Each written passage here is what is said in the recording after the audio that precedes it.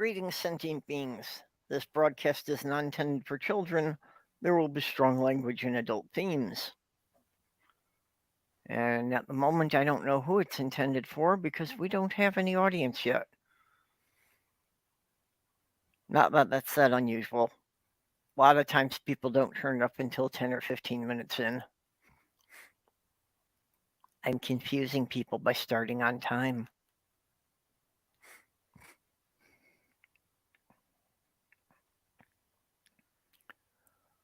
Oh.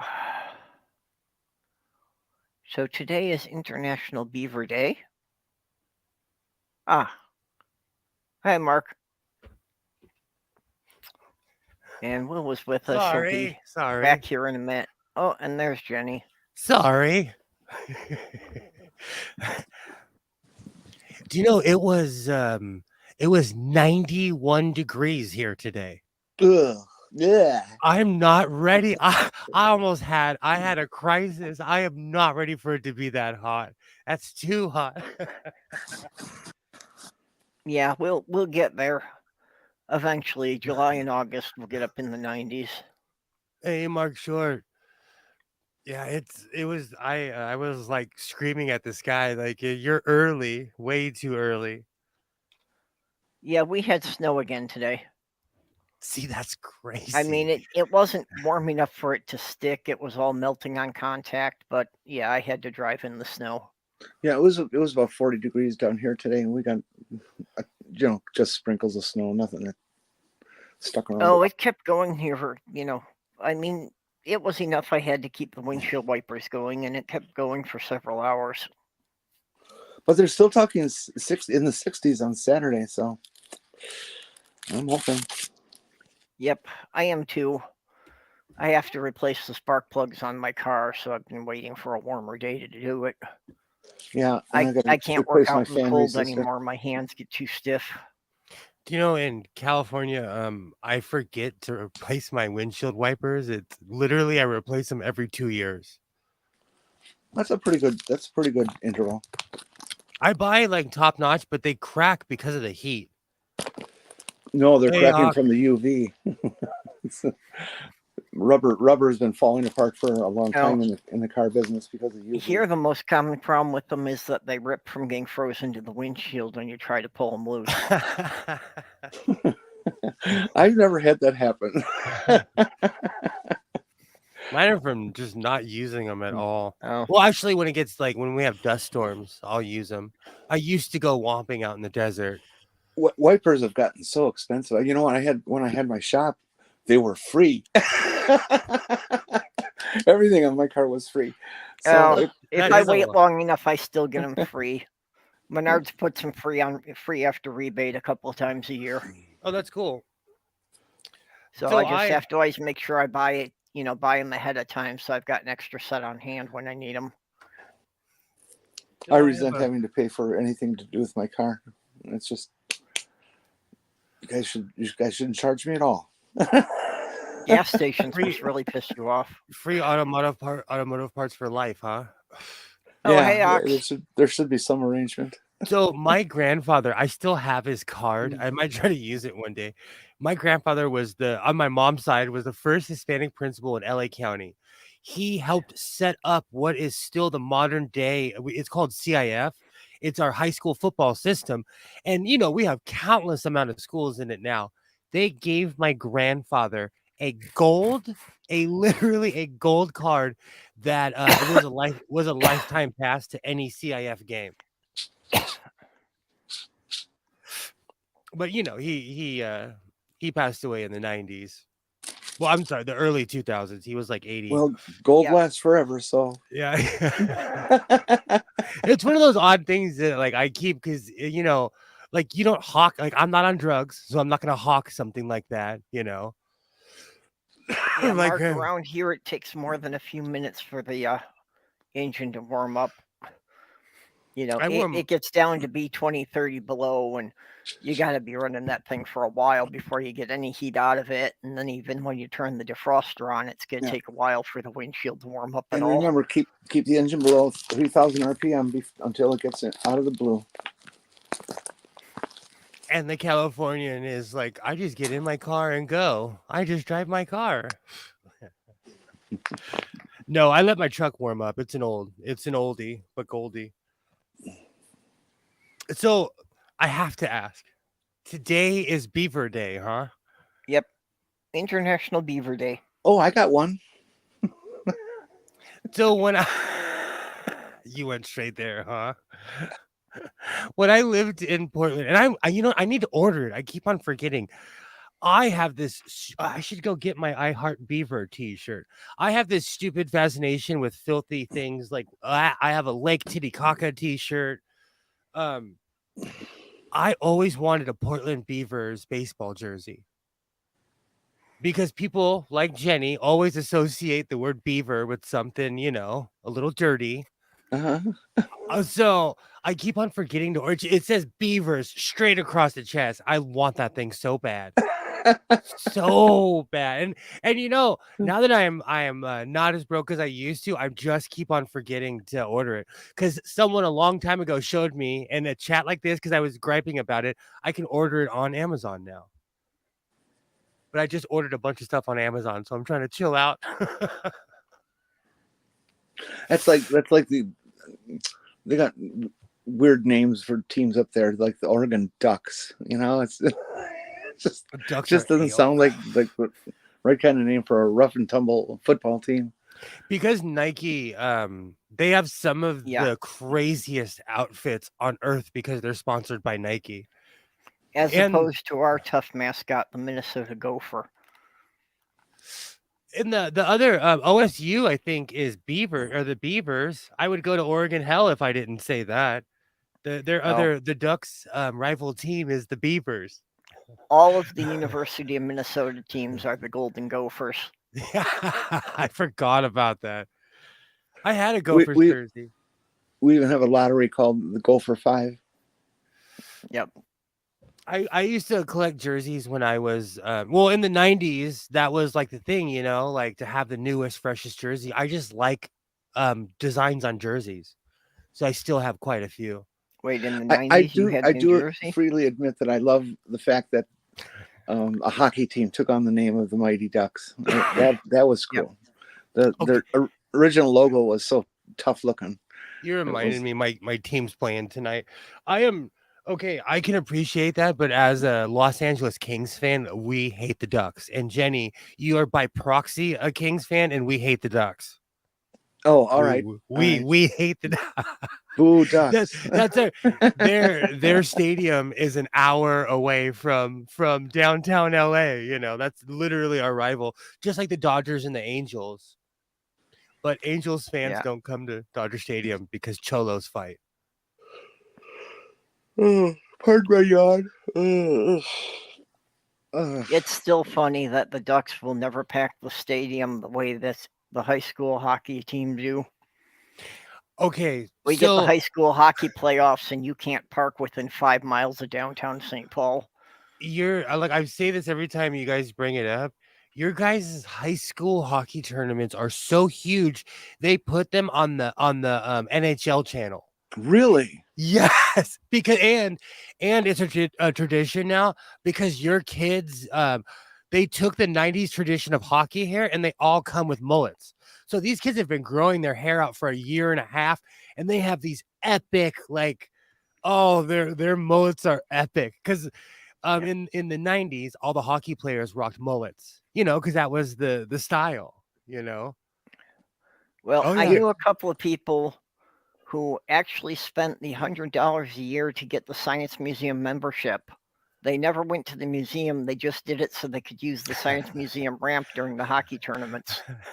Type in Minnesota high school hockey hair and you will not be disappointed. I see LA's like that too, Purple. Parking in Los Angeles, like even in my neighborhood, there's an unwritten rule where people are not allowed to park in front of each other's houses. And my neighbors will go out and talk trash to strangers. They're like, move your car away from my house. Parking's a big deal. Really? That's an interesting obsession. I have a 25-foot long Ford F-150, so in front of my house has no natural predators because I just put my big white roadblock out in front of my house.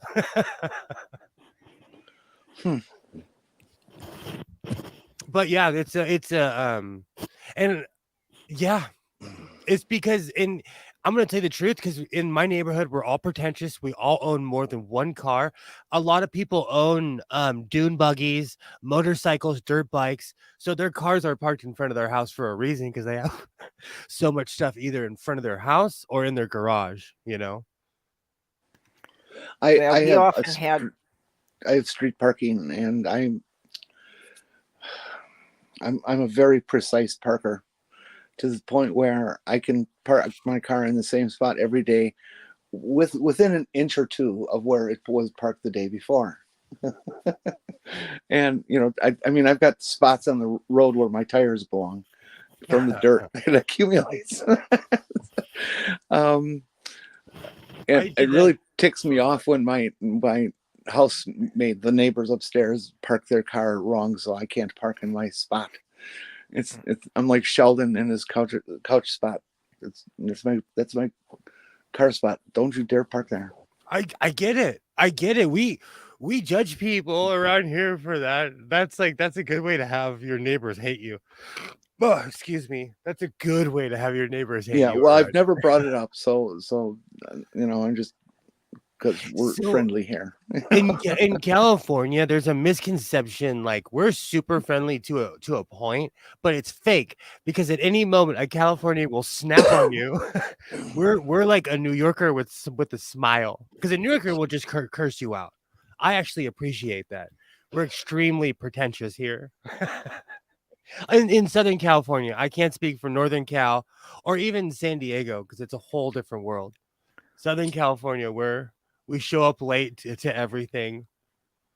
Well, having lived in 5 different states, I have to say that the Minnesota nice stereotype is actually a real thing. Yeah. And it's not just people being phony. It is that, people will just, randomly help strangers for no particular reason. San Francisco was like that. I ate mushrooms one time, freaked out, and lost my car, and this hippie helped me find my car within 45 minutes, and I was like peaking on mushrooms. So there are good people out there. I would say it was probably a good thing that you couldn't find your car during that time. No, but I was just about to say, when I found my car, the hippie was like, "Okay, you found your car." And then literally walked me to the park across the street and was like, "Just sit here for a while." I sat there for like 3 or 4 hours because I was on mushrooms. Like, no, but I'm just saying there's still good. In modern times, like if I went to San Francisco now, somebody would have stole my wallet, and beat me up because I was vulnerable. That's what I'm saying. Like, it just there were good people back then. Now they have video of, like, it's so bad. People are smashing into cars. They're going into the rich areas because people keep stuff in their cars. I do. I had to learn to stop keeping tools in my car, in my truck. I have a tool bag that I now take out of my car every time, because I take my tool bag with me everywhere. Now, see, it was necessary for me to always have tools in my car, just the jobs I was doing. And the places I lived, I mean, it wasn't possible for me to take all the tools out at night and put them back in the next day.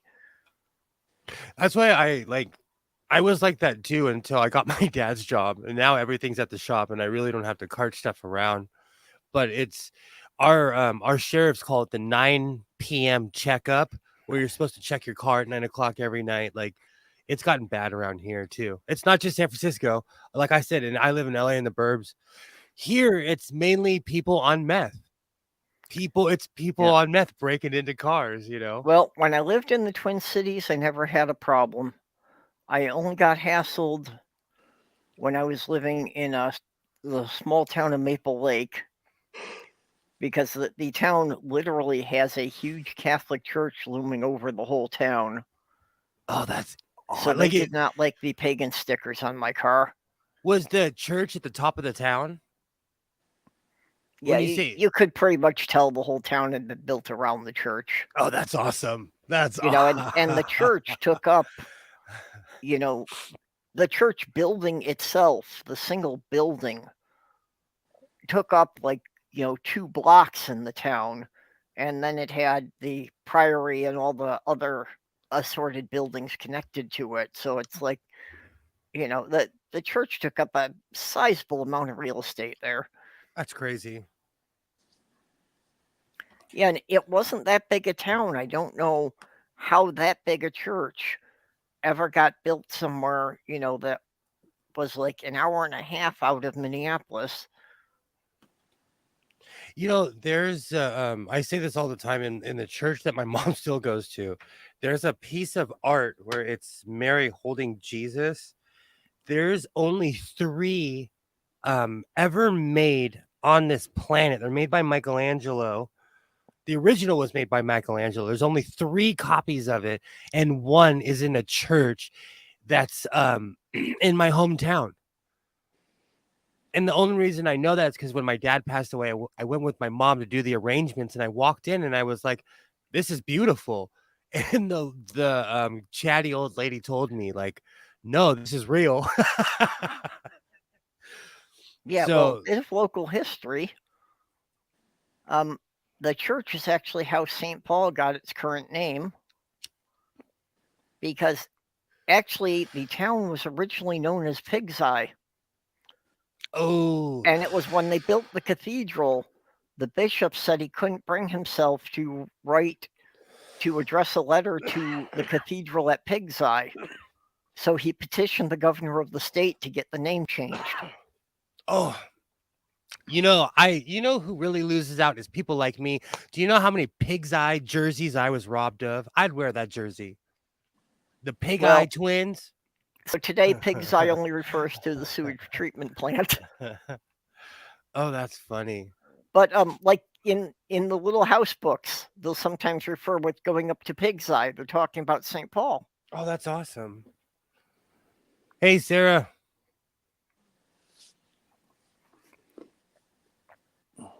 Hey, Sarah. I should go get my I Heart Beaver shirt. I have this weird fascination with collecting everything that's dirty. That's dirty? Innuendos like Titicaca. There's a real place called, I don't know if it's Tits, Iowa or Tits, Oregon. So you like innuendo out the other? Yeah, in one out the other. I have a bunch of Weed California t-shirts. It's on the border of Oregon and California. Their main commodity is selling t-shirts to idiots like me who drive through their town. They have a giant sign that says "Welcome to Weed California" for people like me who take selfies in front of it. They're smart. Intercourse, PA. Mark, I live in a place where I can do that too with my car and keys. It's pretty nice.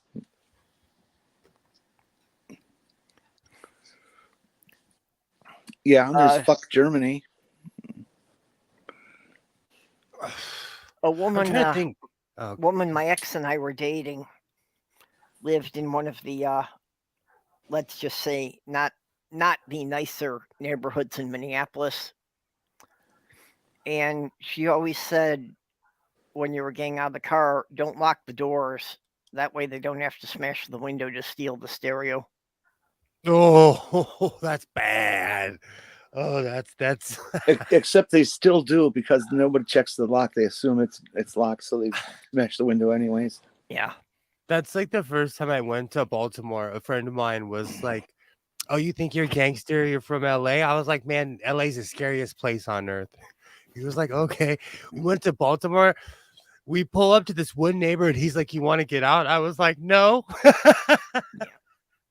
Actually, Jenny, there are some lazy thieves, or just ones who don't want to make noise to attract any attention, that will just walk down the street and try the door handle of every car to see if any of them are unlocked. Are you kidding me? That happened like 4 or 5 days ago in my neighborhood.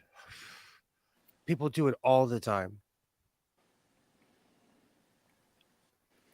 I really hate thieves.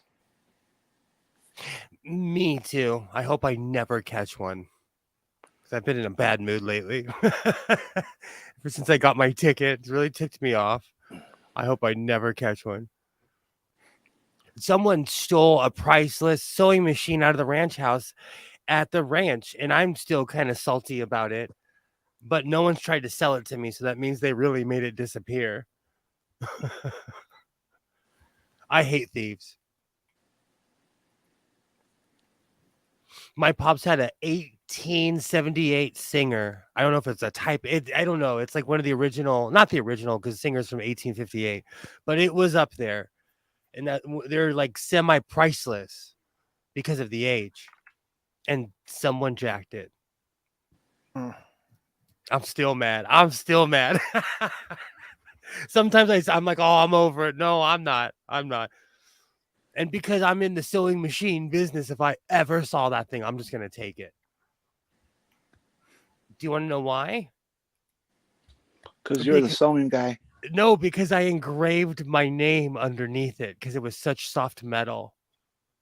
So my last name is engraved underneath it. That's why I'm being so cocky right now. So if I ever catch you, sewing machine thief.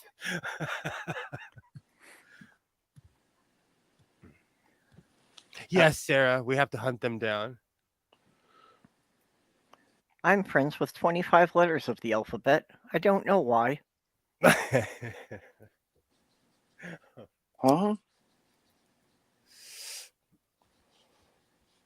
I don't get that. I don't know why. The one letter of the alphabet. Oh, okay. I'm sorry. You're not ready for bad jokes yet, huh? I'm gonna warm you up. No, I'm not. I think I'm leaving now. Okay. Well, what did the Christians say when Nero outlawed Christianity? Ask again. What did the Christians say when Nero outlawed Christianity from the Roman Empire? When Nero outlawed Christianity. They were cross? I can't believe that.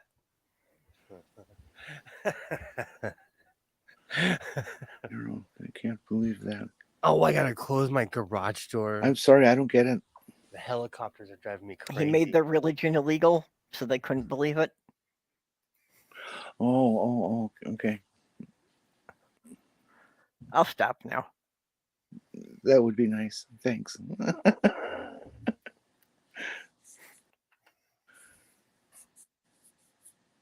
I've been catching up on sleep all day. Get some for me. I've had like a bad week where I was only getting 2-3 hours a night. Yipes. So I decided I would just take the day and stay in bed. Can you see my studio audience? Can you see it? Okay, so I have kind of a dilemma. I don't know. So my father owned mannequins, and I don't know what to do with them. And I'm running out of room in my storage to the point where I might have to get a third storage unit. I've heard that mannequins are kind of vogue, that people pay money for them. Oh, really? I do heartlessly sell things. And these are like, one is only plastic. The other ones are old school, like the other ones are old school, from the 70s or 80s. Mm-hmm. Oh, yeah. I have no idea what they're worth, but, I'm sure you could find somebody who could give you some money for them. This one, sell them on eBay. It's so interesting when you pack them for shipping. You should see when I take them home. I learned this from my dad. My dad had a Ford Ranger, and when he got this one that was sitting down, when we brought it home, he looked at me and he's like, make sure those legs are hanging out the window.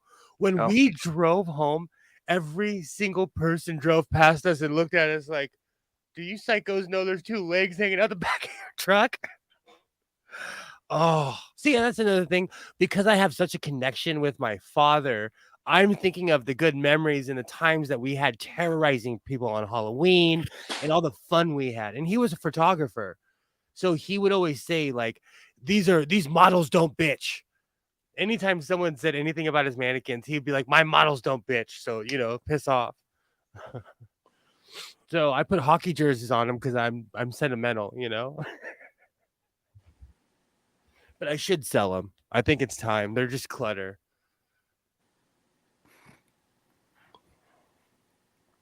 But I'm all here for eccentric people. And my brother was like, "Oh, throw them in the trash."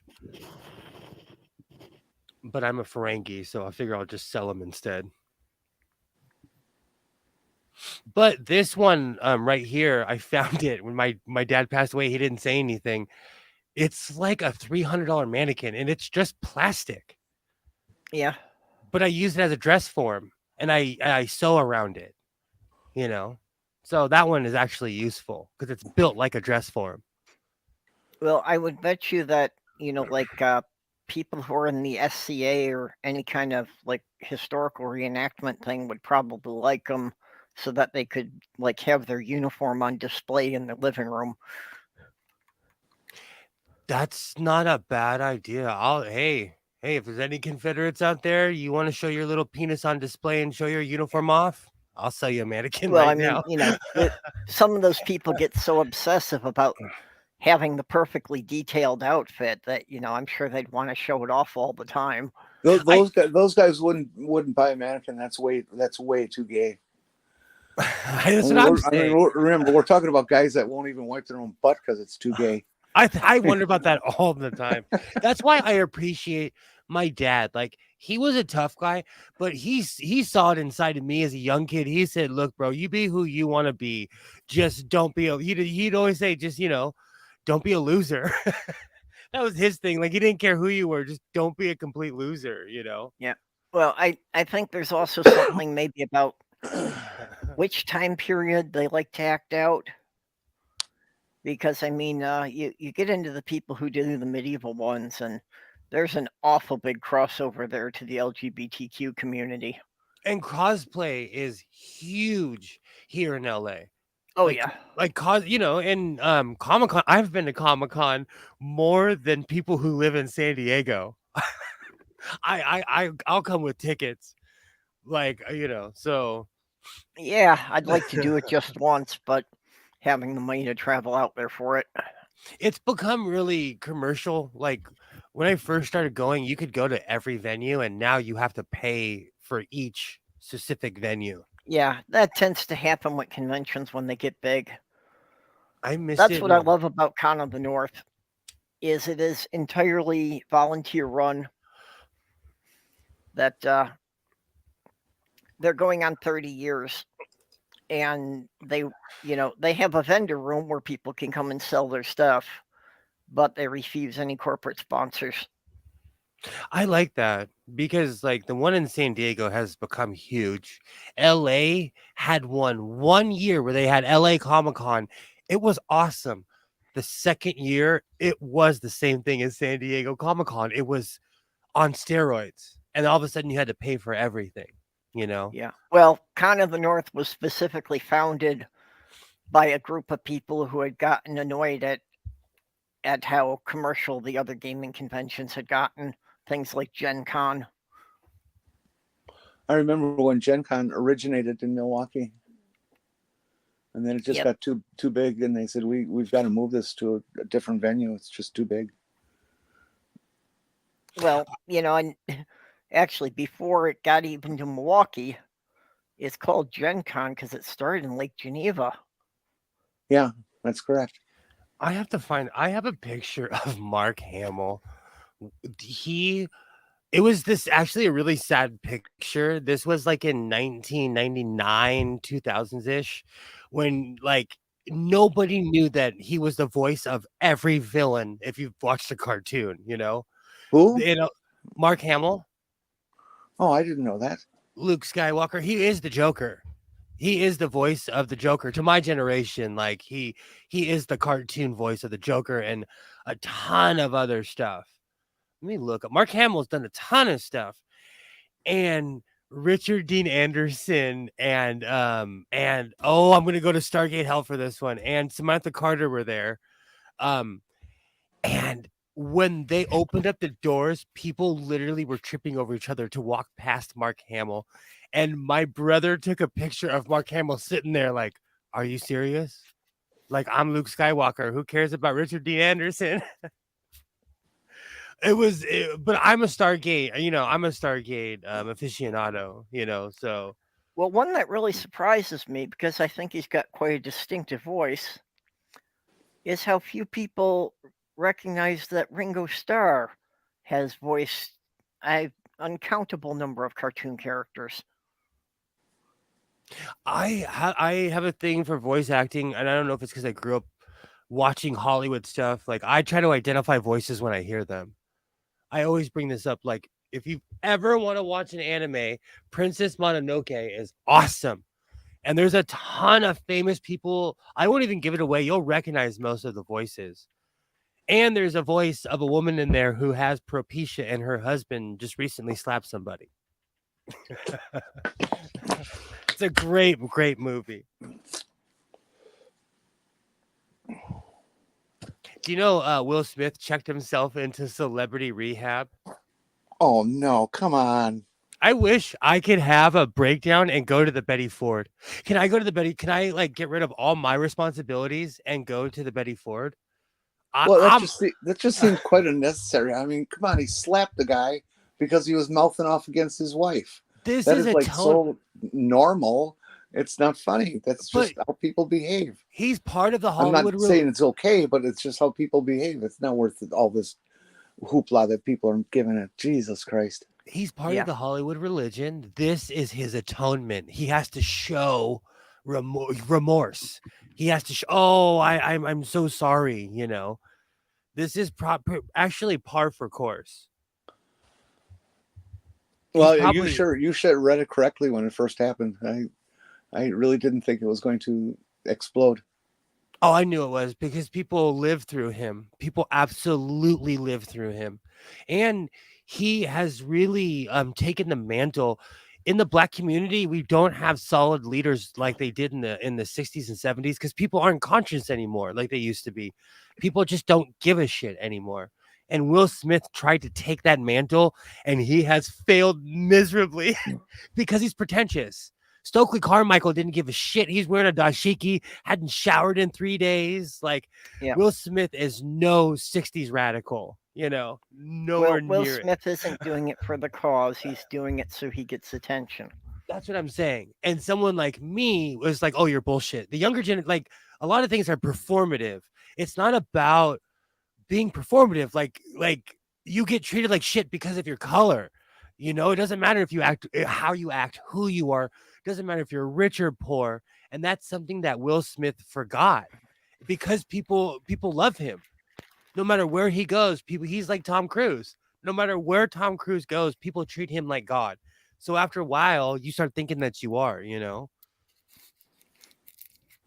I think we should throw them all in the ocean.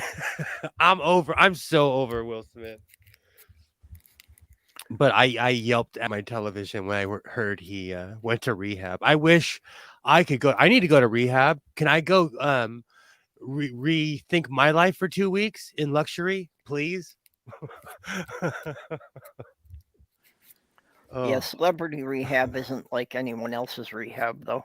Right now, he's probably smoking. The problem with rehab, though, is that you got to go out to all these stupid group therapy things, and you actually got to participate in stuff. I want a rehab where you can go and just sit in a lawn chair next to the pool for a week or a month. Yeah, that's what I mean. Celebrity rehab isn't the same. That half of my family has been through rehab, and most recently one of my sisters. And it's it was more like a work camp. Hey, Mark Caesar. It's like they needed to account for every minute of the day that they were awake. And the place actually would make money, by basically renting the people out to local companies. That's how to do work for them. It's the companies paid the rehab center. The rehab center didn't pay the people. It was part of their program work. So do you is a rehab like jail? Because when you go to jail, your 13th Amendment is suspended, so they can legally exploit you. They can pay you a penny an hour. Hey, Sarah. Hello. A kitty duck. Yes, I'm a kitty duck. I'm adorable. Well, look who's here. For once. Hey. Hey. So is a rehab Yep. like that? Can they exploit you? Like, because if you get arrested, your rights are gone in America. Just know that it's like in the bylaws of going to jail. That's why they can incarcerate you, because they temporarily suspend your 13th Amendment. Yeah, well, rehab officially doesn't work like that. However, when you go in, they usually make you sign a contract to, follow their rules and such. So they can get away with it by saying, you're under that contract, or else they kick you out. And a lot of people are there because the court told them they have to be there. So Exactly. then those people are basically stuck with, they've got to do whatever the people running the rehab want, otherwise they will wind up in jail. Here, it's a racket. I am a little biased because just like when I got my car towed for my ticket, it's all a racket. It's all about money.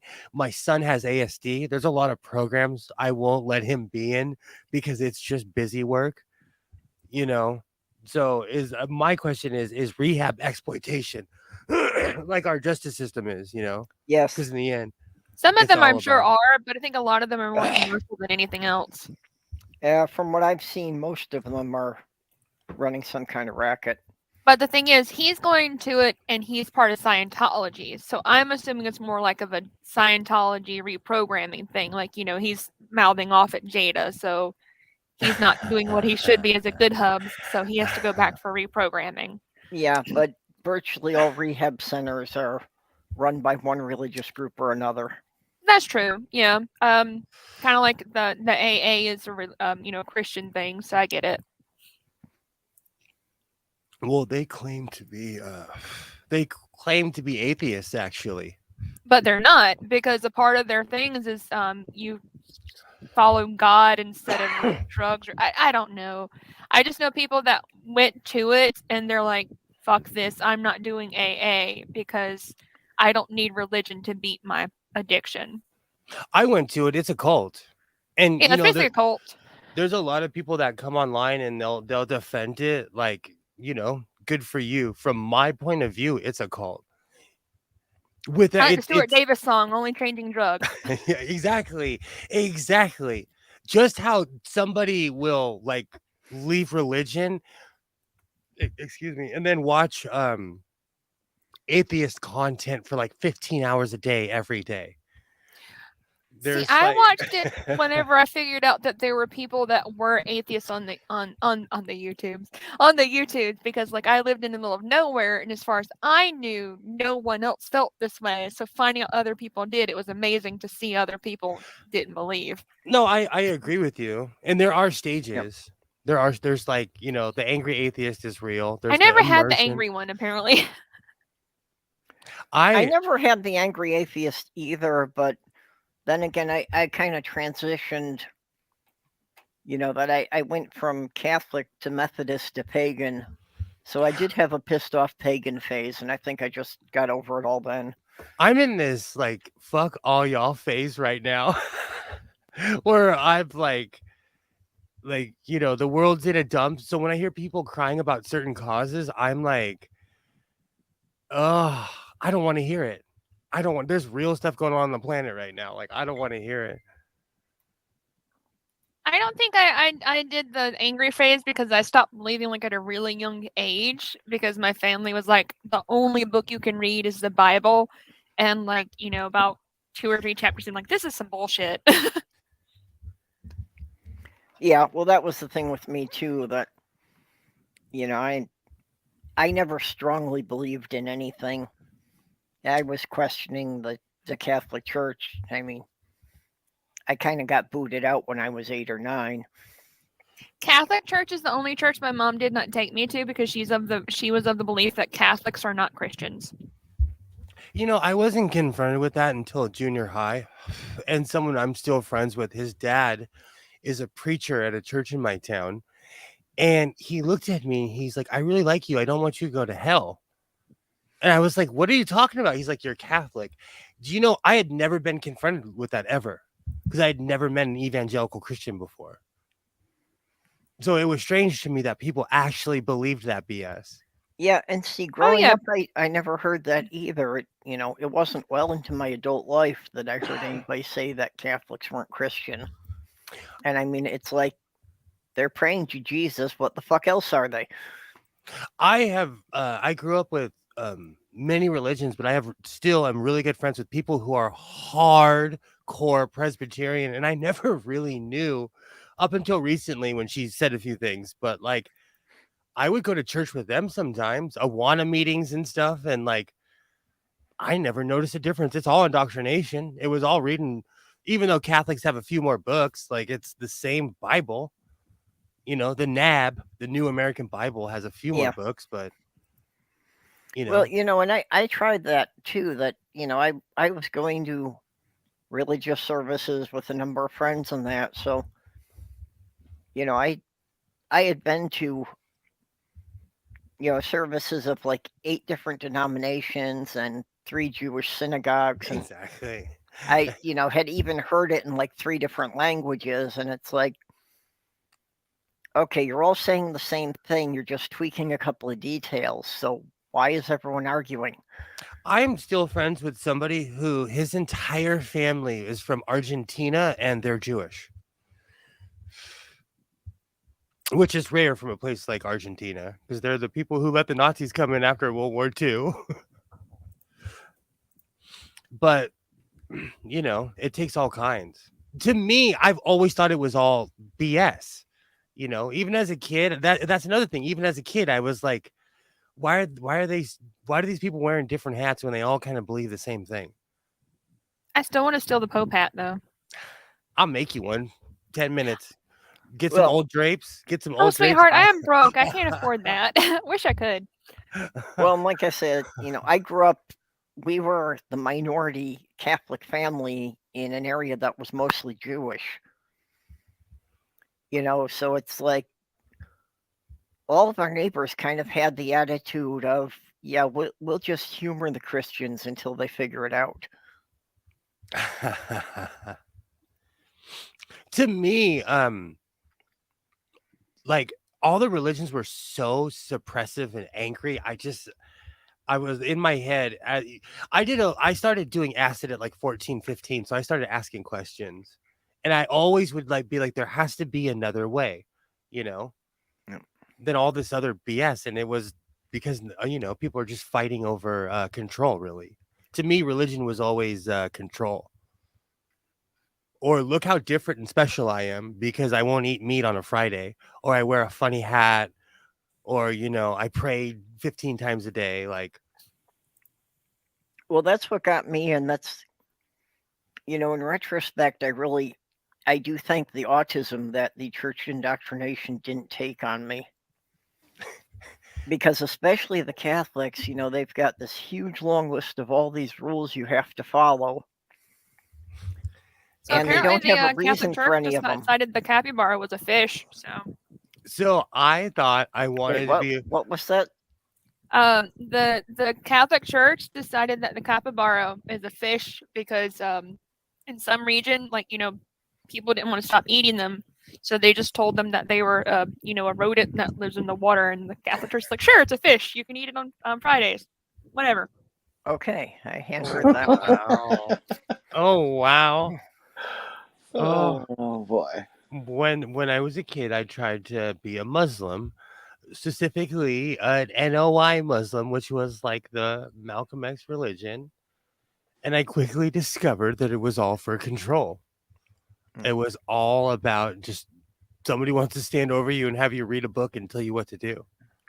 Well, it's just, even as a kid, I wouldn't do anything unless somebody could give me a reason for it. So that just didn't work with the church at all. I mean, my father wasn't at all fond of that idea either, but but I lived in a house that there was at least a dozen people, and I was often being given contradictory rules. So unless you could give me a reason for it, fuck it, I'm not going to listen. Oh, that's like, I saw a meme that was kind of funny and true, but my sister and I hate each other. It was the oldest, let's be real, the oldest sibling is just the third parent. Oh And yeah. By the time I was born, my parents were had given up on raising kids. I'm I 9 was of 9. basically raised by the 4 oldest siblings. Same. I'm 9 of 9. I'm the last of 9. So, Same with me too. Does that mean that begs the question? Do you have 7 of 9 in your family? Yeah, and she's a bitch, and we hate each other. That Come would be at my me, brother mother effer. Norman, who is the one that I am convinced that he was dropped on his head a few too many times when he was younger, because he's just not quite right. My sister I mean, didn't. he's highly intelligent, but somehow doesn't know how to apply his intelligence. Is he religious? No, not really. My sister felt that we were, because we grew up in a white neighborhood, she felt we weren't black enough. So she moved her family to Oakland and she joined a Black Baptist church. Yeah, it's kind of funny with all my siblings. We pretty much run the whole spectrum. That I've got my eldest brother, is definitely somewhere between fanatic and zealot. And just it seems like each one of us are kind of just somewhere else along the scale. For as much as I talk trash about my brother, he is Catholic because his wife is, and I respect that because I know he's kind of a scumbag. He goes home and drinks a case of beer and smokes cigars every night. So, Well, I respect him for that much, at least. That's part of it too. That my mother was never actually Catholic. My mother's family was Lutheran, and she had to convert to the Catholic Church for them to get married. But it's like having somebody sign a paper that they convert doesn't change their beliefs any. No, how many people in the UK become Catholic just so their kid can go to school? They literally have a saying. It's get on your knees to avoid the fees, which basically says join the Church of England and you get your kid gets to go to better schools. You're not wrong. Sucks. What do I know? I went to catechism classes from the time as long as I could remember, from the time I was 6 years old until I was 17. Well, 18, and they told me I didn't have to go to church anymore.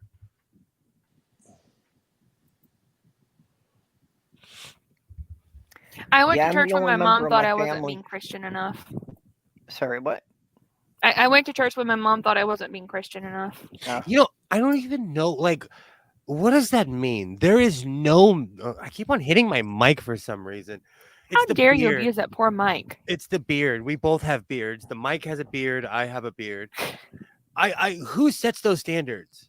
Who sets those standards? It's always the person standing over you saying that they're somehow the vehicle of God. It gets boring after a while.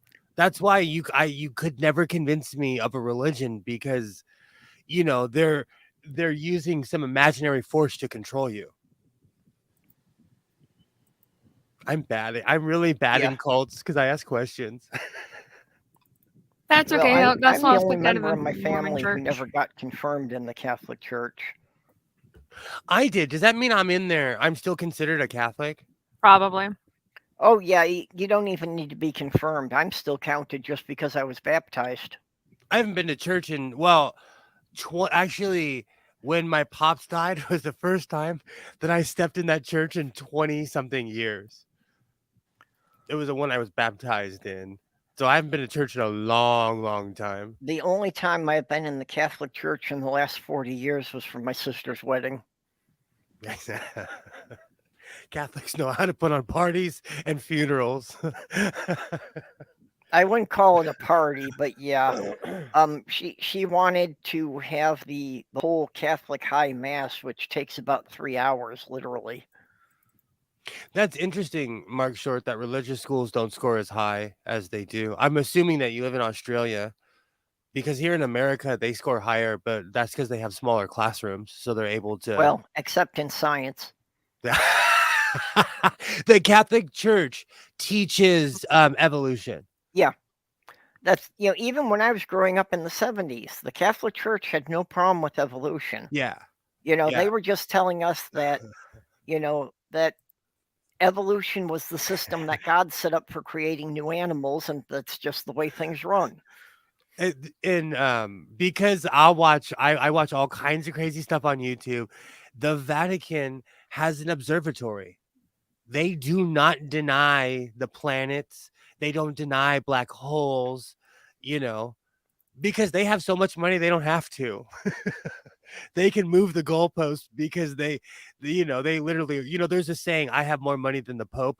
Well, the Pope literally is the Pope, so why should they care?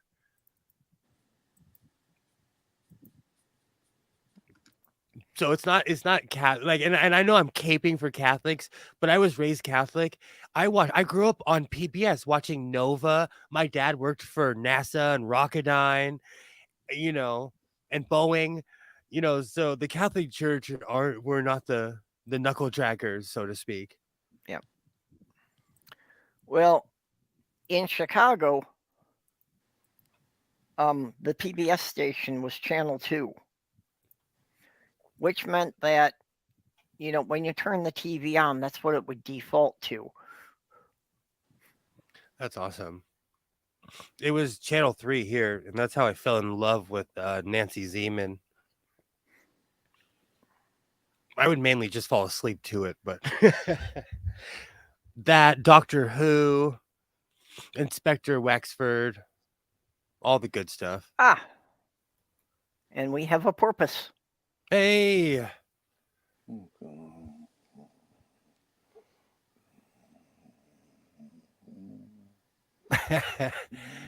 Well, something got unplugged. It says device not connected. The Catholics deny evolution. So she'll be back. Most Filipinos don't believe in evolution. I agree with you, Mark Short. I live in a place with a large population of people from the Philippines. I agree with you on that. You're right. And they are Catholics as well. And I lived in Mexico for 6 months in my early 20s, but religion was rarely brought up because they just assumed that I was Catholic.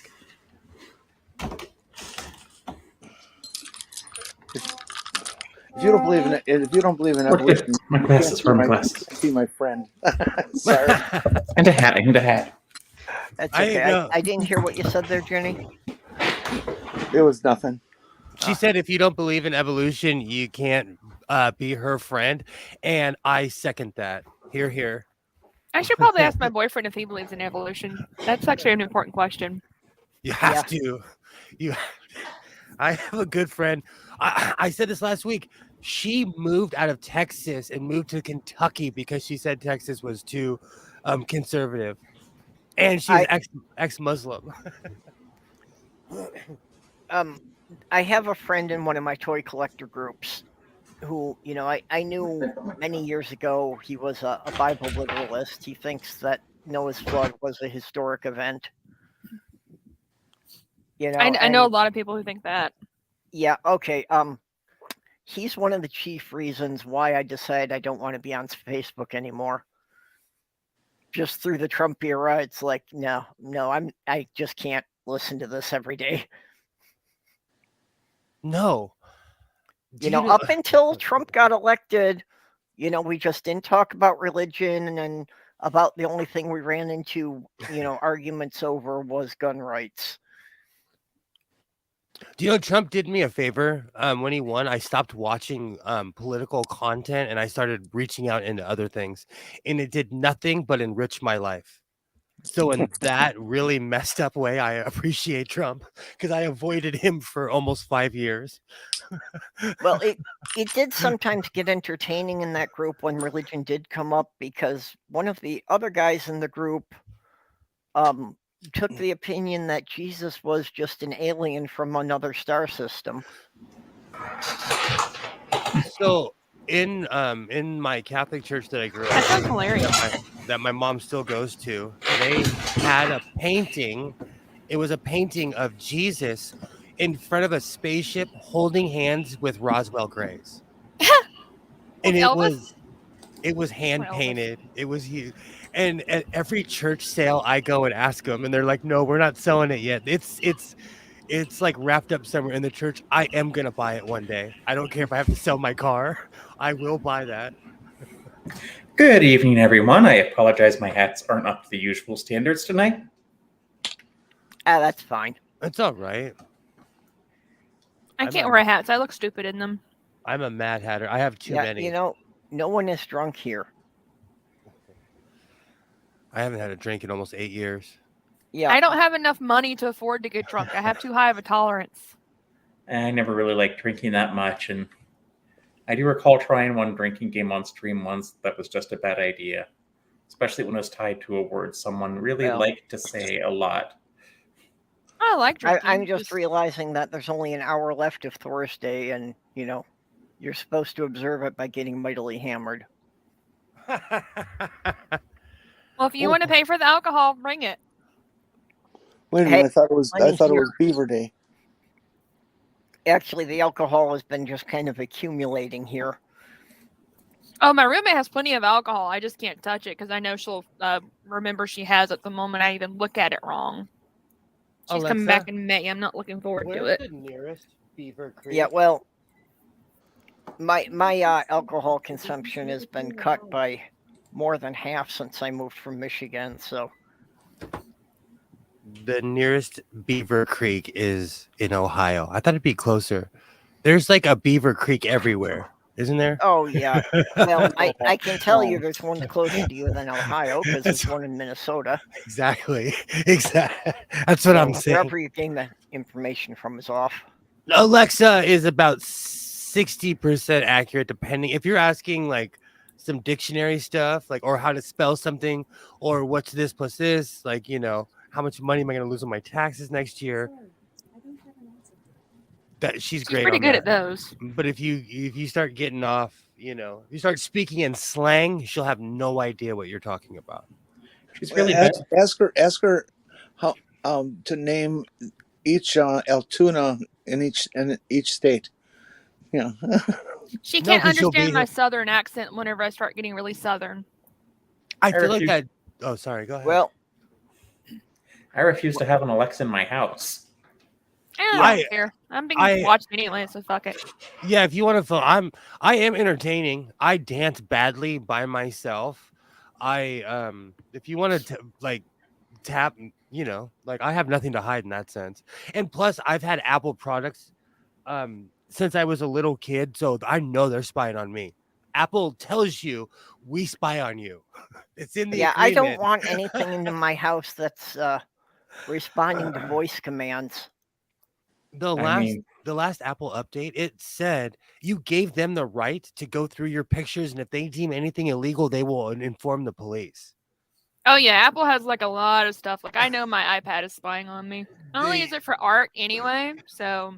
Well, if you have an Android phone, you know it's spying on you, but it's just. Oh yeah, I know my Android's spying on me too. So that's why I'm okay with having the Alexa. I actually want to get a Google Home because I hear they're actually better than Alexa. Because Alexa's gotten to where she just can't understand me, and it makes me sad. I am trying to help these companies have less money. It's like I'm using my customer service voice. You should be able to hear me. Like one good way to get your iPad and Android phones to stop collecting data on you is to turn the microphone permissions off. Yep. On all your apps, but how many people do that? Yep. I've got it shut off for all of my devices. I have too many Apple products in this room. I have an iPad. Care. There's a desktop right there. I'm talking to you on a MacBook Pro. Like Sarah said, like at a certain point, I know it's not a person following me, it's an algorithm. The scary thing is someone can look that up and see all the crazy shit I do online. I don't care. I really have nothing to hide in that sense. But I know the scary implications. Like I've seen that episode of Stargate, Star Trek, Babylon 5. I get it, you know. Well, I'm an author, so I look up all sorts of things for stuff I'm writing. And, me too, and I haven't it's put me on dozens of watch lists by now. Oh yeah, I'm pretty sure I'm on a list or something. And I don't care. If you've ever bought Catcher in the Rye from Borders, or what's the other one? What's the other big one? Actually, yes, you're on the list. Of what? Catcher in the Rye. There's a Catcher A list in of the people Rye to list? watch. No, it's the book Catcher in the Rye. Yeah, I know. There's a Catcher in the Rye list. Yeah, because the guy who shot Reagan had it at his house. The guy, there's a list. It's Let me look about at an adolescent who's learning to masturbate. What the Yeah. fuck? Yeah, and all, but people like everything is looked into so deep. There's a whole psychology behind that book. Like people, this is my problem with the world. Like people tear things apart so much. It just makes it pointless. I did have a Well, good. yeah, they did that with that Turning Red movie. Like they're like, oh, they're talking about losing their virginity because they're like, I'll be a woman. It's like they're teenage girls. They're going to a boy band concert. Yes, that's what I'm saying. Oh, sorry. I did have a good joke I was going to tell you about data collection, but I have a feeling the NSA has heard it already.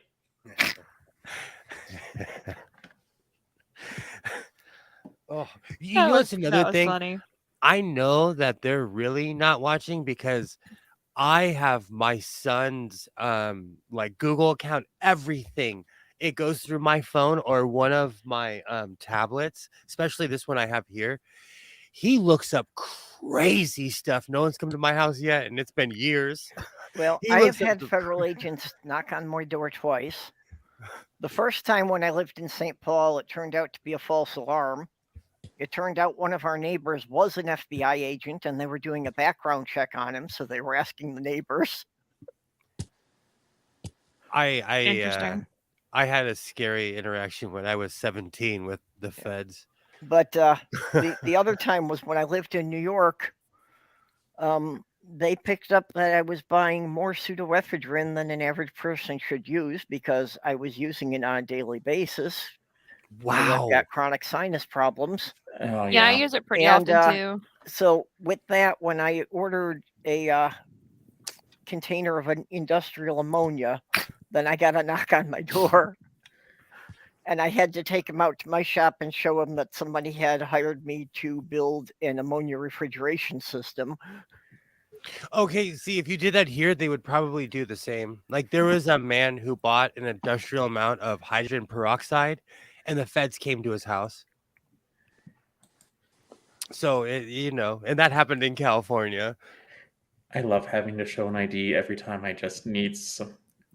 Actually, I've been using the steroidal sprays, but they work much better anyway.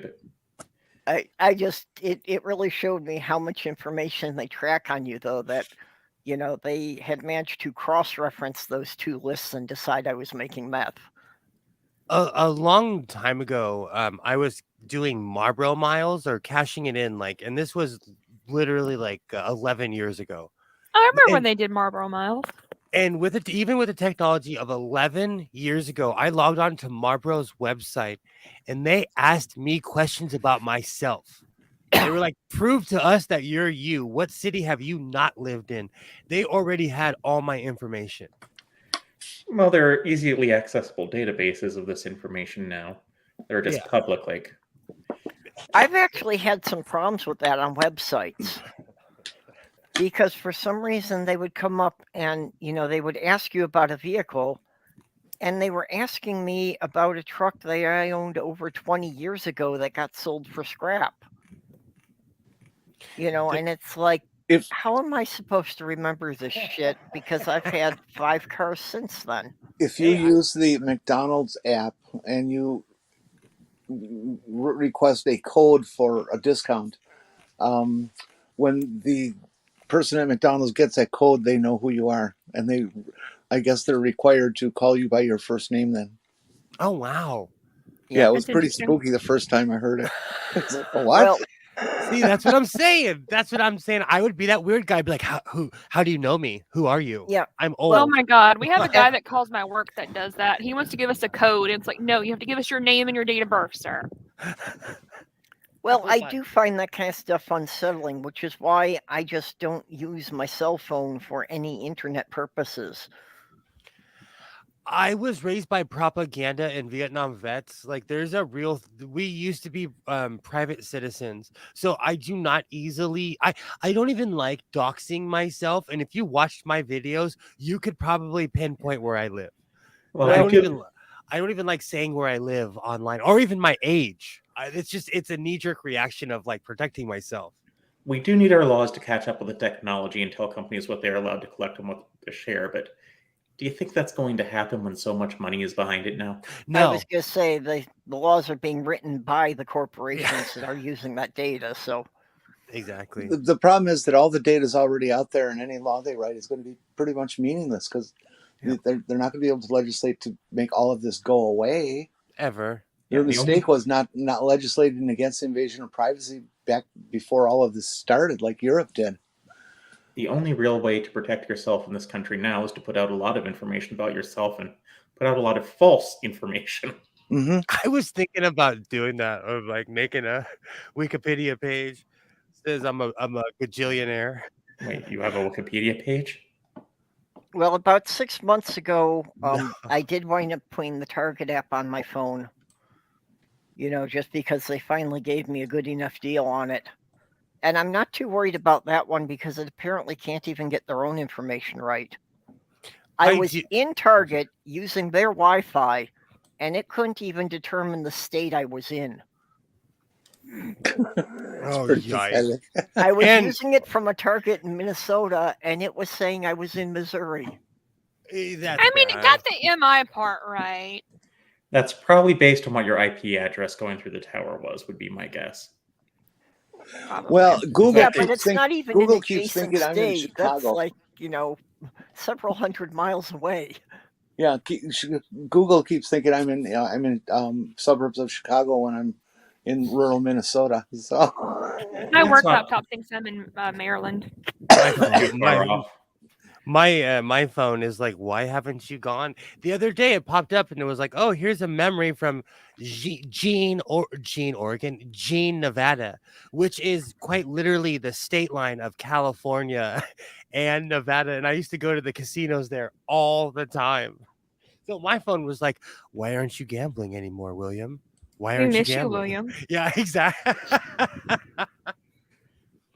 And today, let's see if I got this. It made me laugh. I used to order a bunch of pot, and I got this. Perp, you make me big for one quick second. This is an advertisement for a marijuana delivery service. And I need it. There we go. Only in California. Look how high these people look, though. They are. Do that. They look like they're an American family pushing toilet paper. That's marijuana she has in that bag. I've got a bag that big. You're having a good weekend when you have a giant bag like that. You're having a great weekend. All right. But I don't want to dox myself, but on the back, they look even more. Okay, anyway. well. But only in California do you get ads for marijuana delivery. But you know what? Don't believe the hype, because I would make $200 or $300 orders and they'd messed it up every time because they were stoners. So I stopped. So I was like, F you. Like, it's too much of a hassle. I can just drive there, go, and come right back. And you know what? The Russian guys are really nice and they love me because I watch hockey. I watch hockey. Well, I've signed up for, accounts on enough websites where I wasn't comfortable with them. So I gave them slightly skewed data. So yeah, now they've got a lot of contradictory information out there on me. And that's another thing. I've signed up for a bunch of services in my real name. Like, I can't hide. I have such a digital footprint. It's not even funny. I have like 2 Google websites in my real name. I do have a Wikipedia page in my real name, but Wikipedia confused me with a person that has my exact same name, who's a professor at Ohio State University. So I feel sorry for him because it's my record and his record combined. I mean, obviously they're the same person, same name. I'm still very, very happy with the fact that more than half of my life is nowhere near the internet because they just didn't punch in all the old records. Yep. While we're talking about things that would make me wish I were high, I've got... Yeah, the kitty's there. I have got to go to bed because I have a calculus class I have to attend tomorrow. Oh, yes. Okay, good night. Thanks for stepping in. We'll catch you next week. Which reminds me, I need to be adding people's links in the descriptions here. I don't want to dox myself, but it is really cool to have the name of somebody who's semi-famous, because there's people that'll send me messages on Facebook and they're like, "You've made it, man. I saw your Wikipedia." And I'm like, "Yeah, that's me." Yep, that's me. Wait a minute, you're Vita Blue? They wish they were me. They wish. It's mainly people that live in Ohio, and they're like, "This shrub made it." Because I have the same name of a professor who's on NBC. He's like all over the place. One of the things I find fun is that there's so many companies that will, like send you special things for your birthday. And yeah, I get that stuff on 5 different dates because of all the stuff I filled out on different websites. I know what you're saying. I love swag. That's why I go to business conventions of all the free stuff they hand out. I miss going places that give free stuff. Last time I went somewhere that gave free stuff was whenever I went to a Romantic Times convention whenever I was an editor. I have like a fuck ton of erotic novels that I've never read. I have a drawer of swag t-shirts. The t-shirt I was wearing the other day, especially construction companies, they'll give me their spiel and I'm like, "Can I have a shirt? A men's extra large, please?" And they give me one every time. So I have a stack of construction shirts. We're not allowed to do that at my work, apparently. If they offer us stuff, we have to say no. I'm like, but I want a hat. I want a Happy Hooker hat from whenever I worked in Roadside. You see, that's what I'm saying. Like, I would love a Happy Hooker hat. I'd wear a Happy Hooker t-shirt. I love crazy stuff like that. Well, there's a towing company called Happy Hooker, and as a nationwide thing that does roadside, we work with them. And I'm like, if they ask me for a t-shirt, I don't think I can. If they ask me if I want like a t-shirt or a hat, I don't think I can say no. I don't have that willpower. Well, just make one of your own and have it printed by one of these one-up t-shirt companies online. I actually have a friend that does that. I don't have the money though. I wanted to ask her to make a shirt, but I'm like, oh yeah, I kind of need to use money for stuff. Like right now, I'm like, please don't turn off my lights. Wait till next Thursday when I get paid. Hey, Skids Crasher. So you want to wait until you have money before you turn off your lights? No, I want them to wait until I have money before they decide that I don't have money on the account. I have no idea what's on the account right now because it's under the roommate's name and she's not responding to text messages. So I have no idea if I have enough money on the account to last until then. Not like I can put anything on it right now anyway. I have like $20 and that won't last for anything. That's why I hated having roommates. I don't have a choice. I want to move, but I can't afford it. Someone came by today and offered to buy my TARDIS blue truck, and people are always so disappointed when I'm like, "Yeah, give me $5,000 and you can have my beater of a truck." And they're always like, "Get out of here." Trucks retain their value. That's not that bad for a truck. It's like a 2001. No, I'm sorry. No, the one I crashed was 2001. It's like a 2010 Ford F-150, but it has massive problems and it just sits in front of my house. I bought it because I had one previous that saved my life in a car accident. So I bought the same truck. And then this one was a complete lemon. And I just don't have the patience to work on vehicles anymore. And I got it worked on, and all they did was replace all the hoses and valves on my truck. And I bitched so hard they gave me my money back because they didn't fix what I asked them to. So my truck sits there. So sell it if you don't use it. I want the value though. Like, I'm gonna get over it. I'm this close because it's been sitting there for almost 2 or 3 years in front of my house. And so I need to get rid of it. And I've turned it into a storage thing. And even Isaiah was like, "This is junky, bro. You got to get rid of all this stuff in your truck." I had an 87 Chevy Suburban. And one winter, the highway ramps are always what ice up first. And I went sliding off the ramp and it went over an embankment that was like a 15-foot drop. Landed on all 4 wheels. I checked that everybody was okay, and we drove home. Didn't bother the truck in the least. That's it. I'm saying, like, and I have loyalty. I just like honestly, I had a computer, one of my dad's old computers die on me yesterday. Like, I just need to get over. I'm in this weird Fred Sanford depressed phase in my life. And like I'm like a month away from selling everything except for my sewing machines. Yeah. Because I'm redoing my house. I'm purging all the old crap out of my house. I throw everything away. I don't sell it. I a am having the capitalist. problem now of realizing I'll never go back to the work I was doing. So I really should sell off most of my tools and Never it's like sell your tools. I agree with Jenny. I don't have any like, space to work anymore, so keep them though, because you may one day. no, and that's the depressing part of it, that financially I'm never going to have a bigger space than I have now. You never know what the future holds. You never know. Okay, short of I feel winning the you on that lottery, I one. can't see ever having a garage or a shop space again. The only reason I say that is because I was like homeless throughout my entire 20s and I lost all hope. And here it is almost 20 years later, like my life is completely turned around. And that's without Jesus. So checkmate, Christians. But I hear you on the being stuck where you are, Perps. Yeah, I've been crying about that with this place because it's getting hot now and I miss AC. But I have my portable AC. Oh, I had a meltdown today. I was like, I'm not ready for the heat. I'm hot right now. I'm glowing and sweaty. I'm about to go get a drink. It's simply the idea that obviously I'm getting older and I'm running into having more and more problems that are preventing me from, doing the kind of heavy work I used to do.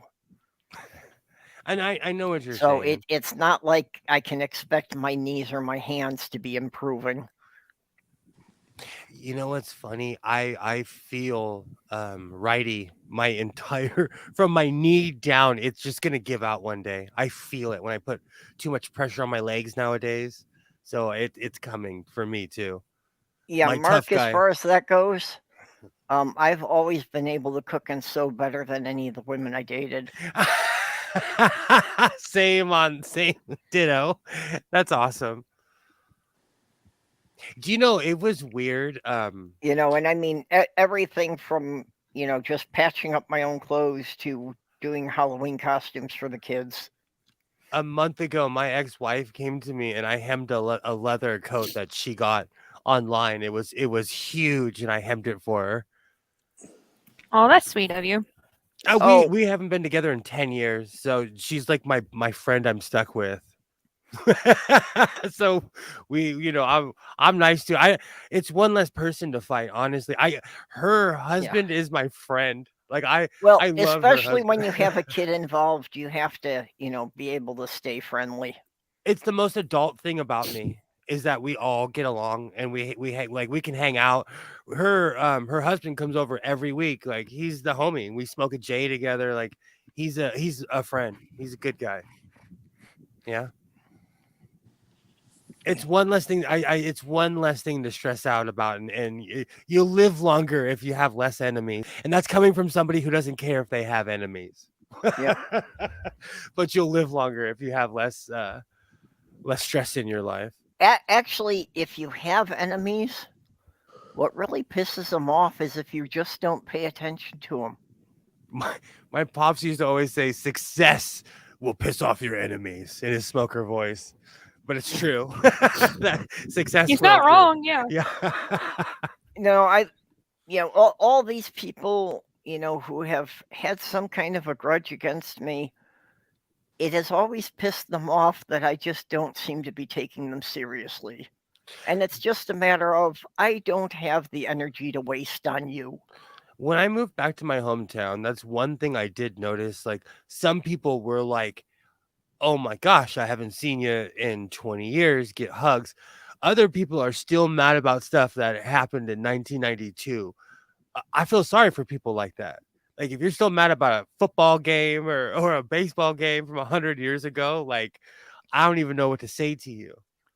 Well, and for most of these people, I don't understand what they were mad about in the first place. Neither do they. Mm-hmm. No, And that's the thing. Like when I was younger, we had rivalries. Like people from the other town, we'd meet up and get in fist fights. We were stupid kids. There was one guy who was a legitimate gangster. I saw him and he walked up to me and he apologized.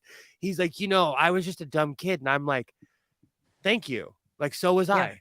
So was I. Like, and every time I see him now, we high five each other because we're grown ass men. Well, my ex that I lived with for 12 years was one of the few exceptions in my life. One of the very few people that I couldn't stay friends with after we broke up. Yeah. Mark Caesar is not kidding. I told my ex-wife in an angry voice one time, I was like, I'm going to be the longest relationship you've ever had in my life. And now here it is, like almost 15 or 16 years later. It's boomeranged back and my words are true, but it's coming back on me and not her. And with what Mark Caesar's saying, I know to some people that has been the reason for it too. That I just had too many practical skills that I could fix virtually anything in your house. So I was just somebody most people wanted to keep around. Oh, that's the same here. I inherited all my dad's tools and I have a big truck. Do you know that's the one thing I won't even lie. When people are moving, if you call me, I will not pick up my phone. Well, especially if I haven't heard from you in a while. Honestly, if you give me the pile of materials and a couple of strong helpers, I can build a house from scratch. And the only part of it I can't do myself is doing all the ductwork for the heating system. And that's more a matter of not having the tools than not knowing how to do it. When you build a house, could you do it Amish style? Mm-mm. Like I've seen the Amish do it, and it's kind of like it's a surreal thing. Oh yeah, I've seen them do barn raisings. Yeah, they show up with like 60 people. Like it's a sight to see. There are several Amish communities sprinkled around Minnesota. I took a road trip when I was in my 20s, and they're not all as racist as people say they are. It varies. Just like other Christians, there are different levels of the Amish of what they'll accept and, how xenophobic they'll behave. I've been all the way from Santa Monica to Georgia all the way up to Maine back to California. Why would you want to come to Georgia? You? Well, I have my dad's side of the entire side of the family is from Savannah, Georgia, and Clinton, South Carolina. Yeah. So I went to both places. One of the interesting experiences I had was taking the Greyhound bus out to New York, which involves a 9-hour layover in Cleveland. Oh, wow. So I wound up having like a more than 2-hour conversation with a couple of very butch dykes and an Amish couple. I miss Greyhound. I've read the entire trilogy of Darth Bane on a Greyhound. A bird crashed into a Greyhound in the middle of the night in Sacramento when I was on a Greyhound. I saw countless people get arrested for drugs. Well, not all in one trip, but I have literally taken a Greyhound across the entire country. How long did that take? I took it from Chicago out to San Diego when I was a teenager. And I've taken it from Minnesota out to New York. So I've literally crossed the entire width of the country. Did you go into Mexico when you went to San Diego? No. San Diego was about all I saw out there. But some interesting stops along the way, especially some of the smaller towns. Oh, yeah. That's it. That's one thing I miss about being on a Greyhound is going to some of these podunk places because, like, I took a Greyhound before I did a lot of my driving, so I would know where some of these podunk towns were, or I would pull over to get gas, and I'd be like, "Hey, I've been here on a Greyhound before." So a lot of people talk trash about the Greyhound, but they've helped me out in my time of need when I needed to travel, or my license wasn't valid. It was always kind of interesting when you'd wind up with like a couple-hour layover in some small town, and trying to just find out what the locals thought was the biggest tourist attraction. In Sacramento, they had such a problem that they moved the Greyhound station away from the capital to an island somewhere. Like, I'm gonna look that up one day because I had the fortunate happenstance to stay overnight at this Greyhound station, and there's nothing near it. There is nothing near it, but they did that on purpose. Well, that was the problem in Cleveland, was that, it was a 9-hour layover, and we got there at like 9 o'clock at night, so it was right through the night. So it was basically unsafe to step outside the building in that neighborhood. That's what I said about Baltimore. Like, and I'm not even talking trash, but I thought LA was the toughest place on earth, and then I traveled and I realized there's tougher places. Baltimore, like, I saw real life trash can fires, and like real life, you don't get that in LA. Just sees the homeless people.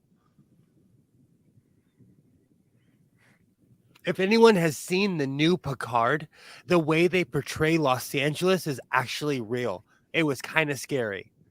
Of like, we have all these beautiful brand new buildings and nothing but homeless people sleeping on the streets below them. Yeah, it doesn't surprise me. It's like the height of capitalism right there. It's gross. That's why things have spawned all the hostile architecture, because rather than deal with the problem, they just want to move it out of their neighborhood. Which I don't understand, because what happened is they moved everyone out of downtown Los Angeles. We have created a subculture of people living underneath our freeways and in old tunnels. Hundreds of thousands of people. Like, our last count was 150,000 homeless people on the streets of LA. But they're out of sight, so they're out of mind.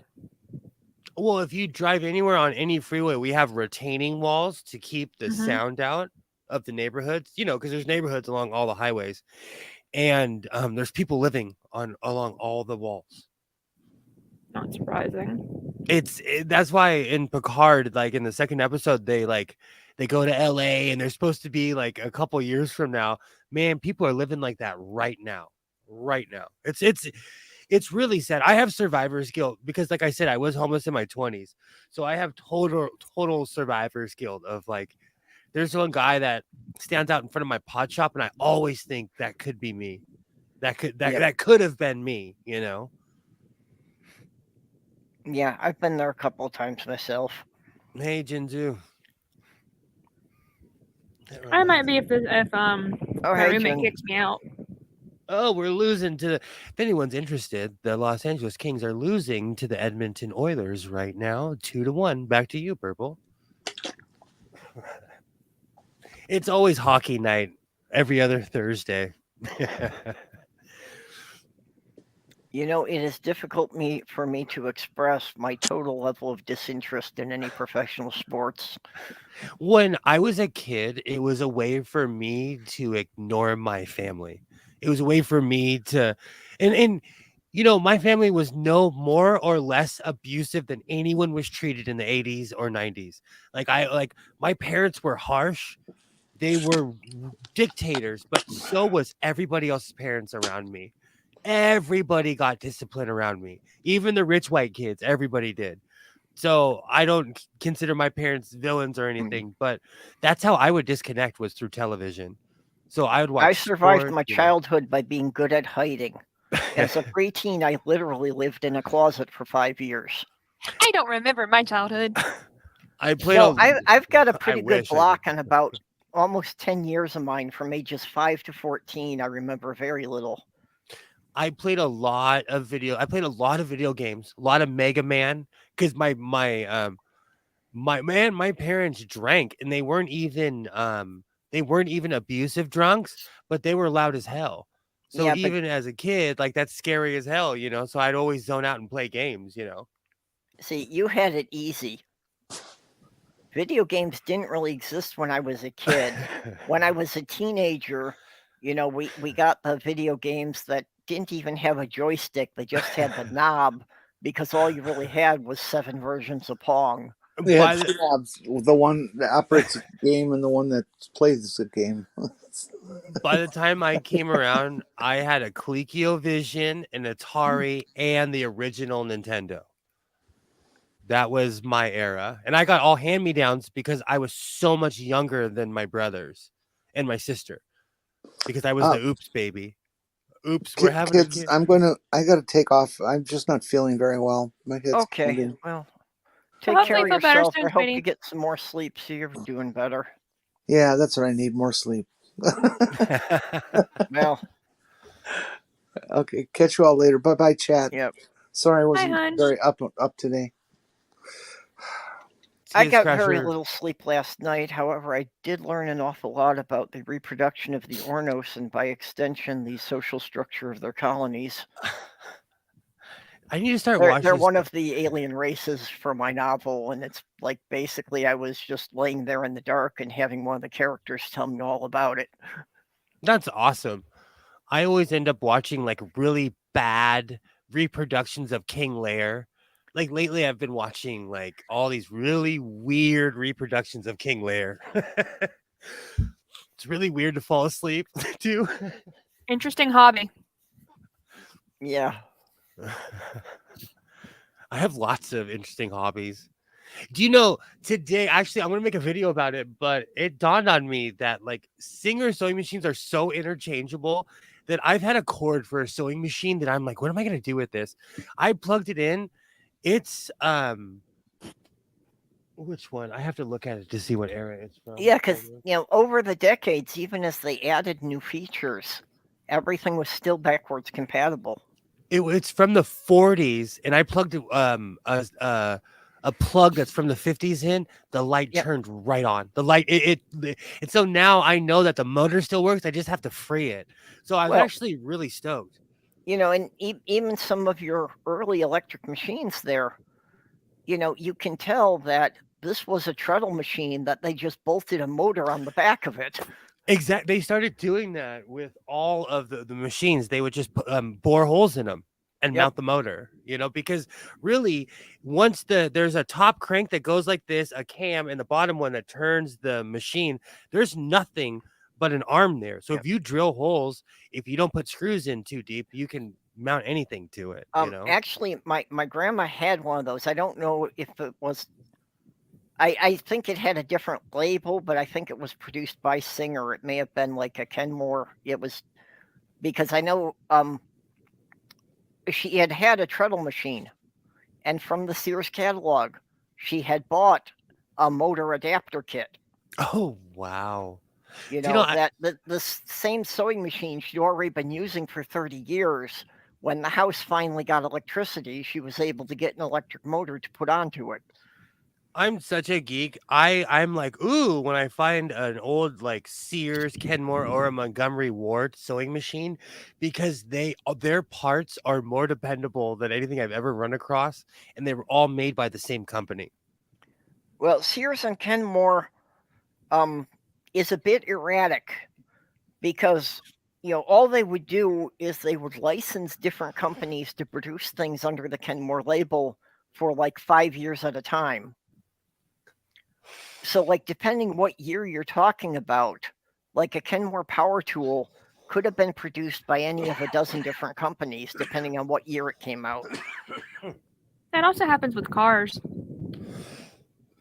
Sorry, it's funny you would say that, Sarah. I'm looking for a Honda sewing machine, and if you find one, you can rip me off because I'm willing to pay lots of money for it.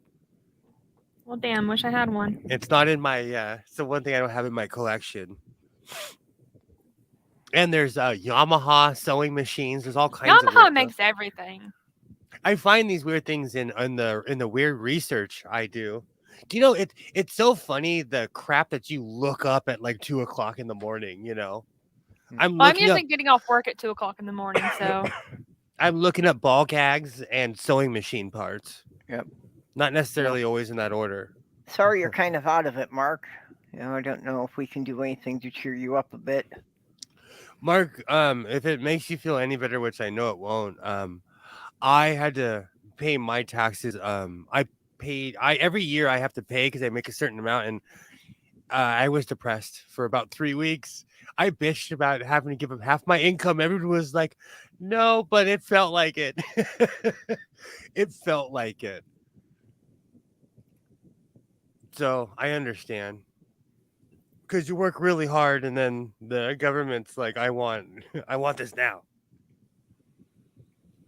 Yes, Kids Crasher. I should get a ball gag. That sounds like a neat idea. And last night, somebody, I can't remember who it was, somebody on Twitter was like, I want a jumpy house. I went to Amazon and I was like, just for shits and giggles, how much is a jumpy house? Can I afford a jumpy house? And then I had to justify why I didn't want a jumpy house. So I this morning I asked my neighbor who owns one. I was like, should I get a jumpy house? He said, nah, bruh. you don't want a jumpy house. It's too much responsibility. And he was explaining to me like the upkeep. Yeah, it's like a swimming pool. Yeah. Oh yeah, I bet they probably do have like a lot of upkeep, don't they? And the pull on your electricity. It's one thing if someone's and he told me the truth. It's one thing if someone's paying you for it. It's another if you're paying for it and you always have that SOB on. Because when the kids were younger, he like all the neighborhood kids would go there. Isaiah would go over there because he had a jumpy in his front yard. And the rule was don't die, don't sue me. I mean, that's a good rule. I would, man, if that was in my yard, I'd have everyone signing waivers. I live in the land of lawyers, so he was brave.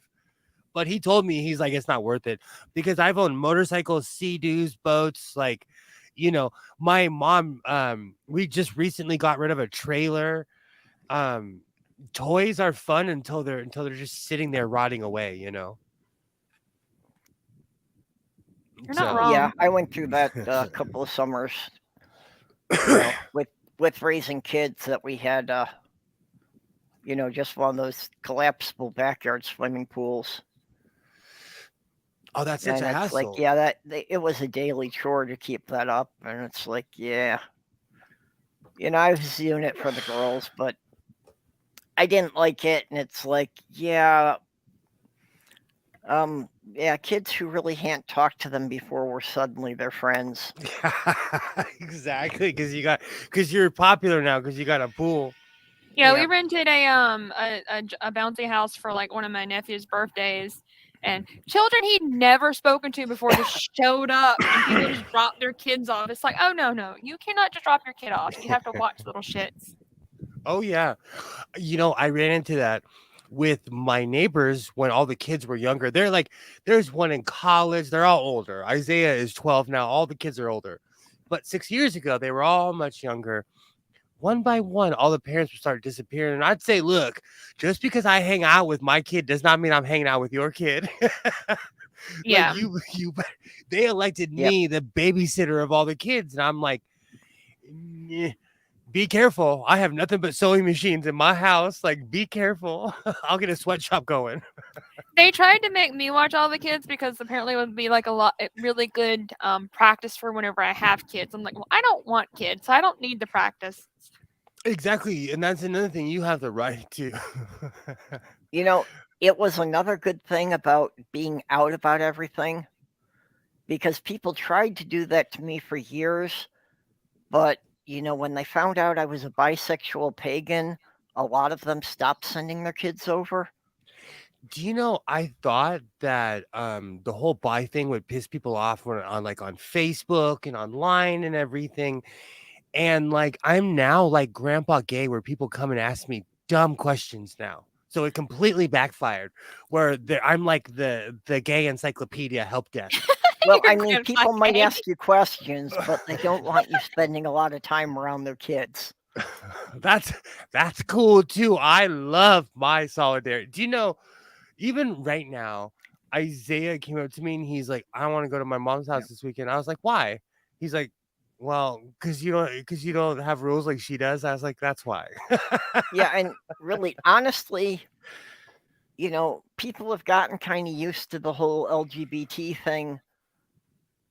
So I do think, though, that the religious thing of being a religion that they didn't know much about, I think was what really put people off. No, Mark Caesar, they are begging me to go back to the church. And you know what's funny? Every time I meet a Catholic preacher, or they now have these weird Franciscan monk guys that hang around that do masses and stuff. My mom was telling me, I think they're all gay. I think they're all gay. But They that's probably me, like, are. that's me, like, you know, my dad used to overdiagnose people because he was in a field of mentally disabled adults. If anybody was off by one RCH, he would be like, they're mentally disabled. And I would Well- tell him, like, you're overdiagnosing. So I don't want to overdiagnose gay people. Like, it's not my business if someone is, but I think they're all gay. Well, I would not say they're all gay, but I do believe that, you know, the priesthood has tended to attract a lot of guys who are gay and aren't comfortable with it. I Because agree. Well, yeah, because basically, the you know, whole they know they can't have a, celibacy. yeah, they know they can't have a marriage with a regular marriage with a woman. So a lot of them, I think, just go into the priesthood for the celibacy because they think it'll help keep their urges under control or something. Back in my Starbucks days, and when I say Starbucks days, I no longer go to Starbucks at all. But back when I used to go, there was one right by the church I grew up on. And there was one time where I had never seen like a Franciscan monk near the church. So I asked him, I'm like, hey, can I take your picture? I want to put you on Facebook and tell a story. He was like, sure. We started talking. We talked for 3 hours. When I went home, my dad asked me, I showed him the picture. He was like, oh, you had a nice conversation. I said, yeah, he's gay. I thought the guy was gay. He watched the newer Battlestar Galactica. So we talked about Colonel Ty for 2 hours, you know. He just strikes Genzu's me. asking if you mean the Ron White definition of gay. Well, what is the Ron White definition of gay?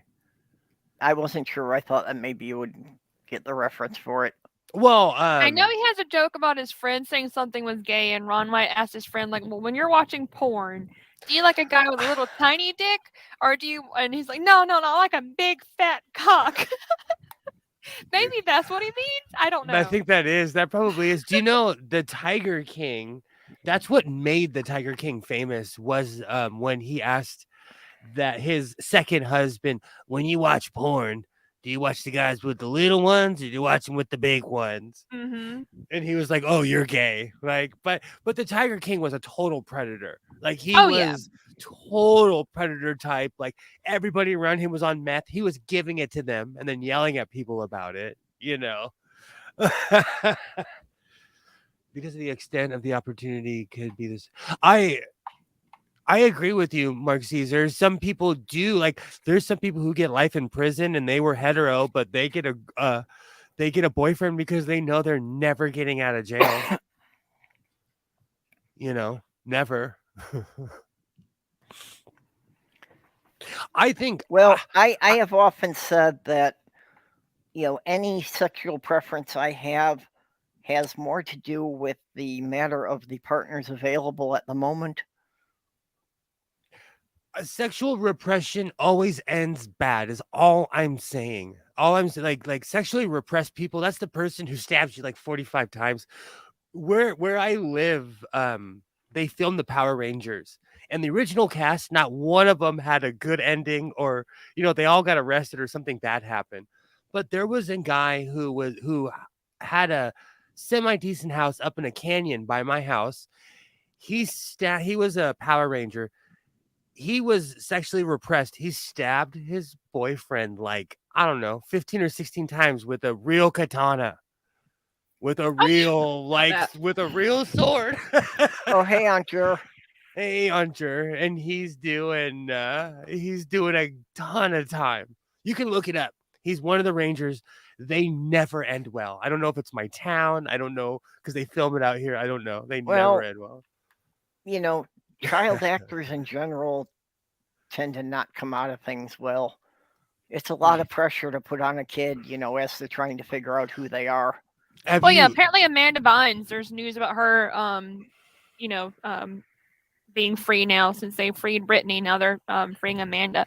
Hope she's better, because I got so sad when I found out that she was having problems.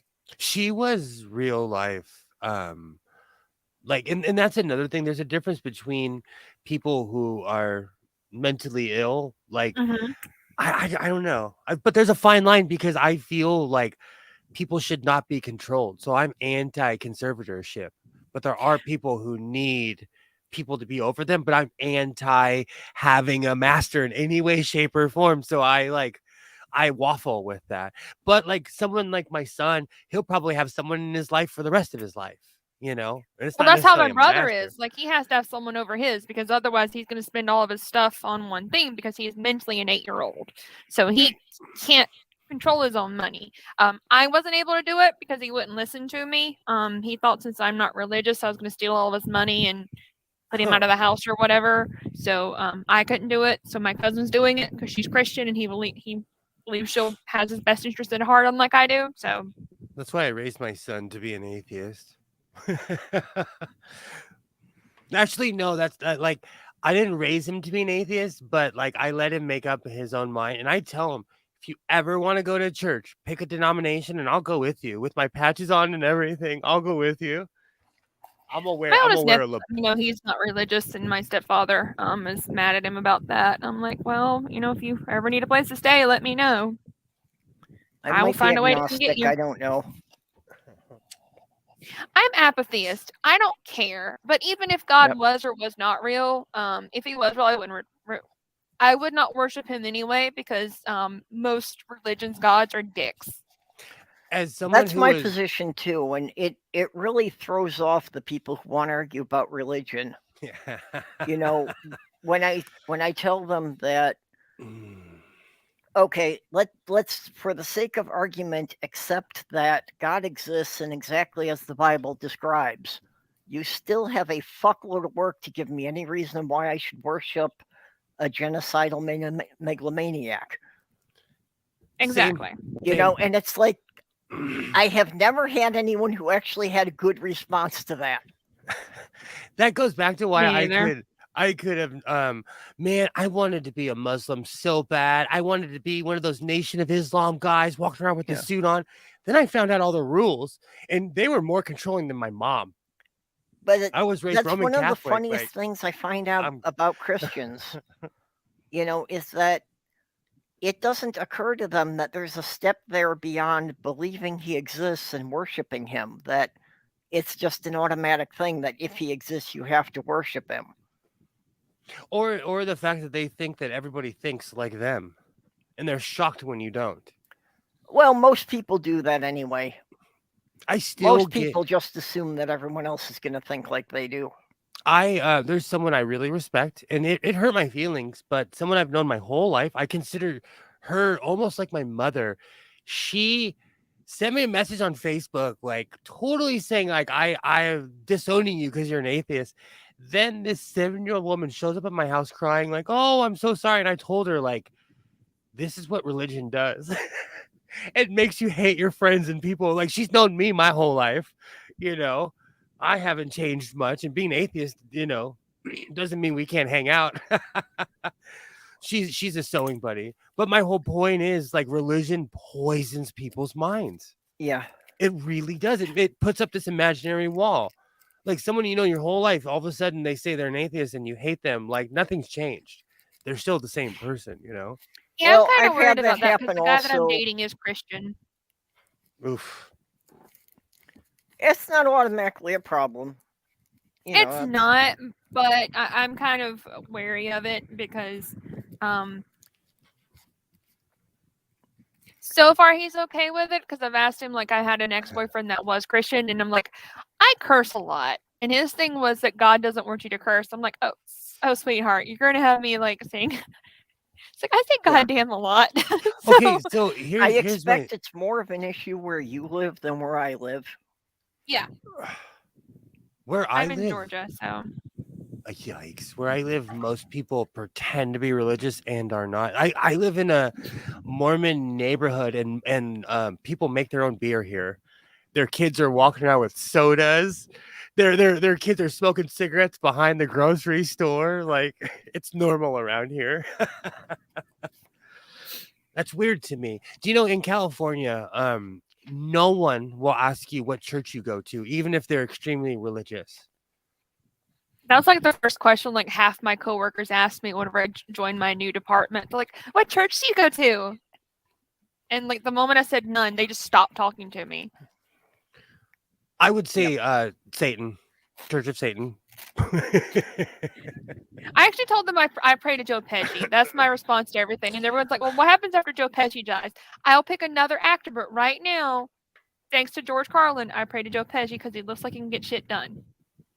You know, there's actually a few religions that I would consider to be atheists. There's Buddhist religions. There's Muslim. There's certain views Jedi's religion Yep. now. Yeah, there's certain views that their God has come and gone, and I can like, if your God has died, then you're an atheist. I'm sorry, you know. There's quite a few religions that will explain nothingness to you and blah blah blah. Like, okay, you're an atheist. Oh yeah, there's a lot of them that are basically atheists now, or yeah, they're like, "Well, our God is currently dead." I'm like, okay. Do you believe he's gonna come back, like the Christians and all that? No. Okay. You do, you sweetheart. My whole thing is not hurting people. I do not care what you believe in as long as you don't hurt people or animals. That is my short list. Like, if you want to go out in the woods, when I was a kid, a friend of mine, we were in the 6th grade and we broke out of his house. We snuck out. We thought we were so tough. We wandered in the wash, which is like desert, but if there was a rainstorm, that's where the water washes through. And there were people doing a pagan ceremony in the wash with ram's heads on and shit. It scared the hell out of us. We ran straight home. You know what? If you want to hang out in the desert and put a ram's head on you and throw blood on each other, good for you. I'm not here to judge. Just don't hurt people. Don't hurt people. I'm curious that someone showed up in the Tang live stream side chat and told Jenna to stop swearing because it's not ladylike. She was like, "Fuck you. I proposed new merch for her. I'm a fucking lady, asshole." Absolutely. I'm like that. If people try to control my language, my first thought is fuck off. Fuck off. The Sloth Girl will say that she is not a lady. She objects to it because ladies can't drink and swear. People think it sounds weird whenever I curse if they hear my customer service voice first. So they're like, I can't compute. The two do not compute. It's like, I know your customer service voice, and then I hear this voice, and I'm like, I just can't picture it cursing. No. So real question, when did that become socially acceptable? Like, are these Victorian values that just kind of spilled over to today? Like, I don't care if a woman curses. Puritan. Oh, you talking about like the people hearing that women curse? I don't know. My thing is Puritan influence. Probably. I still to this day do not understand when a man would try to control a woman. So I would never tell a woman like what to wear, how to dress. Like, if you want to wear hair like something about Mary, let's go. I don't care. I just want to go see a movie, Yep. Like, it doesn't bother me. So controlling people trip me out in that sense. Well, again, it's the Bible teaches that women are property. They're not really people. Man, I don't have the patience to have a slave. To have a slave, you have to be all controlling over someone, telling them what to do all the time. Live your life. Live your life. I kind of walked out of like BDSM things when they started talking about biblical slavery for the man and wife. Like, all right, fuck this, I'm out. That's what I'm saying. Like, I could never live by rigid rules like that. Oh, well, they're like trying to like combine the Bible and kink. It's like, no. Mm-mm. I never had anybody bring the Bible into it. Man, that's some Southern stuff. Do you guys have apple pie after too? They have. They've had apple pie. The funniest thing is like we would bring dishes, and one of my friends owns a farm, and she owns goats, and she made taquitos, and her taquitos had goat in it. And this one woman, she ate like 12 of them. She's like, "Oh man, these are so good. You got to give me the recipe." And then she was giving her the recipe. She's like, and she just starts screaming, "You made me eat goat!" Like losing her shit because she ate goat. If you live in Northern America, you've had goat. You don't even know you've had so goat. many times. The funny thing is that the funny thing is this woman fucking loves eating possum. It's like you're gonna eat possum, but you're losing your shit over eeating goat. So Why? I have take your pick. A goat is either a midget cow or just a sheep with horns. So when people ask me if I want kids, like, you mean baby goats? Yes, I love baby goats. A goat to me is chewy, but it's great with Lowry's. Let me tell you, you put some Everything Lowry's. is great with Lowry's. I was raised by a black man from Georgia, so I put Lowry's on everything. Again, Lowry's is amazing on everything. I put it on my popcorn. Yeah. Me too. Oh yeah, I put it I on like a big ass too. thing of it. It's amazing. I love me some Lowry's. My newest kick, I don't know why I didn't start doing this earlier. I put it on steak fries. That's good too. I've been doing that for years. I don't know why I didn't like that was a long time ago. I remember the first time I had Parmesan cheese on popcorn. I'm like, man, why didn't I do this 100 years ago? I was a kid, but I remember the combo, you know. Now I'm hungry all over again. No, she's not religious. That's not the reason she didn't like it. She is one of those people who thinks that she well, that was a kink thing. But no, she's not religious. So, because if she was, she would be against saying that she is a goddess and that was her what everyone had to refer to as was goddess. I'm like, no. Only if you refer to me as the Grand Poobah. Yeah, well, it has been a thing in some of the kink communities I've been in, that while they didn't bring religion into it, what they would term the 1950s house. Yeah, they do that a lot too, yeah. Yeah, that, they wanted everybody to take the classic roles of what the housewife in the 1950s supposedly was. Haven't ran into that. But yeah, I kind of left when they started doing the religious thing because I'm like, no, that's not my deal. The moment they said God says a woman must bow to her man, I'm like, nope. But I have heard of ones that do. That's part of their whole thing is the 1950s. Like the wife has to be in heels, in pearls, wearing a dress, stockings, all times, nothing else. Makeup done immaculate, hair done immaculate. There's no off switch for it. It's too bad that there's Will. Hi, Will, do you have some of the old Singer sewing machine manuals? Because I remember some of them from the 50s actually had things in them that, a woman should look her best at all times, and, telling her that she should check her makeup before she starts sewing a project. I'm not surprised. You should look at some of the old Singer ads. They're some of the most sexist things you've ever seen in your life. Hey, Randolph. Some old time adverts were hilarious. Even the touch and sew commercial that I always put in my videos. They're saying like you can be you can live at the beach and have this life and make everyone's clothes. Do you know how much of a hassle it is to make everyone's clothes? Like you would not be hanging out at the beach if you made everyone's clothes. You'd be at the house chained to your sewing machine, But they paint like, it's consensual for them, but they think that's the only way to do things. So they want everyone to do it that way. It's just it's crazy. I watch a lot of old television, and our social nuances have changed just in the past 30 years of how we talk to each other. Well, and I think that, everyone should kind of at least wade into a kink community at some point, because the one thing that any of the decent ones are going to teach you is it's all about consent. You can do anything you want as long as everyone has fully informed consent. And that's why you leave children out of it. They can't have informed consent because they can't understand all the consequences of things. Absolutely. Yes. I'm of that age where I wouldn't date anyone under the age of 35. But I'm biased. No, at this point, I can't see dating anyone under 40, but I don't know what my age limits are for dating, to be honest. I haven't thought about it in a while.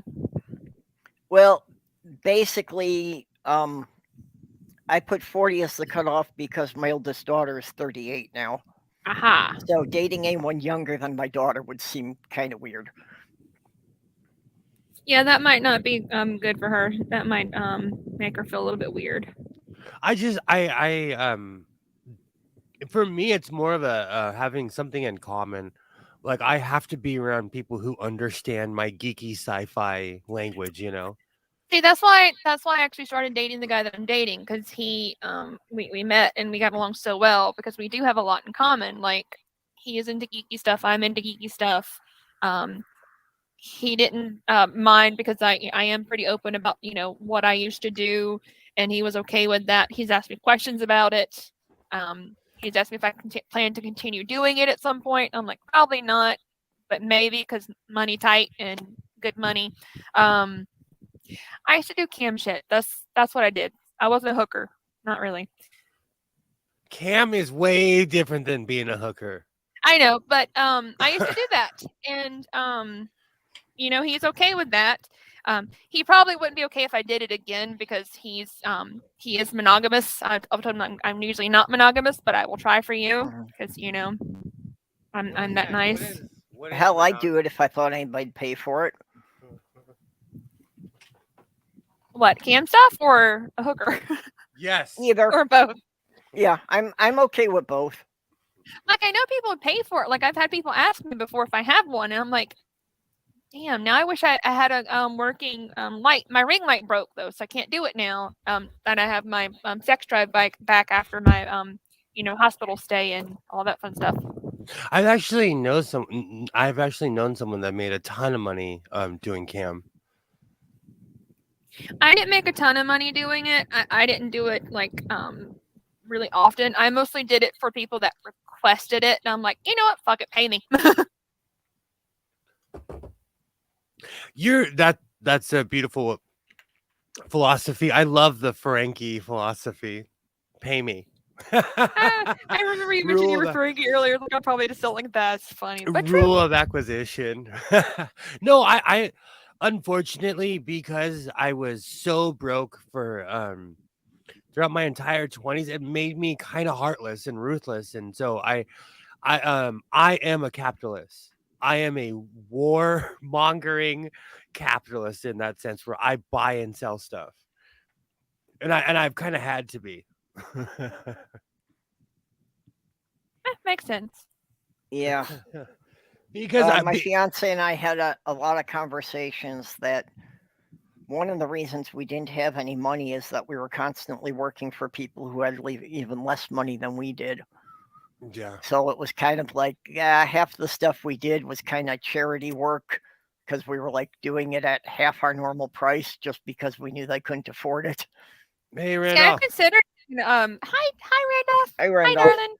Oh, I've considered doing an OnlyFans answer because I've been asked if I have one multiple times. I'm like, that is actually a really good idea. But then, like, what the fuck would I put on it? yeah, that would be my Look, problem. They're boobs. You know, I wouldn't know how to, you know, keep up with regular content. You know, I'm you terrible gotta- at you regular gotta keep content. I coming up haven't with released something that would be just a little different each time so that people would keep watching it. I have an I have idea. noticed when the cam stuff, they really don't care. They just want to see you, and a lot of them honestly just wanted to hear me. That's it. I have an idea, and you can steal it. I've been threatening this now for 2 years. I've been threatening to read a biology book with my shirt off, and I do push-ups.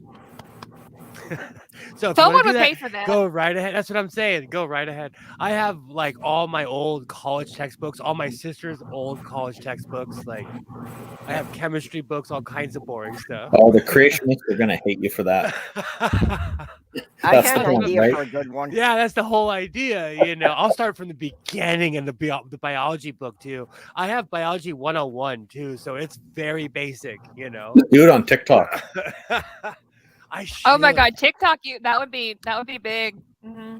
I've been messing around on TikTok, mostly just resharing other people's stuff. I haven't produced anything myself yet, but at some point I will. And I'm finding it looks like mostly a big waste of time. Yes.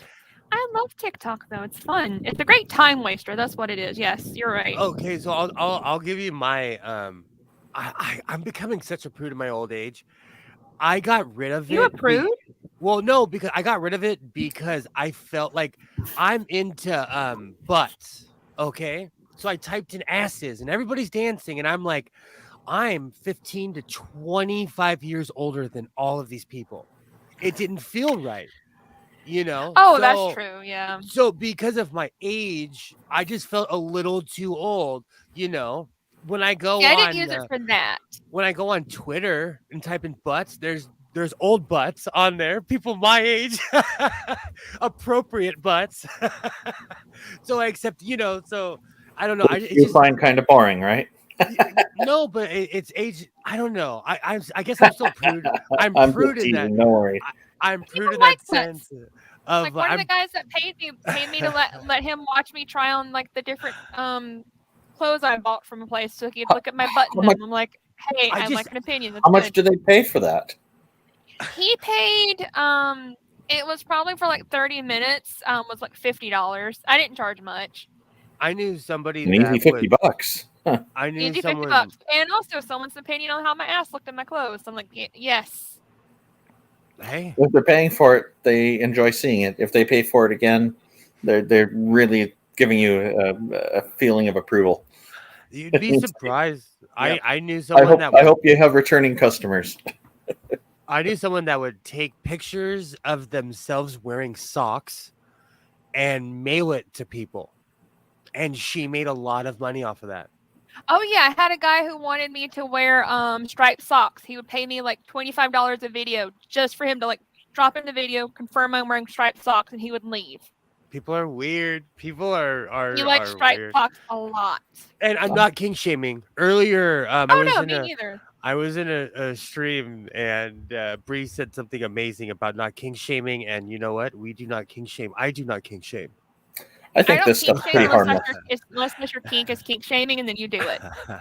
They want to see you wear certain kind of socks. I don't think that's. I think that's pretty harmless. Yeah. That's Absolutely. nice if you can make some money doing that. Good for you. There's all kinds of weird and they were stuff. cute socks. Like I have like mostly novelty socks, but like striped socks are really, really cute. So I'm like, you know what? You're gonna have to put them on at some point. You're gonna have to put them on at some point. Might as well be a stream that pays. I wish I could get one that bought me stuff to wear. I'm like, that would have been nicer, but whatever. Do it if you live in America. Do it now before it's illegal. Because I know, right? If it tastes good, if it fights, or if it's something sexual, they're gonna try to take it away from you. If it feels good, if it tastes good, if it looks good, they don't like it. What's wrong with your country, man? Come on. It's the three. It's the three F's. Christian, Feed that's me. what it is. We're really, really. Oh, that's right. Yeah, I keep forgetting about that. Good old Christian values. Suppress everyone else's values. It's awful.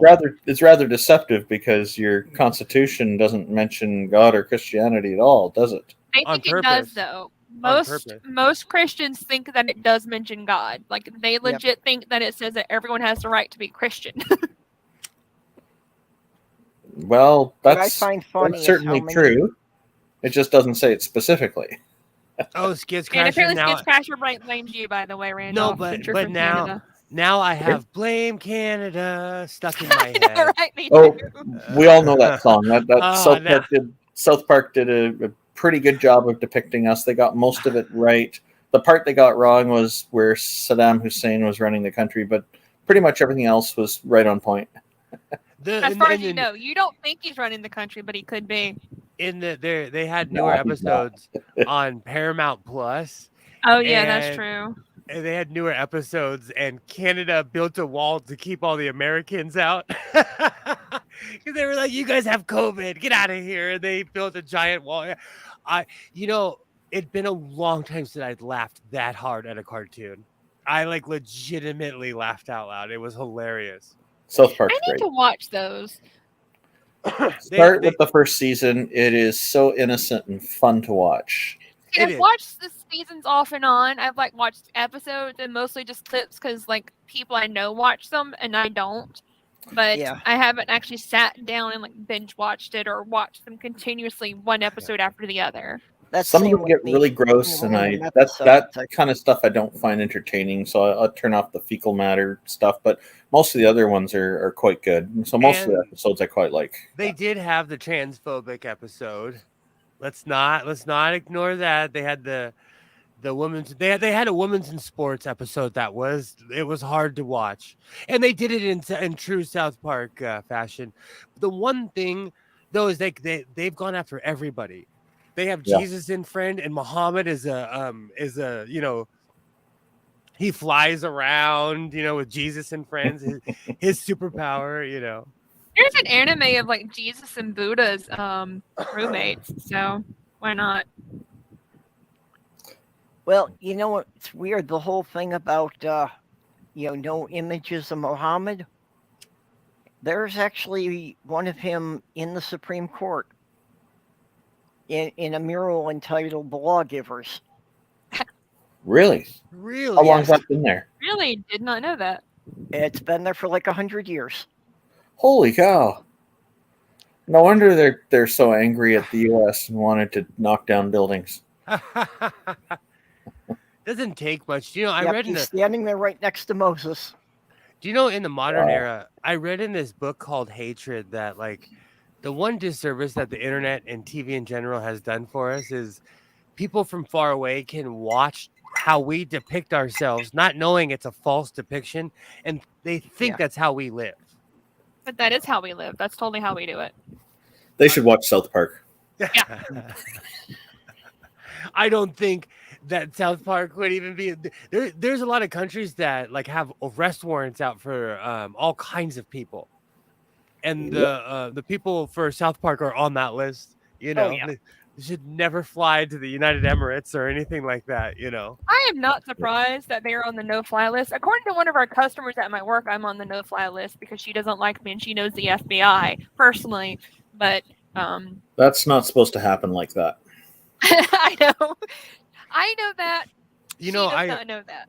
I tell this story all the time, but I almost got put on a no-fly list after September 11th. I used to always I had long hair, believe it or not. I had a giant fro, and I would put a T-shirt on my head and wrap it up. And this woman went and complained to the National Guard, and this was right after September 11th.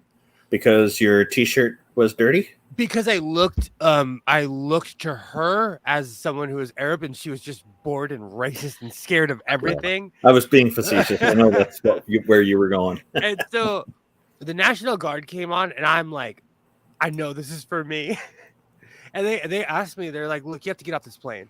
And I said, no, I'm not. And they're like, look, you can either walk with dignity or you can go kicking and screaming. My ex-girlfriend starts grabbing her stuff because she knows what I'm going to say. I said kicking.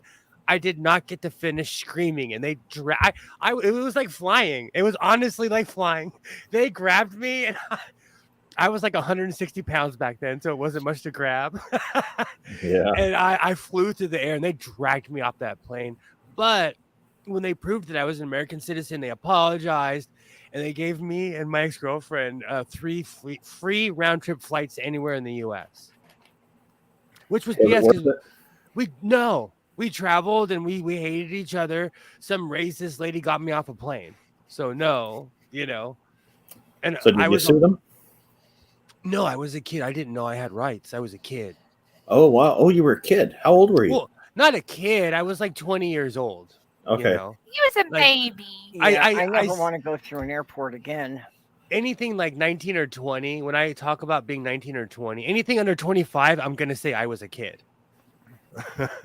No, I find when I take a vacation somewhere that I have to fly, and I don't like airplanes, but you end up enjoying the trip, you're relaxing, and then you got to get to the airport, and all of that relaxed feeling is just obliterated before you get on the plane, and then on the plane doesn't make it any better. There was one time, I still laugh about this. They were randomly searching people, and the lady was like, boarding pass, because I see all the security running up, and I'm like, oh, here we go. And she's like, boarding pass. I hand her my boarding pass. I turn around, and they're searching this business guy. He turned this, guy in a business suit. He looks at me, and he's like, how come you're not searching him? I walked on that plane. He never got on that plane. He gave them too much attitude. Yeah. He ran. He really pissed off. Plus, like, all the people searching him were my color anyway. So he pissed off. The thing is, the last time I flew was, because my father was dying. So my sister sent me a ticket to go back and see him before he died. And, well, she got the ticket in my birth name, which I had changed my name like 6 or 7 years before that. So just because the name on the ticket didn't match my ID, they did everything short of a strip search. And I spent 2 hours being detained because they were trying to find out if I did anything suspicious just because I had changed my name. Did you tell them to buy you dinner first next time? Yeah, America's crazy. America, like... That's what I think that guy saying, why didn't they search you? He's like, he's protesting a lot. That's going to raise suspicion. Like, no, the best thing to do is just cooperate and be polite and answer all their questions. And usually things go much better because a lot of those people doing that job probably don't enjoy doing all that. They don't want to ruin people's trips.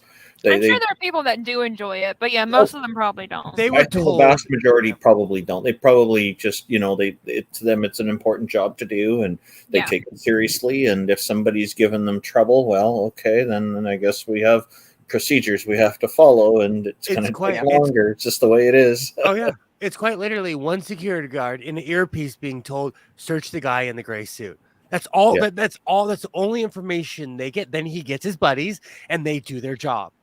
You know, that's and it. Random searches probably work. It probably catches people doing stuff, and it's probably mostly minor stuff anyway that they're finding. But it's they got to have that presence there so that it's mostly a deterrent because if everybody knows there's the possibility they may be searched, most people from trying to push something past.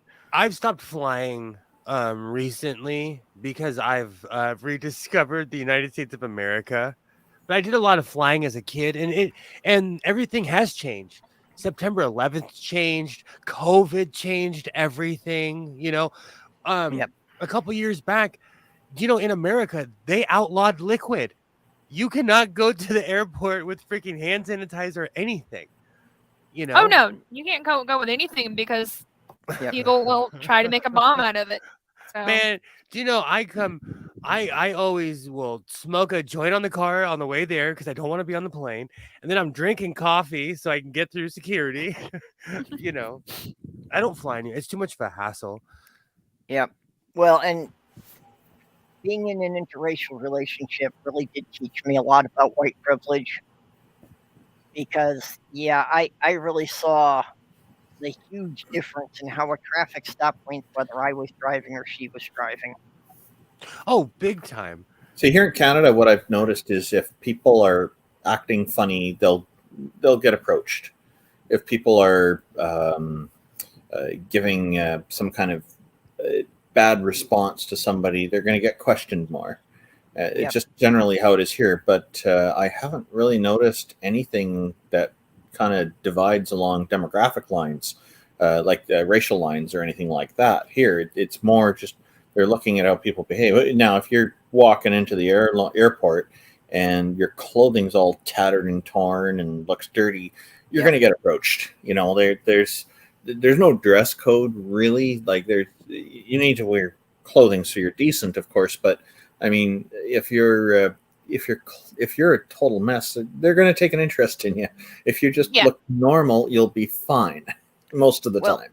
And that really applies anywhere, that if you just act like you belong there, like it's a natural thing, then usually they don't pay any attention to you. Yeah. I do notice, though, because my mom is a different color than me, when I pick her up from the airport, people will turn their heads because they see this nice old lady getting picked up by a guy with patches, and they're like, how the hell does she know that guy? How the hell? Yeah.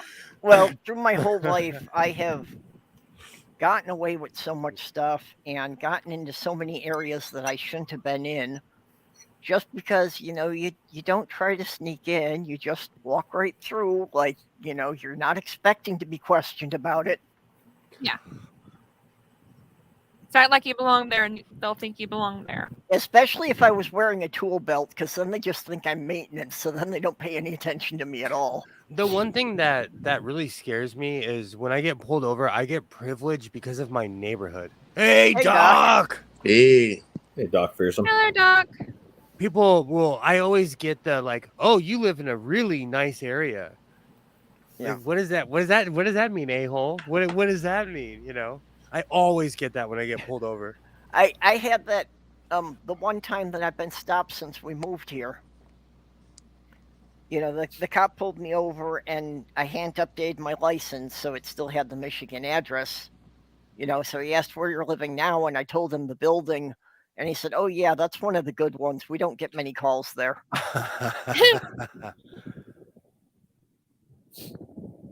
How's it hanging in Dockland? It's barely able to hear anything in Dockland. Oh, we're hearing you fine. Yeah, you sound great. Yeah. And I can't hear things very well. I mean, I can scream into the microphone, but that might scare the others. This era Yes, it will would.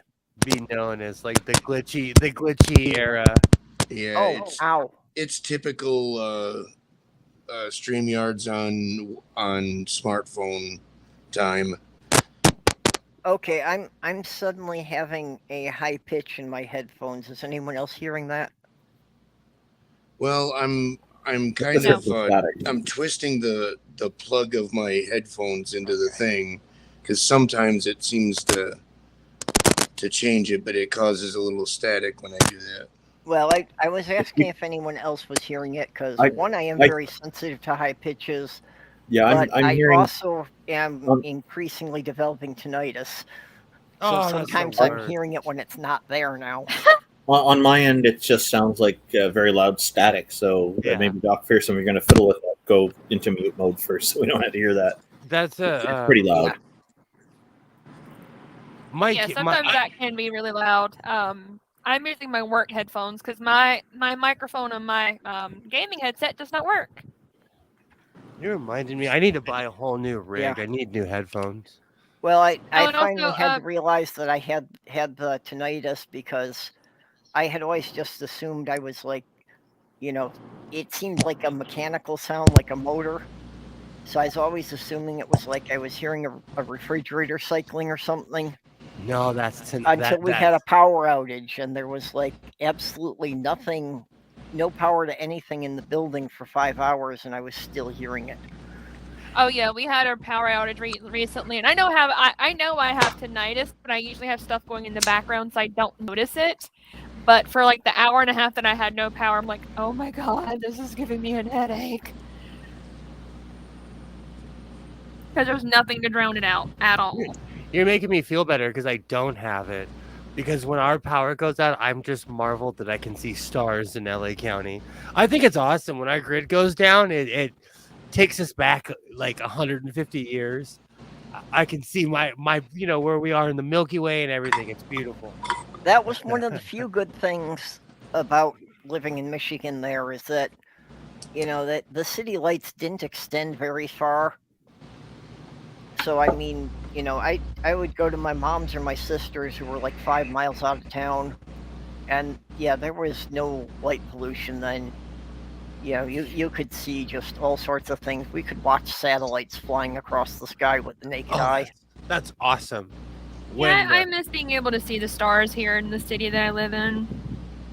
I watched Isaiah go through real life withdrawals last time we lost power, and he was kind of freaking out. And I sat on the front grass and I was like, "Hey, come here, sit down." And he's like, "What?" And he sits down and I said, "Look up." And like we looked up and there it is. It was beautiful. I love it when the power goes out, but I'm spoiled because I live. If I drive a half an hour north, I'm in the woods. If I drive a half an hour east, I'm in the desert. So I can, when you're in the desert, you can see it anywhere. Yeah, C.W. McCall, it's not really a song, it's a spoken word thing he does in one of his albums. And there's a line in there about this guy who's lived in the city all his life, and they finally go out camping, and he thinks it's smog up there because he's never actually seen the Milky Way before. There was a fake article about people in California thinking that there was like an alien attack when they could see this Milky Way or something like that. In the 1920s, when they had a power outage of all of LA. Yep. There was at least twice during the 1960s that NORAD mistook a full moon for being incoming missiles. Surprising. Are you kidding? Do you guys remember what happened in Hawaii? Oh yeah, they mistakenly sent out that nuclear launch thing. Yeah. I know people that were living there, and a friend of mine was like, I really thought it was the end. And every time you're like, "Oh, it's cool," he's like, "No, you don't understand. I really thought it was the end." Like, it traumatized Oh yeah, a lot of people thought that.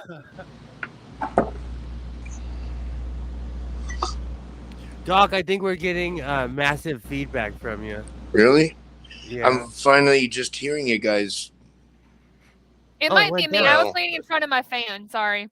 Oh no! Okay, good. It went away. And I did have my heater on, and I just walked over and switched it off. It'll take a little bit for it to shut down. Maybe that's it. No, it's Sarah's fan. It was my fan. I'm drawing, and I was leaning really close to the thing I'm drawing because I'm doing details on it. I'd have to leave and then reconnect my camera if you wanted to see what I'm drawing, but I'm currently drawing, and that's what it was. Oh my gosh! Really? My fan. The crickets are back already. I'm not ready. Crickets. I'm not ready for summer condition. If anyone remembers me last summer, the crickets drove me crazy because I had a much better microphone. Hey, that's how Buddy Holly got the name for his band. They were trying to record in a garage, and there was a cricket they couldn't find, but they kept hearing it on the recording track. They'll drive you crazy, and I feel bad spraying chemicals and killing them all in here. I don't want to use chemicals because, cats will tend to eat the sick bugs. We have laws here in California where you're not allowed to put your antifreeze anywhere except for in responsible places. Well, yeah. Because the animals will lick it up. Yeah, we've got that here now, too. Yep, same here. Pretty much that would probably be my cat, Gigi. She will lick all the things. Yep, pretty much any fluid that comes out of your car, you have to bring it to a recycling station. I'm anti-dumping. I don't think people realize how much that makes us a civilized country when you have anti-dumping laws. Yeah. Because when people can dump anywhere, you are a third world country. Yep. Well, and it's another thing that your geography matters then. Oh, yeah. Living up here in Minnesota, I do okay. The people who live further down the Mississippi, if we're dumping it here, they're not going to do so good. I feel like that about people in San Diego, to tell you the honest truth. During the NAFTA days, we sent a lot of our companies to Mexico, okay? They went right over the border to Tijuana, where they make tires. If you're standing on the border on the American side and you look towards TJ, you can see the giant haze in the cloud of crap in the sky, How does that not fall into San Diego? How does that crap not fit? Go into San Diego? Because reasons. I've always wondered about that because where I live, we get smog from LA. You could see it rolling in. It's actually surreal to see a brown cloud rolling in towards your area. Well, last summer when you're having all the wildfires out northwest, we were getting the smoke all the way in here in Minnesota. They'll be there back. were some days here that, it wasn't just a haze. I could smell it. It was definitely forest smoke. It polluted the air so bad here that when we have windy days, we now have health advisories because all the stuff is just, it gets picked right back up. All the But that's ash what I and mean. everything. It's like, I know there wasn't any fire going on within 500 miles of here, and it was still enough to be setting off my allergies. I keep on watching. What year was that? There's a documentary that keeps on popping up because I fall asleep to YouTube. I live on YouTube like many people I suspect here. And it was the year 639 or 1639, the worst year that ever was. Where a volcano is what created, I can't remember what island it is now. Krakatoa? No, the sky was black for 2 years. Oh, yep. Oh, wow. Oh, I can't remember now. I have to look. Yeah, Mark, we get the cicadas here as well. And especially during the swarm years. That, they will keep you up at night with just the constant buzz. It was 5:30. Oh yeah, we had cicadas whenever I lived in the country too. The crickets, honestly, I'm not ready. They drove me crazy last year because I'd be trying to live stream, or the worst is when I'm making a video and you get that one lone cricket. Well, what gets really bad here is that there's 2 species of cicadas, and one emerges on a 7-year cycle and one emerges on a 10-year cycle. And when you get a summer that it happens that those 2 cycles come together, oh yeah, then you get the swarms that will darken the sky. That's crazy. We have mosquitoes already. Like, I am not ready for this. I don't like mosquitoes. I don't like the heat. That's my issue. Like right now, I don't have my portable heater on. Well, my portable AC on because I'm broke, so I can't afford to run it. But I have a fuck ton of fans. Yep, that's my oh, fear too. Is the heat, and I'm on the top floor apartment, so I get extra heat anyway. Yeah. Oh yeah, and that's true. It's gonna be costly. It gets very costly. Yep. There's this myth I love about Minnesota. That says that way back when people were living here, everybody was always complaining about how cold it was all the time. So they went to this old witch and asked her if she could do something about it. So she managed to change the weather and make it warm. And then the people were plagued by the mosquitoes the size of small aircraft. So they went back to the witch and they begged her to, just put it back how it was. And of course, then they were complaining about how friggin' cold it was. So finally, the witch came up with a solution and said, I will bless you all with short memories, so you won't remember how bad it was 6 months ago. That's good. That's cute.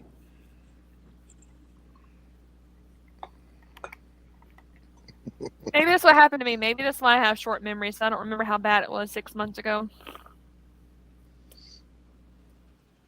It was bad. That was the good thing that we had snow today. At least none of the mosquitoes are emerging yet. I'm not going to complain about sunshine, though. I'm trying not. It was 91 degrees today. It's going to be 97 degrees tomorrow. So summer is official. No. We have skipped spring. We're going straight into summer. What is the spring you speak of? But it's all positives because I'm going to plant a bunch of pot this year.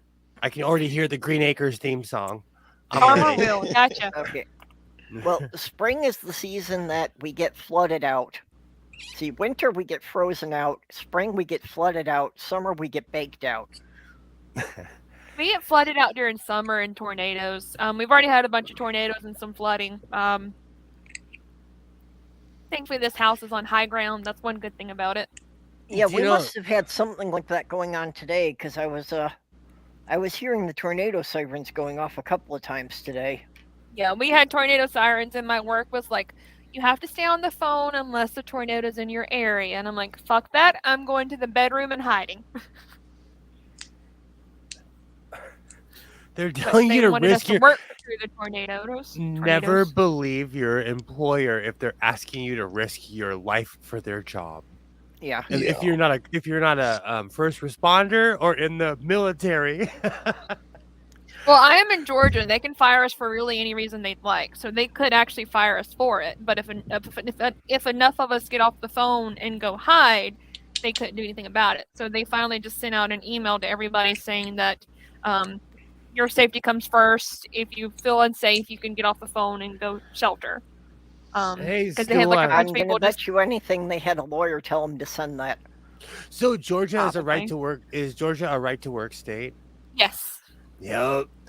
As a Californian, that's so weird. That's why with my employer, it's really hard to get unemployment. The only person I knew who got unemployment was because she said that a supervisor called her dyke, and like they will not fight that. If they think that they were discriminatory against you in any way, they'll automatically pay it out. But anything else, it's nearly impossible to get unemployment from them. Randolph, in Canada, can you get fired for any reason? Like in certain states, they can walk up to you, say you're fired, and not give you a reason why or anything, and no compensation. That's Iowa as well. Oh, that scares me. You can get unemployment. They can fire you for any reason, but if they don't have a good reason, you can get unemployment for a while anyway. Oh, it's really hard to get it from my employer. But they have a lot of people leaving because they're doing a lot of changes that the employees don't like. Like, I'm currently looking for another job, but I can't find anything that pays nearly what I currently make, or even what I made last year is what I'm trying to match. Since I'm kind of suffering from the pay cut that I had because they axed the overnight department, so I'm no longer getting my 25% weekend differential. So my pay is now 25% less than it was. Fuck that, man. So the answer to your question, Godless Sewing, is that it's not so straightforward. There are certain things that a person can't be fired for, such as the color of their skin or their sex or things like that. And there have been cases that go to court on this. There's a lady named Greta Vosper, who is a minister at a church in, I believe it's in Ontario somewhere. And the church wanted to get rid of her because they found out she's an atheist. Oh, wow. So she, of course, got government support, the courts and all this. And the courts ruled that they can't fire her for that because that would be discriminatory and a violation of her rights. So she continues to work at the church. And, some of the media has even questioned some of the patrons from the church at random, and they said it doesn't matter to them. She doesn't talk about atheism while she's preaching at the church. She does the preaching really well. She's competent at her job, is the message I got from all that. And so they continue to fill the pews and donate money to the church. It's just the funniest thing. So that's awesome. Weird. But that's my thing. Like, I wonder how many preachers actually don't believe that shit. I'm pretty sure there's a bunch of them. Like, I have, some people that came to the atheist community said that they didn't believe for like a long time. You're right to suspect that. And if you look up the Clergy Project, I believe they have some statistics on that. So you'll find really? There's quite a lot. Or they give you a general feel for it. Yeah, they don't tell you who, but it's known that there's quite a few clergy and people in positions of religious leadership at various religions who are involved, who are using that resource. So, and part of the not straightforward answer as well, Godless Sewing, is that each province here has different sets of labor laws as well. So they augment, they add to what is the federal regulations. So in some provinces and territories here in Canada, The labor laws are actually better than in others. They're not all equal, and I think gradually we're all working toward getting all this kind of more evened out across the whole country. But it's a slow process. I was just wondered about that because in certain states they can walk right up to you and say you're fired. Like I lived in Arizona, and I worked at a factory. I was making great money, and one day the guy walked up to me. He's like, "You're fired," and I was like, "What?" He's like, "You're fired," and that was my last day. They have to give you a reason. Every province and territory here, they have to give you a reason, and the reason has to be justified. Because if Minnesota, they can fire you, wrongful dismissal lawsuits are usually where it goes. Minnesota, they can fire you, but unless they can prove that it was a contract violation or misconduct, they still have to pay, and you still get unemployment insurance. Yeah. So there's wrongful dismissal, and then there's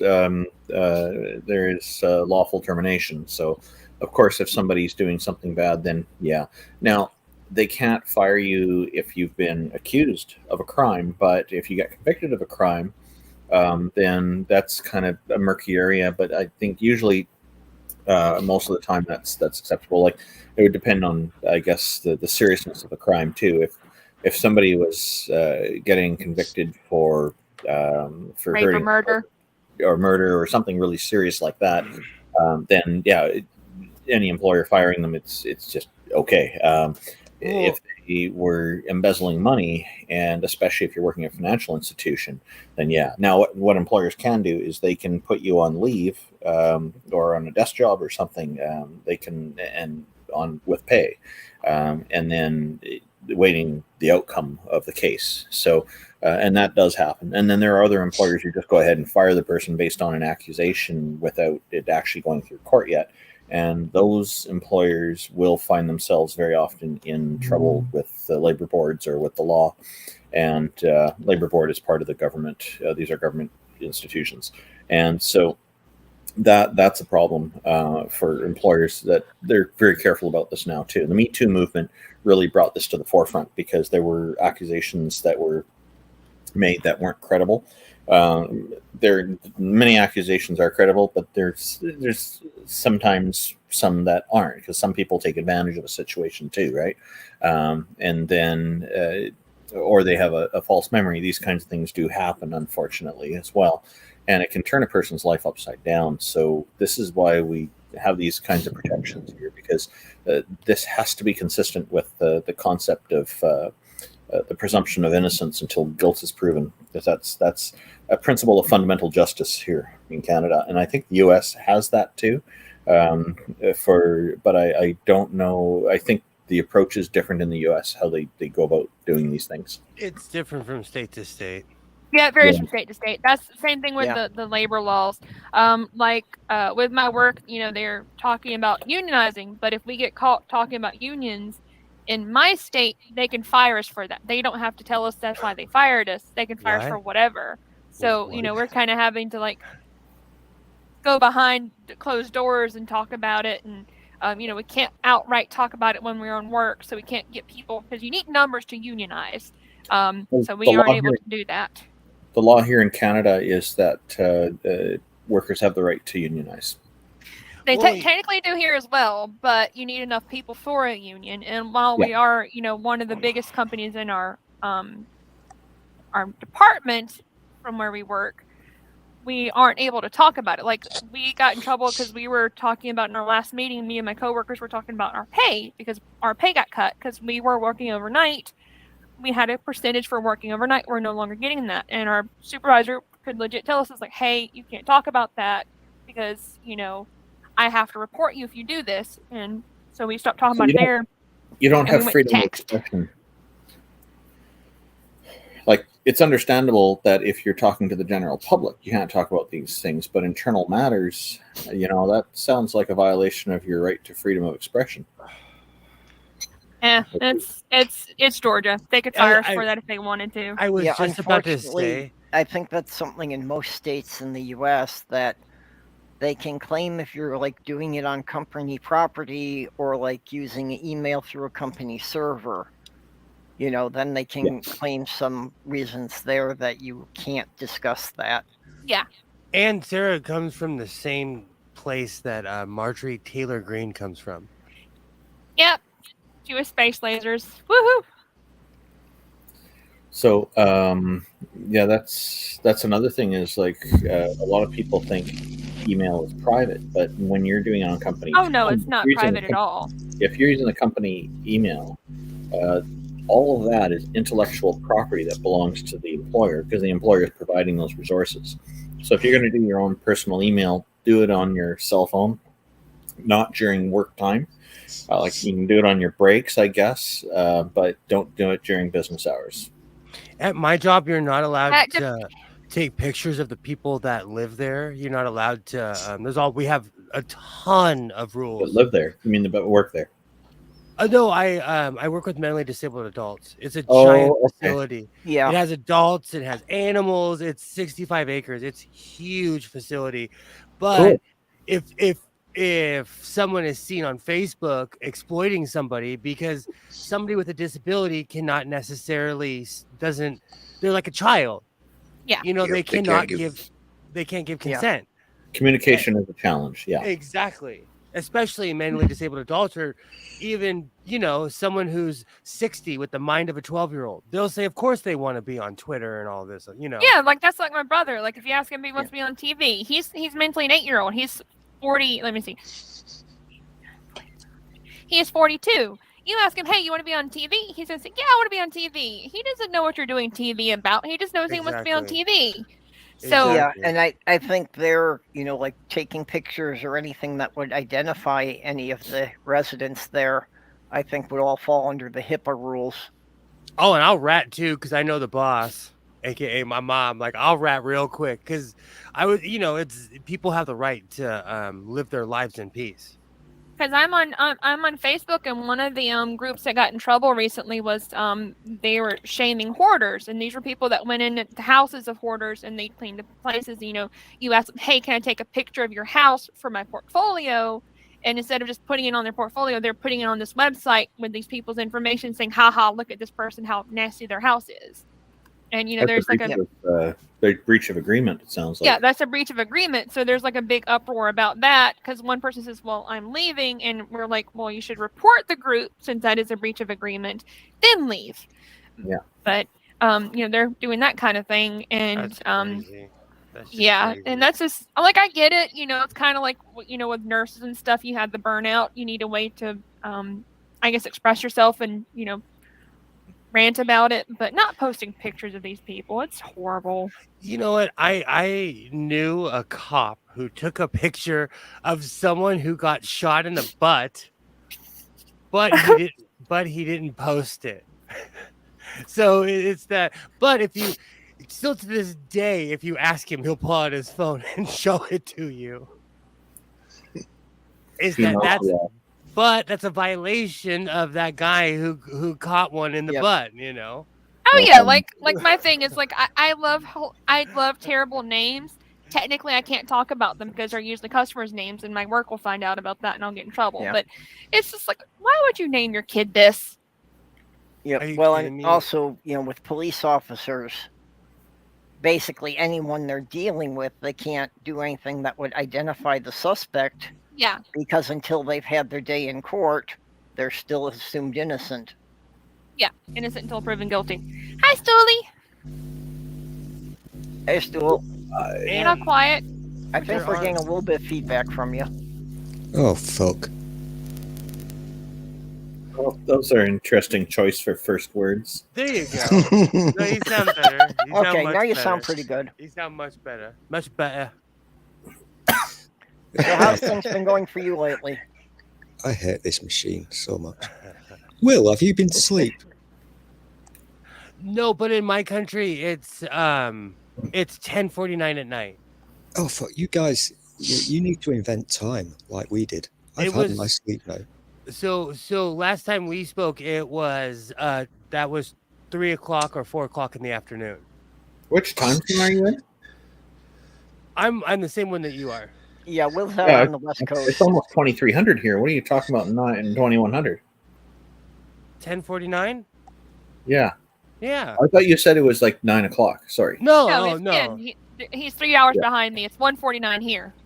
To me, it's early. To me, 10:49 is early. You know.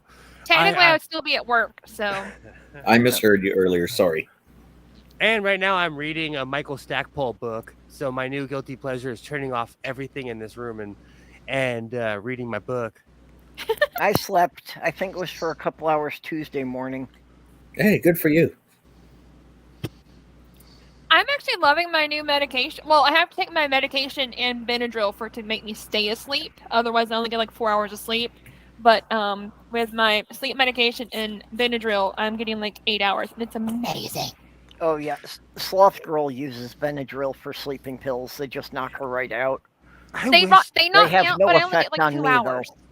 They keep me asleep for like 2 hours. They don't make me stay asleep. So he prescribed me something typically for people with schizophrenia, but since I'm weird, it makes me sleepy. And it makes me sleep for like 4 hours, and then but it doesn't make me fall asleep for takes forever to make me fall asleep. So he has me taking Benadryl and it to make me fall asleep quickly, and that gives me like 4 hours of sleep. Let me know offline what that is, because anything that would make me sleep through for 4 hours would be a blessing. I will tell you on the twatters. One moment. Yep. Oh. So International Beaver Day. That's pretty cool. Like I was saying earlier, when I lived in Portland, Oregon, I still regret not getting a Beavers jersey. And now that Stool's here, I should go get my I Heart Beaver t-shirt. Oh, yes. Oh, it's I Heart Beavers is what I love. I love snarky t-shirts. I said this yesterday. I have a t-shirt that says, I'm looking for friends with benefits. And underneath it says, no, really, I have terrible health insurance. I love that. Oh my god! I always get a reaction when I wear that. I always do. Hilarious. You know those trees that say, or those shirts that say "Save a tree, eat a beaver"? Well, I've preserved a forest by now. Save a horse, ride a cowboy, things like that. Yep. Stool Beaver Day was made for you. Do I get gifts? On the back of the Canadian nickel. Oh, sorry, on the tails side of the Canadian nickel, we have a beaver. It's I knew they were on one of your coins. I was about which one it was. 5 cents. Yeah. Smallest coin we have now. We got rid of pennies quite a few years ago, which I think is too bad. It's better than in California. Like our state animal is the brown bear, and they've all migrated out of here because Californians are crazy, and we have either destroyed them or. That's why we saw an increase in the last few decades. Okay. We've destroyed their habitat. Anywhere where there's woods, they put a mansion there. I gotta say, I can't wait for the U.S. to get rid of pennies. Why do you want pennies, Randolph? I just like them. I'm used to them. That's all. It's personal preference. As someone who collects, have you had to work a cash register? People nowadays pay with credit cards, so it wouldn't matter even with that. Right, but I pay with cash. But have you had to work a cash register? Only a couple times. If you had to do one for your job for a few years, you'd probably learn to hate pennies. Any type of change. Whenever I worked at Walmart, I had a woman pay a $50 bill with nothing but nickels, dimes, and pennies. Do you know what's really funny? Yeah. I feel judged right now because I still work with cash, and so I have bucket. The day on Saturday when I got pulled over, I had my pour box in my car. I collect all my change and then cash it in when it gets to like $30 or $40. Oh yeah, a lot of people don't cash it in though because it takes out a cut. So like if that's all you have, you're not putting that change in that machine because it'll take money out of it. Do you know when I first started Coinstar used food and stuff. Coinstars in America used to take 7.9 cents per dollar. Okay, yep, that's when they take a lot. Now they take 12 0.9 cents per dollar. Exactly. So Yeah, I it's don't blame people crazy. for not wanting to use Yep. it. Like whenever I'm broke, that's what I pay with is change. And they'll try to tell me, it's like, well, we don't take change anymore. I tried to go to Kroger and they would not take my change. So I had to go to another store because You they get were the trying to make me 4 use the Coinstar. And I'm like, I'm not losing 12% of what I have. This is all I've got. Well, and you should check the different machines, because on some of them, occasionally they will not take a percentage if you're willing to take it as a gift card instead of cash. Yeah, I've looked like into that Walmart. too as well, because that was what I've done before. Is I did it as a gift card because Yeah, so if you can that's get only for a the one gift at card for Walmart, some though. place you'd be shopping anyway. So I wasn't kidding. This is my poor box. It has a picture of Mother Teresa on it. It's from my Hell's Angel. It's from my mom's. It's from my mom's church. It's so warped from sitting in the sun. You can see it used to be pink. It's an old Nikon box. Yeah. From a Coolpix camera, and I keep it because I always have cash on me. I just right when I walk in my garage, I put it in my poor box. So now we I all know used where to your use money mostly is. cash. Okay. During COVID, a lot of places stopped taking cash. Yeah, they had a shortage and also too. the COVID led to a nationwide coin shortage. So Yep. then a lot of places just couldn't even make change. A lot of places didn't. A lot because I wound up going to using the card for everything over the last 2 years, but that's a recent change for me. I stopped carrying cash because my stepbrother would steal all my money. So I got in the habit of not having any cash on me because I didn't want it to be stolen. I deal with the underground economy, so I'm constantly dealing with cash from people. Oh yeah, you're a resident bad boy. That's right. No, there's a lot of people who aren't born in this country, and I buy and sell stuff all the time. Yeah, and I'm not anti-immigrant in any way, shape, or form. I come from immigrants, willing and unwilling. So I'm not anti-immigrant at all. Yeah. For the business I run, we get occasionally we'll get a client wants to pay cash, and sometimes it can be quite a lot. So we always issue an invoice for it, but it's funny who pays cash and who doesn't, I like it because people think I'm a drug dealer. They think I'm way richer than I am. I have a Kansas City bankroll. It's just a wad of $1 bills. Whenever I pull it out, people's eyes light up, and I'm like, it's like $50. It's literally a wad of ones. It looks huge, but it's a gambler's bluff, But why would you ever want to make people think you're more wealthy than you actually are? I don't. It's one of those weird things that it just projects. Like when I walk around with my patches, I get this all the time. People are like, "You're so you're so much more nice than I thought you would be," and it's because I walked in and I scared them.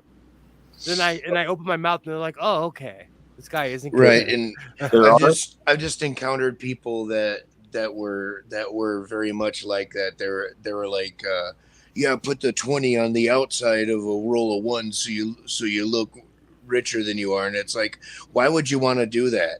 If somebody was about to mug somebody and they're like looking around like at a gas station to see how much money people have, they're going to go after you first. Have you ever seen a TV show called Keeping Up Appearances? Yeah, I've heard of it. Never actually watched it. It's about it's a sitcom primarily about the main character is an older lady who's always trying to make sure everything looks posh and proper and looks like she's very wealthy, and she's just an average person, just like most people. But it's it's the situations he gets into are funny, and her husband just kind of goes along with it, and it's like he's along for the ride and doesn't really want to be there, but he goes along with it anyway. Nice guy that he is. So it's just a fun show. But that's an example of somebody who wants to look wealthier than they are, and there are people who are like that. It's a hilarious show too. It's well done. Yeah. It's also people mispronounce her name all the time, and she's like, "It's not pronounced that way." I don't remember her name is spelled Bucket. If I'm not mistaken. And they say bouquet. Yes, bouquet. This is bouquet. Now that you all talk about it, I actually might have seen it. I actually thought you were talking about some kind of reality TV show, not like a sitcom. No, this is a sitcom, and I think the husband's name is Richard. Yeah, I might have actually seen it. Yeah, the expressions on his face, he's a good actor too. He died recently. Yeah.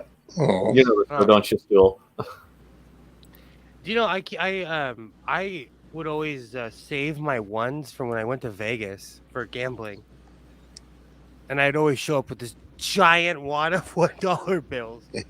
And I'd always throw it in the machine. But I stopped gambling because of COVID.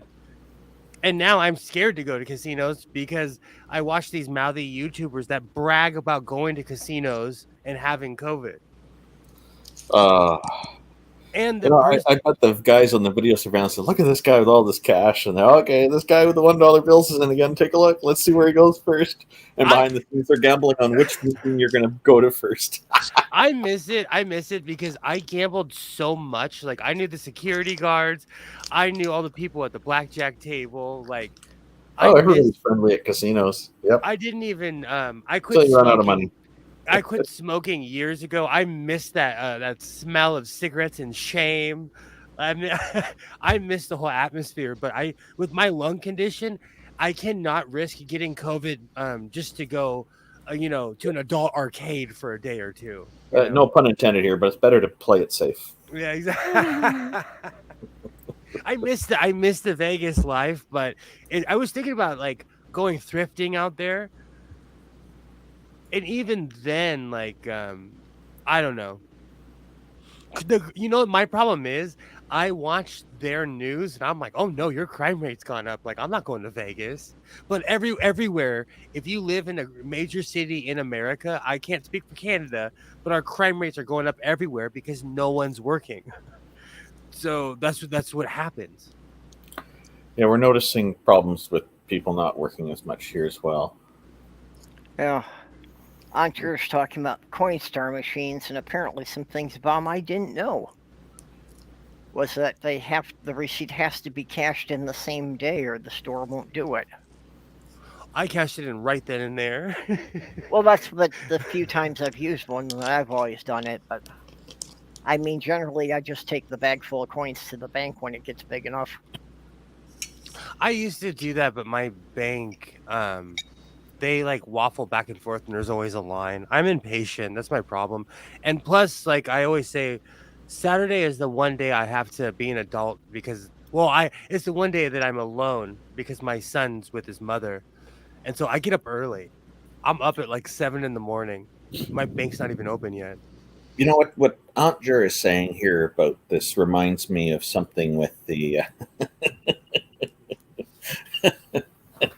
yeah, when I caught it at a time, that was a dead giveaway. She's right about this one. That's one it is. But she was really enjoying my puns last night so much that she got confused and thought she was hating me. But the gift cards mentioned earlier, I think with Purple you mentioned it earlier, or somebody mentioned gift cards earlier. The thing you got to watch out with gift cards is a lot of them have an expiry, and once they expire, your money's gone. And I think that should be illegal. This should be treated like some of them have started having like a fee on them too. Like if you don't use them within a certain amount of time or for a certain amount, they'll start adding a fee to it. So my mom, that's not a gift card. That's just somebody. No, that's gift cards. Some money. of them do that. Yeah. Some gift cards have started doing that. My mom, actually, a lot of gift cards that, like, if you don't use them in like a year, then they take 10% of it.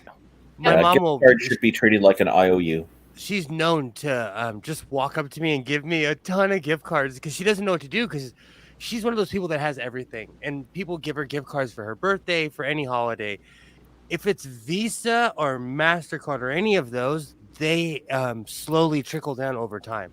Target necessarily doesn't do it, but there are certain cards where every month they take $5 to $6 out of the account. Yep. So if you don't spend it, they just slowly start ticking it off. And if you have a $50 card, and you wait a couple months, it's worthless. Yeah, because at first I thought that the person who was talking about it was talking about like the prepaid Visa cards and all that, but no, it was a gift card. Like they would take, if you don't use it within a month, they would take off like $3, and if you didn't use it within a year, it would take off like a certain percentage of it.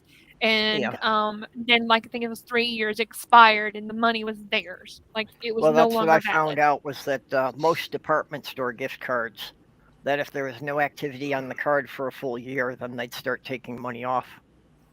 Oh yeah, it's like Lowe's does it too. I'm trying to think. I have a ton of gift cards because my mom is she's a funny person. She'll walk up to me and she's like, "Here's $300 worth of gift cards," and I'm like, "Thank you." Someone gave me gift cards. I need that. Heck yeah. I wind up dealing with the Home Depot gift cards because it's always like, I've got some leftover parts after every project and I don't know which receipt it was on. So I wind up just every couple of months just going back with a bag full of miscellaneous parts to return. That makes sense. They give me a card, but I'm in there every week anyway, so it's never going to last that long. If you think I'm kidding, this is a real life Kansas City bankroll. It looks like a bunch, but it's just a bunch of ones. That's all it is. Yeah.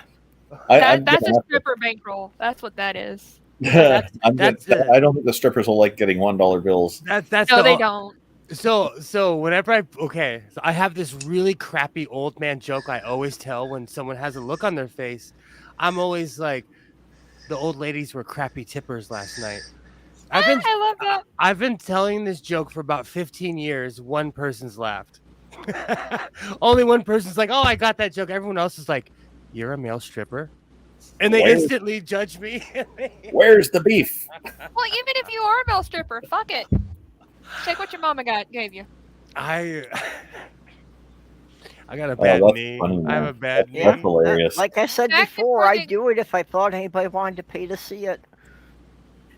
Back before they closed the one ATM from my previous bank, like whenever I worked overnight, like I would be at the bank at like 3 or 4 o'clock in the morning because I'm nocturnal, and I'd be there at the same time as the strippers getting off of their shifts, and they would be in front of me, and they would always let me go in front because they had a fuck ton of ones that they had to put deposit.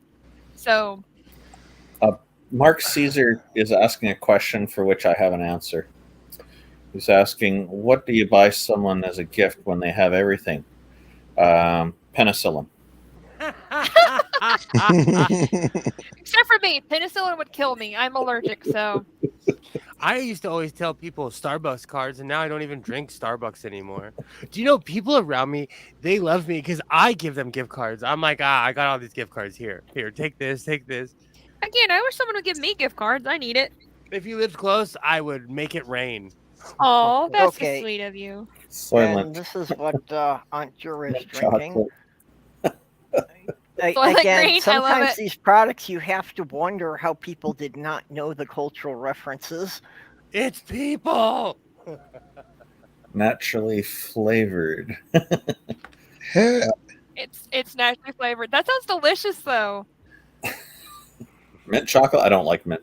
I'll have it without the mint. I don't like mixing mint I got to where I like mint chocolate myself. because I had a mint chocolate oatmeal that I liked. That got me into mint chocolate. There's a few mint chocolates I like. Those little rosebuds that are kind of cyan colored are okay, usually, as long as they're not too strong. And the after eights are good, but most mint chocolates I do not like. I don't like mint most things. When I was a kid, my parents would buy the big tubs of ice cream, and every once in a while they'd get mint chocolate. I got hooked on it. Hooked on mint chocolate ice cream. Now I love Andy's chocolate mints. Now I'm craving chocolate mint. Me too. I have to head off, folks. I got to get some work done. But he's going to make us crave chocolate mint, and then he's going to leave us. How dare! Thanks for inviting me on the stream. Randall, do you have anything coming up you want to plug before you go? Oh, in about a week, little over a week, we might have to reschedule it to a week after because of Easter weekend. But we've been running a show every fortnight, every 2 weeks. That we invite people to come onto a Discord stage and convince any of us on the panel that a goddess or god exists. And you can find these on my YouTube channel. Yeah, I've seen a couple of those. Russell in the center of the picture. It's youtube.com/Randolph Richardson. That's RANDOLF, no matter what autocorrect tells you. Well, everybody who's been in the panel here, the links will be in the description when this, after this renders. Awesome. Yeah. Okay, so that's been coming up, and we've been gradually seeing more and more people join it, which is really nice. And I've been getting some nice feedback from people, mostly nice feedback. There's a few people who don't like it, of course, but you can't please everybody. But we give time to people to lay out their argument first and try to do it without interrupting. Like I might interject and say, okay, can you define this term, or ask them to clarify something. But other than that, we're quiet and we let them finish, and then we kind of respond. And it's a nice panel. Some of the streams have gone over 8 hours. It's not as long as these streams on Purple Rhymes with Oranges channel, but I feel like, hey, we're doing some long streams. We're trying to keep it to 4 to 5 hours now, because 8 hours is a bit much. Yeah, I haven't had the energy to do the long ones anymore.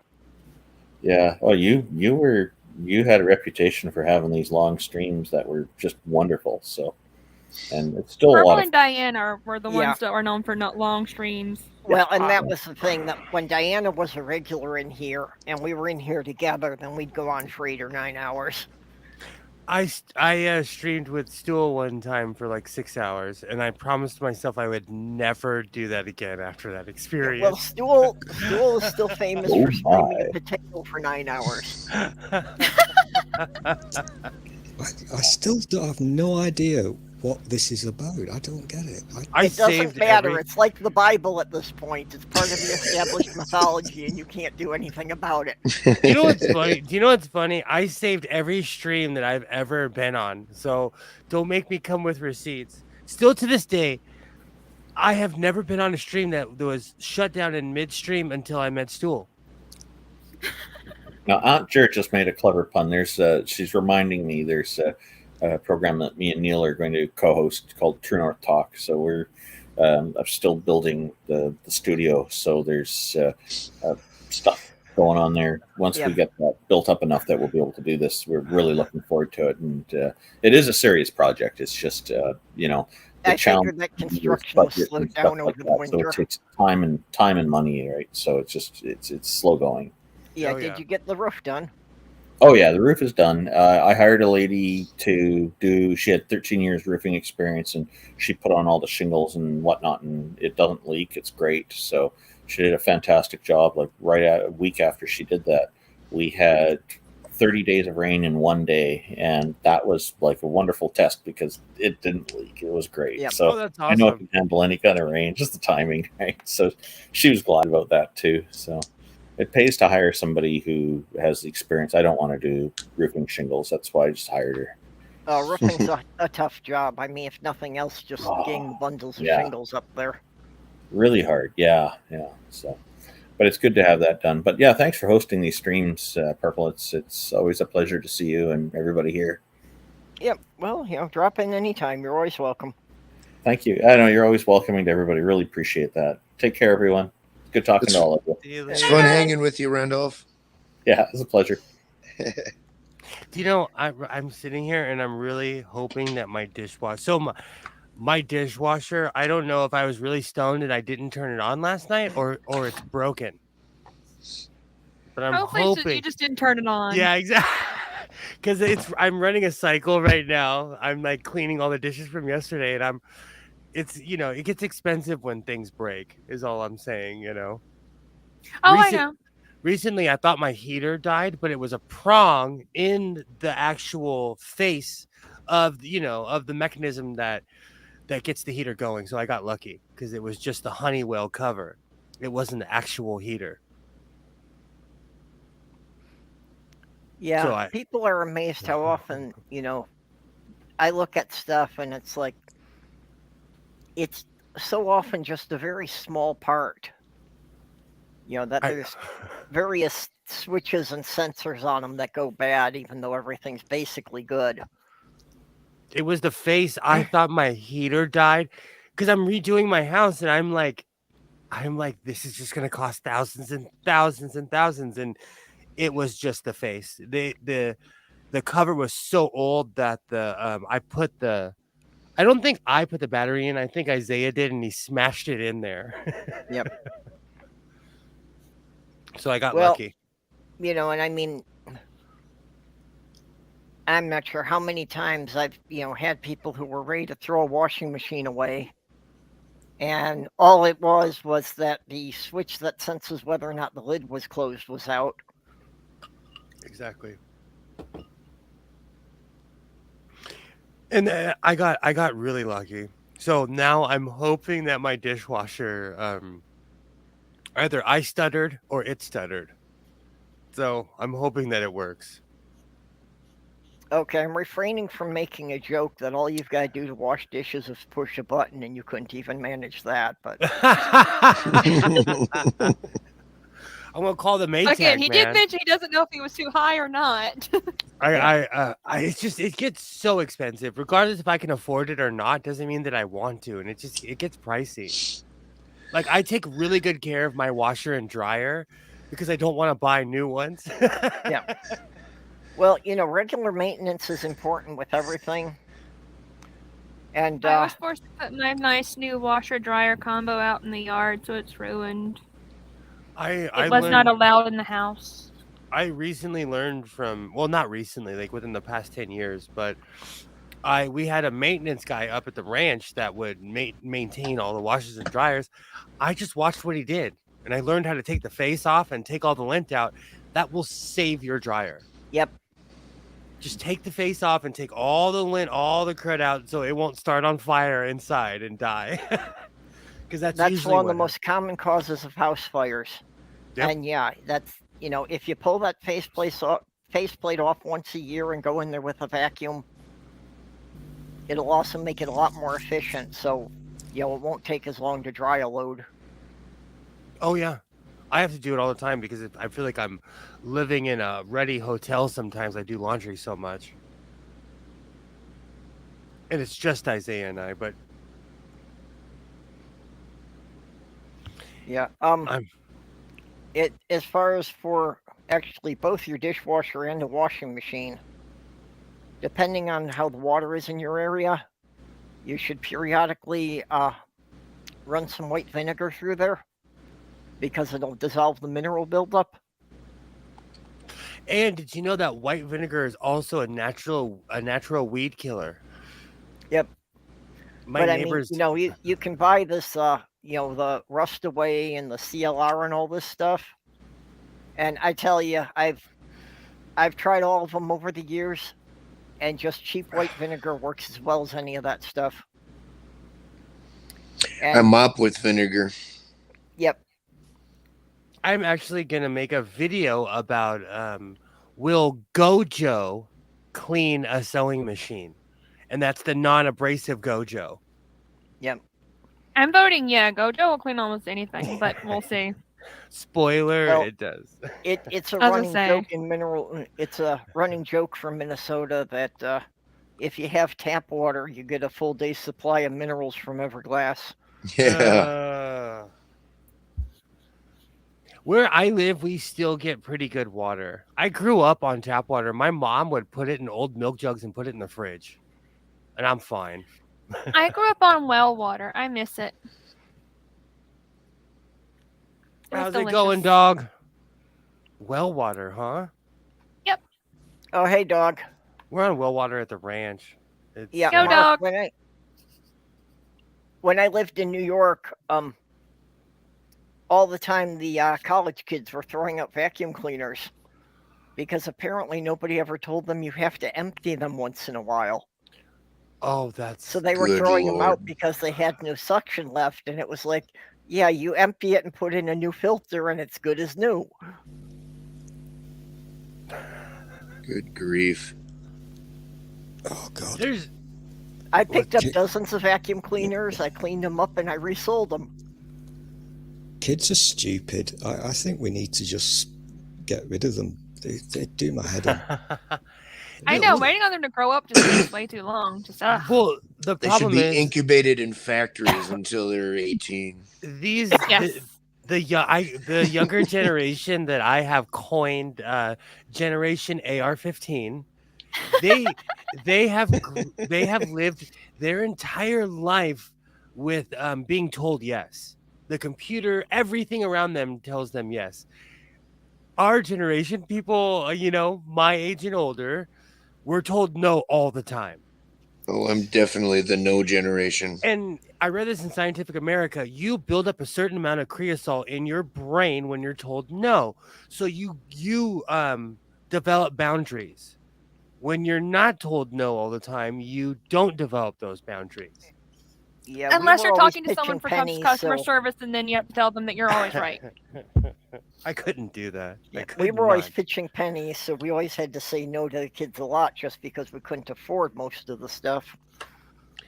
Yeah, but even in the modern era, even a kid with not that much money will have a Wi-Fi signal and sit there with their pad all day and watch whatever they want. It's a chemical in the brain as well. I heard creosote. Yeah, are you and I sure thought, creosote was the right word? Because that's also It's what builds up in your chimneys. I apologize for my Southern California twang. It's my hang on a accent. minute. It's I my was going to accent. I was going to jump in and mention creosote, but then I thought, well, the Americans won't get the reference. So I know what it is. No, It's what is it to you? It's a chemical in the brain. I just can't pronounce it. No. What is creosote to you? It's Creosote sounds like a combination between Creole seasoning and salt. It's creosote. I can't say the word correctly. Okay, to me, creosote is the stuff that builds up in your chimney from burning wet wood. Damn it, you pedantic people. It's a chemical in the brain. If you're told no, you build it up, you develop boundaries. If you're told yes. Look at how it's been spelt in side chat. Yes, Coruscant. Now I'm thinking of Coruscant, the country. Two above that one. Look how that's been spelled, because that is. I want to know if that. Right. So I will never question anyone's spelling. I'm not questioning it. I'm just trying to get to the bottom of this. No, up another two. Up another You've two. ruined. That's the one, yeah. So to you guys, cortisol. Does basal cortisol elevation causes damage to the hippocampus? Does that spelling have any meaning to you? It's Cortis. As I say, I will not question anybody's spelling because mine is horrible. If I didn't have an active spell checker running when I was posting stuff, you people would see. Creosote is a brand name for a product that you get over here. And it's nothing weird or kinky, Will. Don't get excited. And it comes in... You racist pervert. If I can't put my wank in it, I'm not interested. That's not a phrase, Will. Sorry. That just makes no sense whatsoever. It does to him. All the Americans got that one.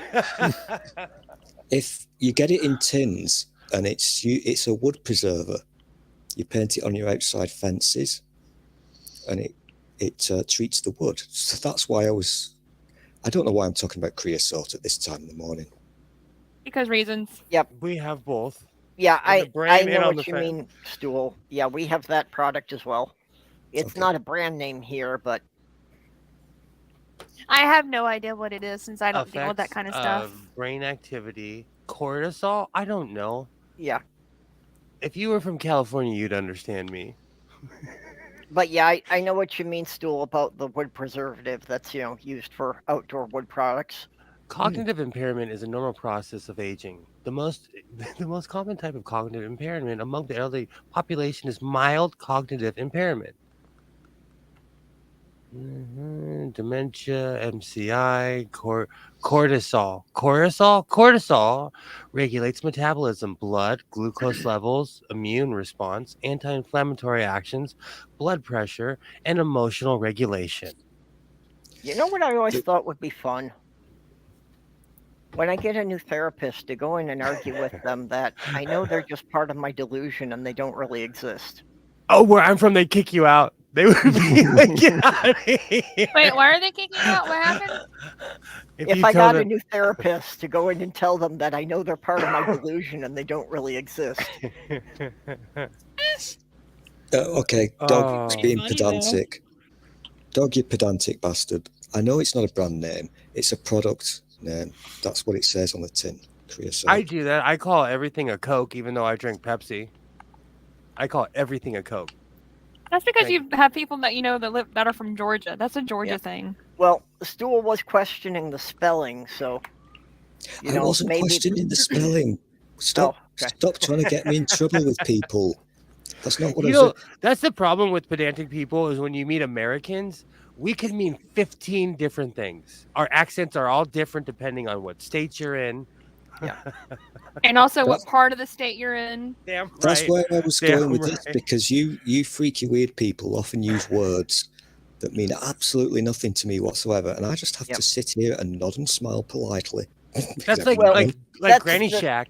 Do you know what a Granny Shack is? It does. It sounds a little bit Pornhubby. No, it's a house. It's a house you build in your backyard so your grandma can live in your area.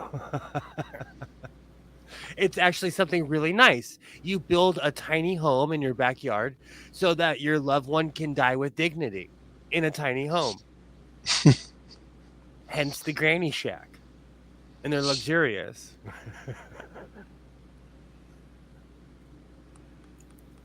But now I'm just thinking Radio Shack, and I'm thinking little stores where you can go and buy a granny or something. No, but we have those too here. But you go to jail if you get caught.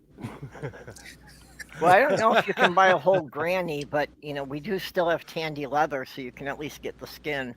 You see, it's happened again. I have no idea what that fucking means. That's a whole other.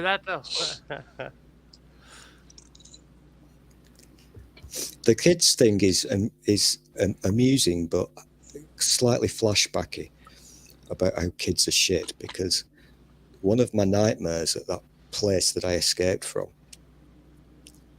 had young people in it, sort of 18-year-olds, who'd come from lands afar to go to university.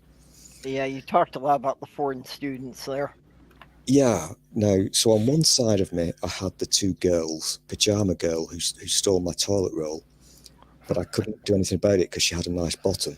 And then on the other side, you had two kids from Nepal who kept trying to burn the place down. So it was slightly stressful there because young kids don't understand. Not only could they not understand vacuum cleaners, but they also didn't understand electricity.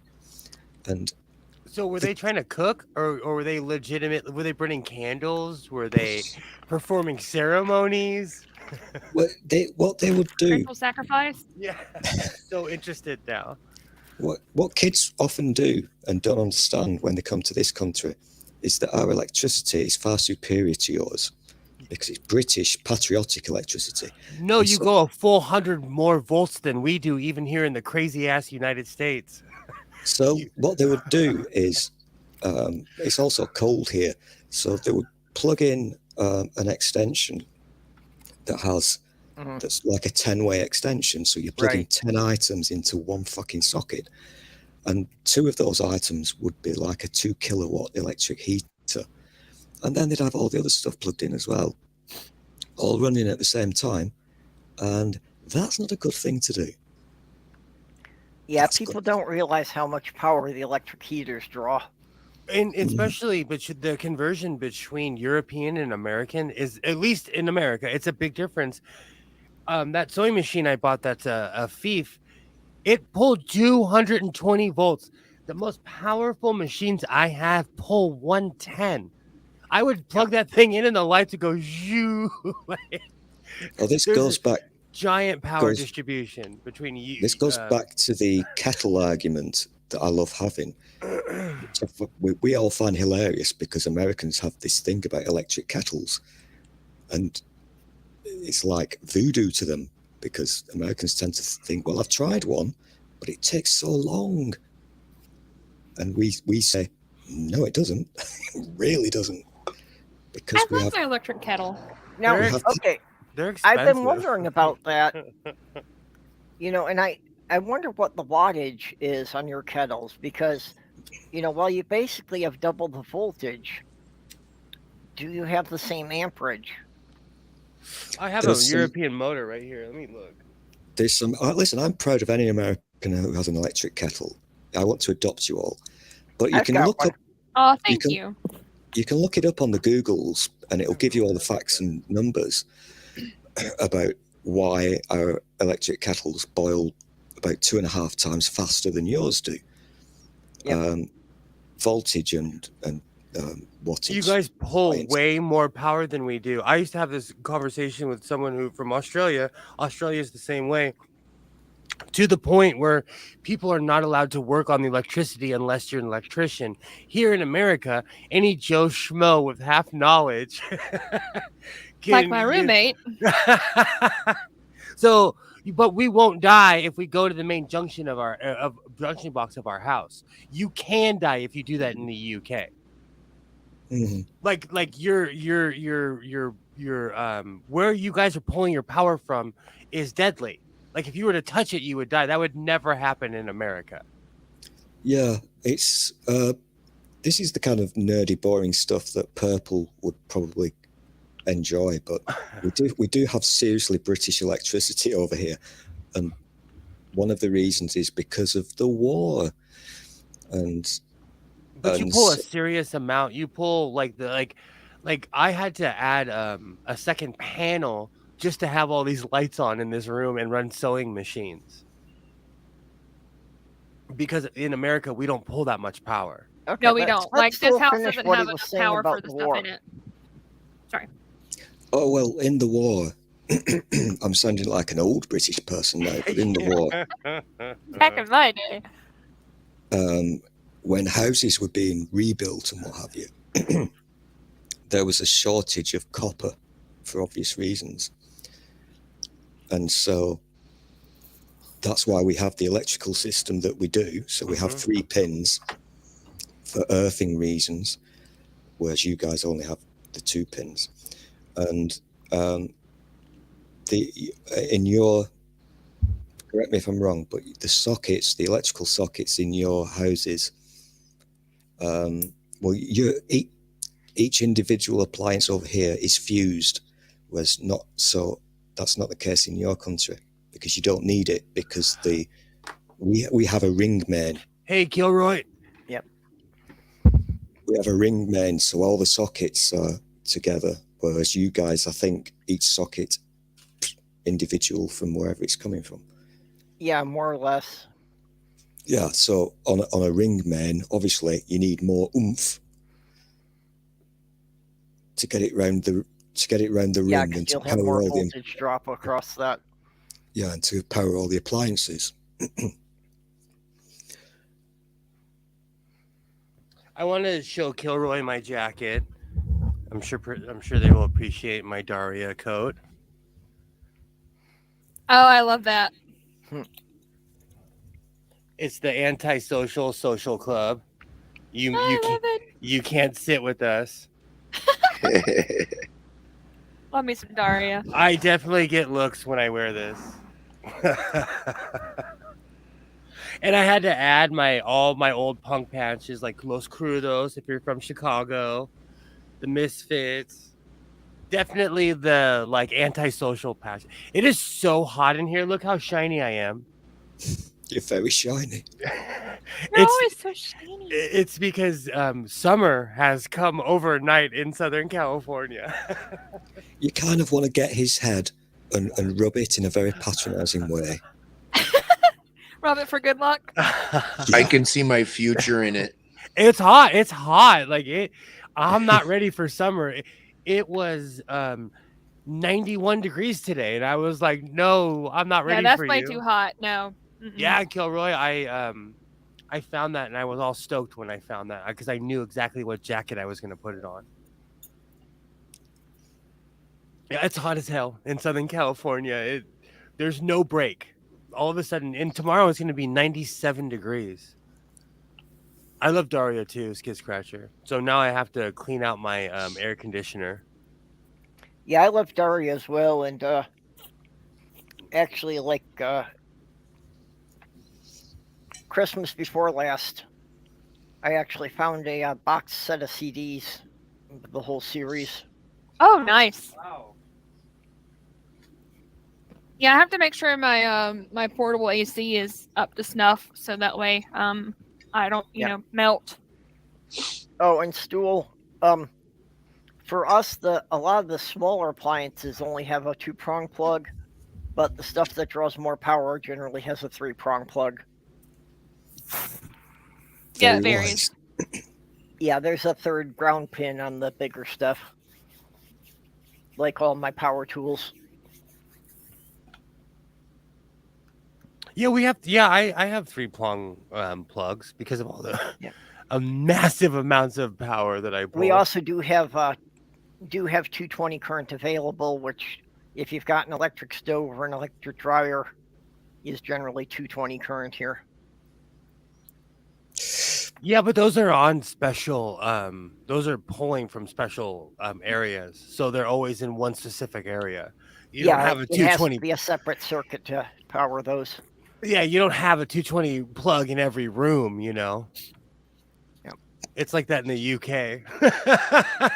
Yeah, I mean, this is nothing strange to us. But to an American, that's an enormous amount of power. Your plugs are really quite bulky compared to ours. Well, they're safer. They're Really? a lot safer than your. Well, yeah, they are actually, because well, inside the plug you've obviously got a fuse, which, by the way, kids don't understand fuses. Also, especially kids from far off lands, because when the fuse goes, you know, they've got the 10 things plugged in. The fuse goes. They unscrew the plug, take the fuse out, and replace it with some tin foil. Yeah, that place was a fucking danger. It really was. Yeah, they're trying to burn you. I would be mad if someone. I would consider that attempted murder. Yeah, if someone did that. Kilroy's right that actually a lot of older houses do only have the 2-prong plugs. That it was when they revised the National Electric Code in the 70s that they started requiring 3-prong plugs for residential. Well, we officially we're now 220. I say officially, that's the agreed standard that we agreed on when we were in the EU. But I knew you were going to say that. It's not strictly true, because it can vary between 210 and 240. So I always still think of it as 240. I'm pretty sure most houses will be 240 volts. Yeah. But the fun thing about the bulkiness, Will loves it when I talk about my bulkiness. But absolutely, we all do. Say it Everyone slowly. loves it. Say it real slow. Oh, bulky, bulky, bulky. Oh yes. Because we take our safety seriously with our patriotic electricity. Behind the faceplate of the sockets, there's little mechanisms so that that make it difficult for you to kill yourself. Oh So man! Unless that third earth prong is present on your plug, you ain't going to get that in the socket. You know, if there isn't one there, it won't go in. In America, there are all kinds of fancy ways to off yourself. All kinds of fancy ways. Yeah, there was even a TV show about it. I missed that show. You know what's Me really too. funny? I got Isaiah into it. I'm like, no, watch this and take notes. I just need to reply to Mark Caesar over there about the weak people. Because Purple, you remember that that interesting time I had when I was trying to get a mains adapter for my MacBook Pro? Yeah, when you couldn't get the right power supply. Yeah, and I had to go for the cheap Chinese version, which means it isn't earthed. Now, that means that sometimes when I touch my MacBook Pro, as you do, because it's a laptop, you get an electric shock, which is interesting. And also, because Apple are very cheeky bastards, without the earth being present, I have to have one hand to the left of the trackpad touching the chassis, because it's a MacBook Pro, so it's all metals. So I have to have one hand touching the chassis whilst the other is using the trackpad.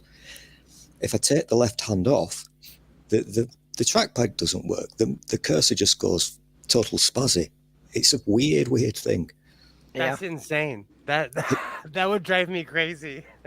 It is insane. And when I was looking into the replacement mains adapter thingy, the Amazon reviews, a lot of people were saying Well, now that I'm using this new thing, my trackpad doesn't work properly. And I'm thinking, oh, shut up, you dickhead. That's not a thing. How can that make a difference? And it turns out they're correct. Yeah, my iPad that I use for my art, I cannot use it when it's plugged in, otherwise it will shock me. And that's a well-known feature of the one that I have. I'm so glad you said that, because if I'm in here and I take my boots off, my headphones shock me on my and I thought it was just my crappy earbuds, but I put really expensive earbuds in, and they did the exact same thing. So I have to be wearing my boots when I'm live streaming. Yeah, Oh, Mark, wow. we have circuit breakers here too. They're not in every appliance, but there's circuit breakers in the wall panels to. Oh, but we have both, you see, because we're special. So as well as the appliances individually usually being fused, that each individual ring main is also going, well, these days to a circuit breaker. In the old days, it would be fuse wire. Yeah, well, and I'm familiar with the ring systems too, because they're some older houses, and I mean like really old houses that were like wired up in the 1920s and 30s. Some of them had that. Again, because the same thing, just at the time, the cost of the wire was so expensive that they did it to minimize the amount of wire used. Yeah. Well, but there was a place I lived in St. Paul many years ago that I was actually replacing all of the old wiring with the new Romex cables. And that each room was set up like that there was only just one wire that ran around the whole perimeter of the room. Yeah. It was a cost issue, but obviously after the war, we didn't have any metal left. Yeah. Because we'd melted it all to turn into guns. Makes sense. Bro. You can still see it these days in the town I grew up in, which is where I've just come from.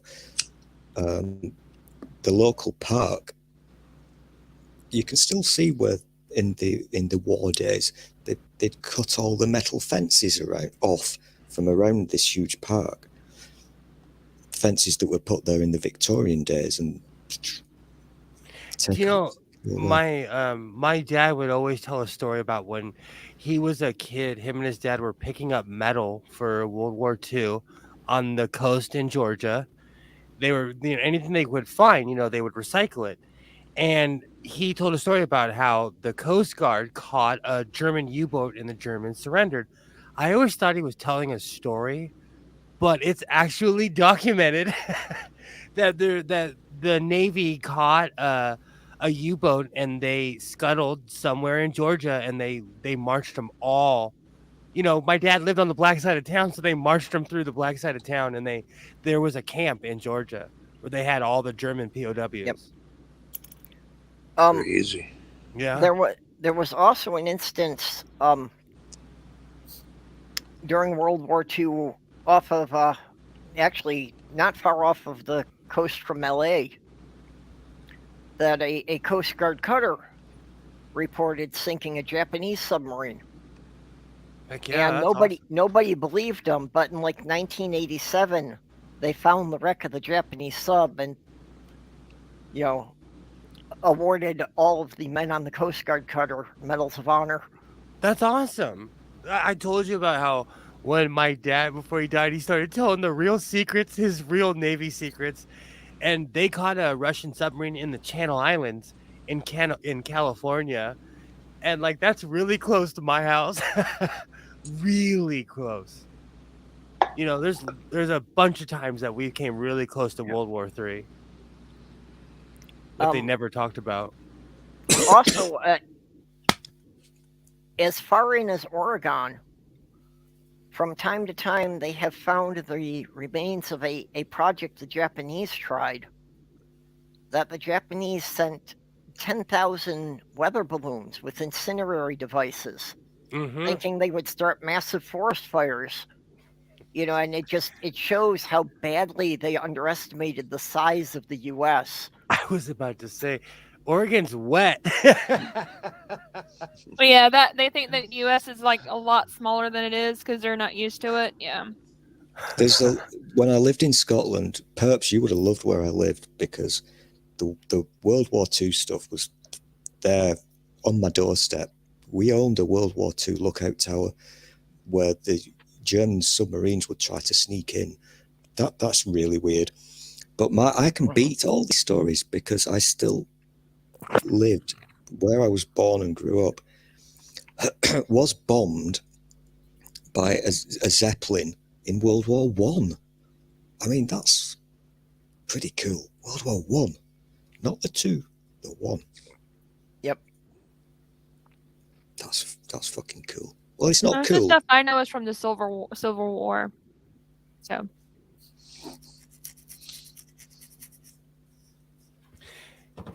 Oh, yeah, man. there really isn't any war history with Minnesota that it never made it this far inland. Oh, you would love. There's a bunch of World War II ships that are museums in San Francisco, San Diego. I don't know if there's any Los Angeles. Actually, I take that back. The state of Tennessee is still mad at Minnesota and still petitions every year to have their Confederate battle flag returned because it's in the Minnesota Historical Society because we captured it during the war. That's funny. I would never give that shit back ever. I would have burnt it. I'd have a ceremony and be like, "You lost, get over it." And I would have burnt it on like national television. Don't make me the mayor. Don't make me the mayor.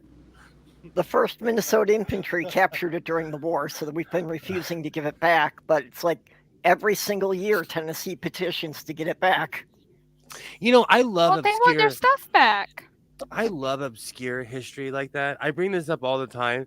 But during the Civil War, there was a Union regiment that marched from Utah to the Mexican border, and they saved California from being retaken. And there's a statue in downtown LA, and no one ever talks about it. But like they literally saved America from being taken back from the Spanish. And they were Mormons with a Native American guide. Yeah, we also have a small gun turret on the Capitol Green. And it annoys me that nobody knows history. Because in all the time I lived in Minnesota, I could not find one person who knew why that gun turret was there. And it's, people don't know why there's like there's a cannon and there's a tank at one of the churches in my hometown. No one knows why they're there. They're just there. Well, that's turret number 4 from the Aaron Ward. That fired on a Japanese submarine 7 hours before Pearl Harbor was attacked because they caught the submarine trying to sneak into the harbor. Apparently, the Mormons also tried to claim San Diego in the late 1800s. I love obscure That history. would have been interesting. Let me tell you, they didn't. I learned a lot about different cities. Like when they wanted to be the capital, they would steal the records from another city. I listened to it's called Small Town Murder. They talk about that a lot. Like a city wanted to be the capital of a state, and all they had to do back in the day was just steal all the records or attack the other city and steal the records, and they were the capital of the city, of the state. Oh, wow. It was ridiculous. Do you know, Gilroy, every time I've ever been put in Facebook jail, it's for commenting on something about the Confederacy. Because I'll say I say some real awful shit on Facebook, and I'm friends with my mom, my auntie. I don't care if they see it. I come in fierce. Now, I can't remember what the name of the other city was, but Paris is only the capital of France, literally because a letter got lost in the mail. That there was another city that was supposed to be the capital, but a letter that got sent to them, no one ever replied to. So then Paris got it. And 180 years later, when they were refurbishing the post office, they found the missing letter. Oh wow. Oh wow. That reminds me. Whatever happened to all those packages that fell in LA? Did people just get hundreds of millions of dollars worth of stuff, and stuff just lays there? Like, I am curious now. What packages? There was a train or something got derailed, and Oh. hundreds of millions of packages fell in somewhere in East Los Angeles, and people started walking on the tracks and taking stuff. Because let me tell you, those Amazon packages are Christmas. Well, And- yeah, actually, that's very illegal to do. But after something like a train wreck or that, a lot of times all the packages will be bought up by a liquidator and resold. Yeah, there's like an online trend of people buying like those mystery packages and opening them up. Do you know how much I have to stop myself at a local thrift store? They have these giant boxes for $45, but I'm like, in my head, I'm like, you're buying their trash. You know, they're just giving you all the stuff they couldn't sell. I do it just once. I want to do it so bad, and the Amazon one Yeah. too, because I buy lockers, and my dad and my ex-wife's dad, who both of them passed away, they taught me how to buy lockers, and it's fun. I It's did fun. the see Amazon that stuff one. on eBay sometimes. That it's like, it's like a pallet of merchandise that has been returned. Yeah, I You did know, the but Amazon one. it's I got a bunch you've of got to buy jerseys. the whole pallet, and I just don't have room to deal with something like that. I'm That's tempted. true. My uncle also goes to, at Los Angeles International Airport. They have auctions once a month where they sell all the stuff that was left behind at the airport. Oh, that would be so neat. I want to go so bad. Yeah. My aunt picks up some of those, and yeah, that's what one time she bought a box that was just like, 50 pounds of all the scissors and nail clippers they had confiscated at the airport. my mom had this like shawl, this really fancy one, and my uncle admitted that he got it at an auction because it looked like it was made not in America because it was quality, like, or even almost handmade. Okay, that sounds nice. I love stuff like that. I'm a vulture. Like, I love going to auctions and stuff like that. Yeah, like I say, if I had the room to deal with the stuff, I would definitely pick up some of that stuff because I know, a lot of that stuff, it's not that hard to buy a big lot like that and parse it down and, resell it on eBay. You can Wanna make go some good money turn that the way. stove? Okay. Oh, I just don't have the money Especially for if it or it's like the space right return now. merchandise that, if I get some stuff that's slightly defective, I can probably repair it. Okay, but if you Yeah. drink it now, you're gonna be up all night.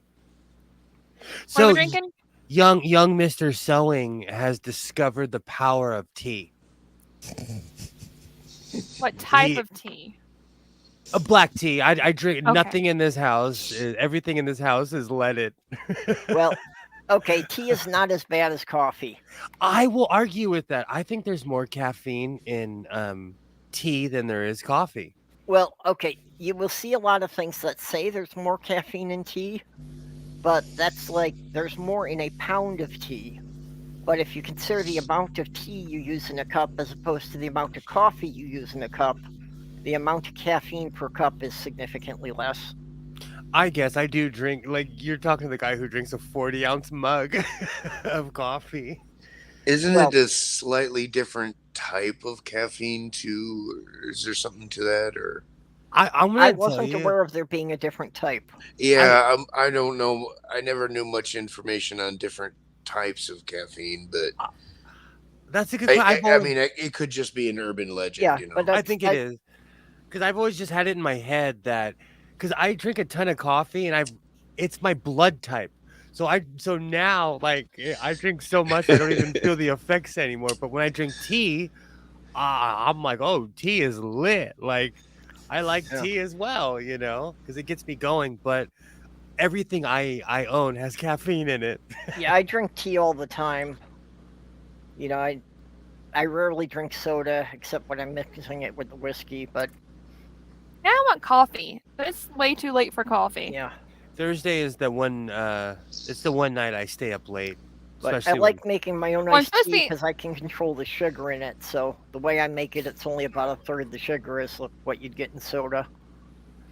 I'm usually working on Thursdays. The only reason I was off last night was because I had a doctor's appointment and my supervisor's off, and he's not able. He is the only one that can approve me to have part of the night off. So it's either miss my doctor's appointment or ask for the entire night off. So I'm like, well, I guess I'll ask for the entire night off, which is gonna mess with me because now their biggest number is calls taken per month.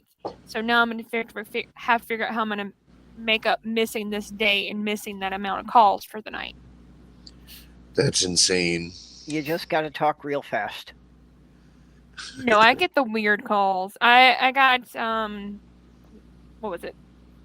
Monday I had a call with this man who wanted to add 5 different cars and 4 different drivers to his policy and have to do this one at a time because of our new system. Took forever.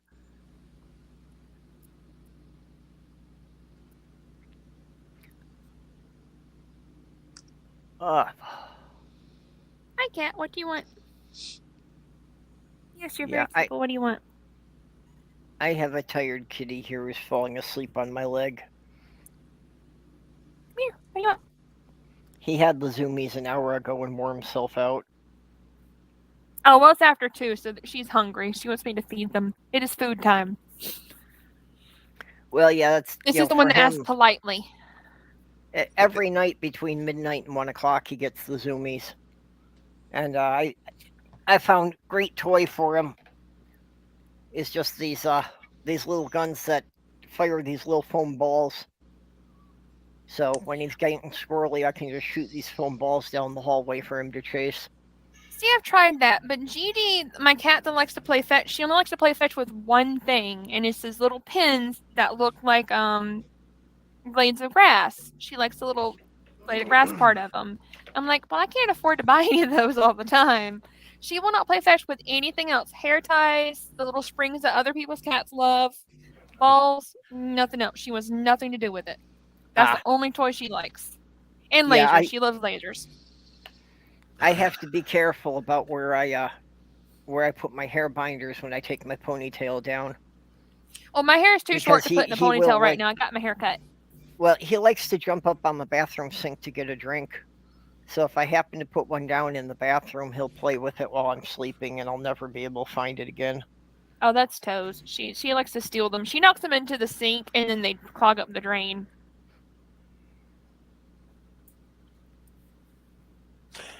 I prefer dogs that scare people. I'm kidding. I I'm like kidding. dogs, but they I'm have kidding. way too much energy for me. Like, I don't want someone that's happy to see me all the time. Like, I want to be left alone. Which, I say that, but Gigi may as well be a dog because she See- will not leave me alone. Mark Caesar knows what I'm talking about. Like, I get edgy off of tea. But I haven't had tea in a while. I have some tea somewhere. Or if it's... I'm a bit of an exagerado, so I'll put like 6 or 7 tea bags in a giant thing like this. And then I'm like, oh, why am I so lit? Because there's so much concentrated tea in there. Mine is my own custom blend of black tea, peppermint, and chamomile. But I'm also from Georgia, so I drink iced tea if I do drink tea. So. Yep. I love same iced with tea. me. I just pour it into bottles and chill it in the freezer. I just make it like a big picture all the time. I make my own That's why I'm kind of shocked that Yeah. summer came so fast here. I make mine But every time it I gets won't hot. deal with instant tea. It's got to be hot brewed at least. See, I stopped drinking tea for the longest time because I had to make it for my family. And my family would put 6 cups of sugar in their tea. I could not stand it. It was so sweet. I prefer non-sweet tea now since I'm diabetic and can't have sugar. But I would not touch the tea that my family made. It was basically syrup. It was nasty. You would hate me. You would hate me. I make my own tea right in this time of year. I make my own lemonade. I go to the store. I get 6 or 7 lemons. I chop them up, and then I don't measure it. I get the giant 5-pound bag of sugar and slowly start dumping and mixing it in, and I go by taste. Well, see, that's the thing. Like, if it's not like too sweet, I'm okay with it. But that was way too sweet. They did their lemonade the same way. It was like 6 cups to like a a gallon. I'm like, you can't taste the lemon. I have a Well, that's giant what I was 5 saying. gallon. That I do my own so I can regulate the sugar, and on occasion, like if I'm out and really thirsty and I pick up some of the commercial stuff, it's always way too sweet. Exactly. That's the one thing. That's why I like using real lemons. Yeah, whenever I tried commercial stuff, it tasted way too sweet and it wasn't tart enough for me. So I like prefer making my own as well. Usually when I'm out, that's whenever I drink sodas, because I don't drink sodas when I'm at home anymore. I stopped drinking them basically. Like I've had a case of 12 sodas that's lasted me since I returned home in December. About the only soda I drink, is that I'll mix my whiskey with ginger ale, because I can't afford the real expensive whiskey. It's kind of middle shelf stuff. So having a sweet mixer, takes the edge off of it. I haven't bought alcohol in a while because since I don't have a car, asking people to take me to the liquor store, they kind of get since most of the people that I'm getting rides for are my family and they're religious, they say that God doesn't want us to drink, but I'm like, you turn water into the wine to keep the party going. He wants us to drink. He is all for it. I also think I should get a trademark or something that I, invented my own drink. And that is? I call it Dragon Ball tea, that I put a shot of the Fireball cinnamon whiskey in the iced tea. Interesting. I've always thought of Jesus as a real party martyr. Yeah, he seems like he was a hippie that liked to party. So, but last time I went, I was trying to convince my aunt to take me by the liquor store because I'm like, I need some more moonshine. I'm out of moonshine and I want some. And she's like, well, she knows I'm not Christian. But she's like, well, God doesn't want you to drink. I'm like, I really don't give a shit what God thinks. I just want some alcohol. That's all I want. Yeah. I thought it was kind of funny that, when the pandemic started and they were trying to shut everything down, that one of the first things that came out in Minnesota was they declared liquor stores essential retail. They did that here too. Well, Georgia really didn't shut down at all, to be honest. Although, I can also kind of understand that because a lot of people, if you're going to be stuck home with your family 24 hours a day, yeah, you probably need to stay soused. Oh, yeah, you need it. Well, not if you're staying home with your family, like just staying home 24 hours a day for like that long. You're going to need something. For me, staying home alone was great. If I had to stay home with, like any of my siblings. Oh, no, I love staying home I alone. would probably I hated when my roommate came over. But I also hate my roommate, so. She's coming back next month, so I'm like, oh, that's great. Well, that's like I say before, since I moved, my alcohol consumption is cut by more than half. And that's just the difference of being 300 miles from most of my biological family again. I had to drink a hell of a lot more when I had to deal with my family every day. My family's a lot nicer to me because they figured out that my mom told them about a bunch of lies about me. So they're like, oh, you're not like that at all. I'm like what? Like, oh, your mom said, my mom told them that I was a whore and that I was a hardcore Satanist and told people to convert to Satanism and worship Satan. And I'm like, no, I've not done that. Do you know if in my neighborhood, if someone said that, they would call the guys in the white coats to pick you up? Like if someone was like, they're a Satanist and blah, blah, blah. Like, that's crazy. My biggest problem with my family is they've got this idea that if we don't talk about it, it never happened. Which means I can't discuss 2/3 of my actual life. I don't remember most of mine, so it's okay. In my family, they live on denial. I always tell my mom that. I'm like, so denial is not just a river? No, it is not. There are real life scenarios where I'll say something and she's like, oh, that's nice. Because she's in such denial, she cannot compute it. It's the strangest thing to me. Well, when I brought my fiance home to meet my family, nobody said much of anything. nobody freaked out about her being a big black woman, because I think at that point they were just relieved I brought somebody who seemed to be the right gender. That's like my ex-wife. When I got married, people were so thrilled. I know that feeling. Yeah, I think that, they were just kind of considering all the people I potentially could have brought home. Exactly.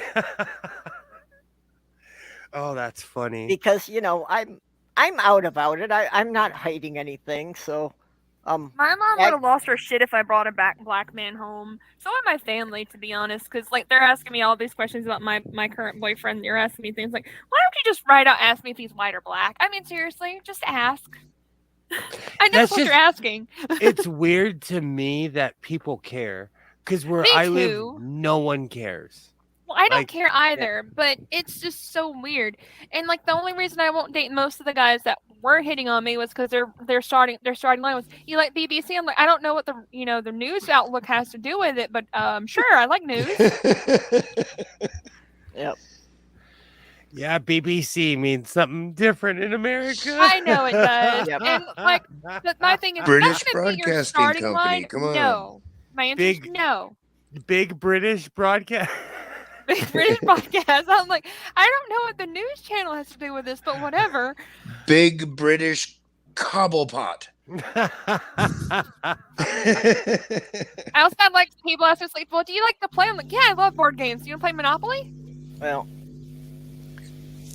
I've always made it my policy to, give a full and honest answer to anything they ask me, which has worked out extremely well for me because it just has resulted in my family being afraid to ask me any questions for over 30 years.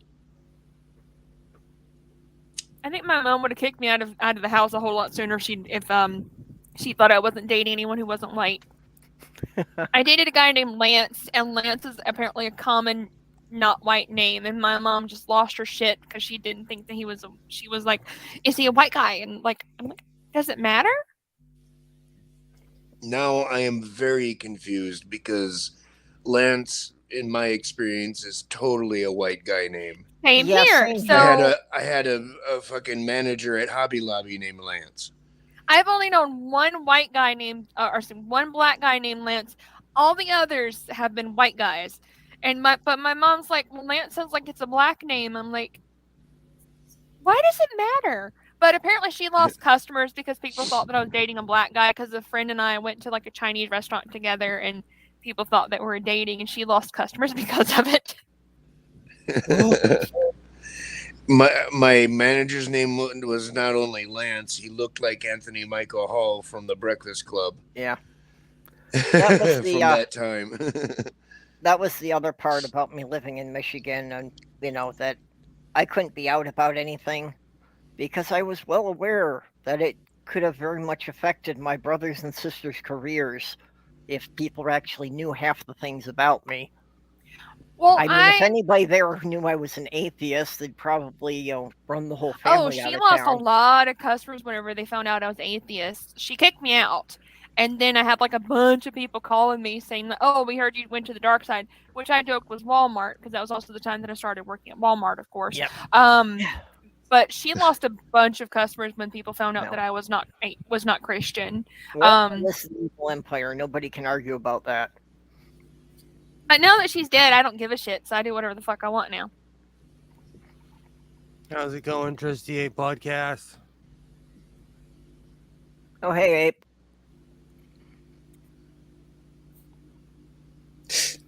But I need to go feed my feline overlords. I'll be right back. I had to make sure that young Mr. Selling wasn't burning down the house. He's a traditionalist, and he likes hearing the teapot scream, so he puts it on the stove. How quaint! So I have to make sure he doesn't burn my house down. Well, that's why. Yeah, why isn't he using the microwave like a good American? No, he has to do it the hard way. Kids will effing test you. So I'm like, here, let me teach you how to not burn my house down. It's a life skill. eventually one day he's gonna have to turn the stove on anyways, you know. So there's no time like the present. Well, that's why I like the electric kettle and the microwave for that matter. You know, it's that both of them will turn themselves off if I forget about them. So when the stove's on, my spidey senses are up, and I'm constantly walking in the house just to make sure he doesn't burn my house down. Wait, we're talking about Will in a Spider-Man suit? Wait, what? I No, miss all the fun stuff. But if that's what you want to see, I have a Mortal Kombat suit around here somewhere. Oh, nice. I'm Oh, all come for on. it. Well, Peter Parker sewed his own suit. You can certainly make one. True. And I am summer, all for Will in a Spider-Man suit. Summer's coming, so the guns are going to be coming out again. It's going to be all vest and no sleeves. It's hot, man. The heat is coming. I'm not ready, but I need to start he's doing. Gonna melt. No, this year it was just so abrupt. Today let me know, like, oh, I am not ready for summer. I need to do push-ups and get. I should be used to that. I'm in Georgia. I should be accustomed to the weather being like, all right, it's 40 degrees today. Tomorrow's gonna be 102. Well, it's. They're talking about it like getting up to 60 this weekend here, and it would be great if it got into the 50s or 60s for about a week, and then dropped down cold again.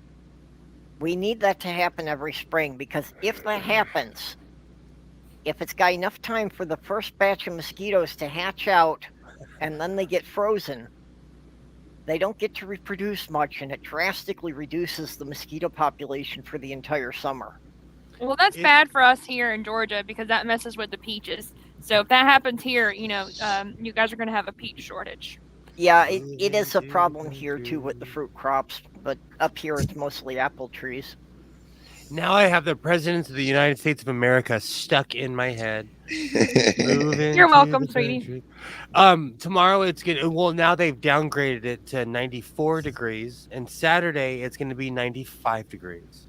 Oh, that's so much nicer. A few whole degrees. Ooh, and yay. And then it's going to be 76 on Monday. It's still been hovering around like 32 here.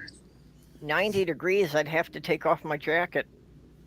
Well, don't. That's going to be a badge of honor. I mean, we've been having highs of like 39 and 42. Yep. Some of the days, but Now, see, the heat really doesn't bother me much, but then again, the mean temperature on my home plant's about 15 degrees warmer than it is here. I just feel bad for Stool because we're talking about we're talking in stupid degrees, and he doesn't work in stupid degrees. I mean, freedom degrees. That's what it is. I'll go with stupid degrees. Kevin Chaos to take. Oh, sorry. Go ahead. At this point, it is inexcusably asinine that the U.S. has not gone metric yet. The second Trusty Ape put the President of the United States of America in there. I know that they are from Northern California, so that they would know. I've recently been on this weird NoFX kick, and I've been listening to Punk Guy over and over and over. Not just a singer in a band, because music is so terrible that I'm going back to junior high era punk rock music. Punk rock music is nice though. In the early 2000s. In the early 2000s, there was that 70s retro craze. And I got unlimited mileage with my daughters out of the fact that they were listening to the same music I had listened to when I was in high school.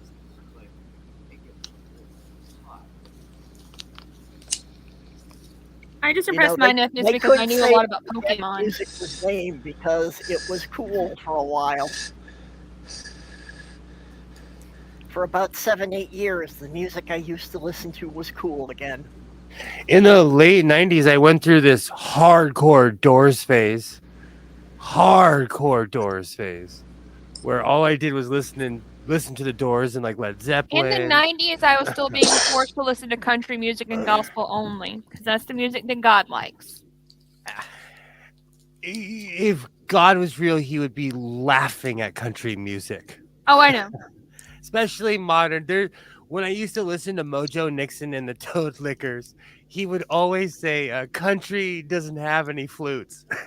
Well, do you know what happens if you play a country song backwards? What's that? You get your wife back, your trailer back, your dog back, your truck Yep. back. Well, with the advent of self-driving cars, I'm just wondering when it's going to be that we'll have a country song about why my truck left me.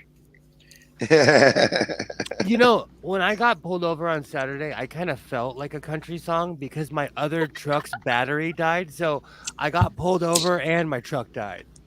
I got my car Oh, towed. wow. So I got my car towed and my truck died. that's either like a country song or maybe blues, depending on how you look at it. I think adding the wife is what makes it country, maybe. Absolutely. Actually, no, that could be both blues too. I feel like I should have a music stream, and everybody should just say what genre of music they love.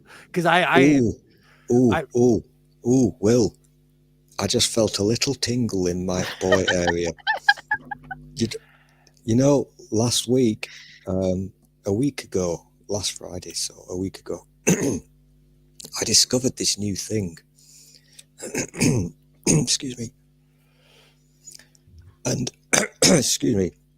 And I don't know what went wrong, but I found myself drinking alcohol, and the following day, I actually had a hangover. That's not happened in a very, very long time. I was so shit-faced. Oh, wow. But hey, music, okay. We all know the laws. We're not allowed to have fun on the YouTubes. No, we're Otherwise, not. we get sent to Disney jail and stuff. But this during the lockdown thing, one of the things that started over here, and they let me play this, the people that I'm kind of living with, on their big sexy TV. Oh, nice. And it's a music-y thing game. People join along. It's like what we're doing now. So you've got lots of people, a guy who's hosting it, who's like a DJ type person. It's all music related, so it's music questions and the first person on the device to guess the artist and all that kind of shit. And you can win money and stuff. And it was so nice watching a stream that had real music in it without worrying about the Disney police coming to arrest you and stuff. And so I did get a little bit shit-faced. I was so poorly. I was really Only a little, though, right? I never felt like that since I was a teenager. Oh my God. Were you pissed? I was. That sounds fun, though.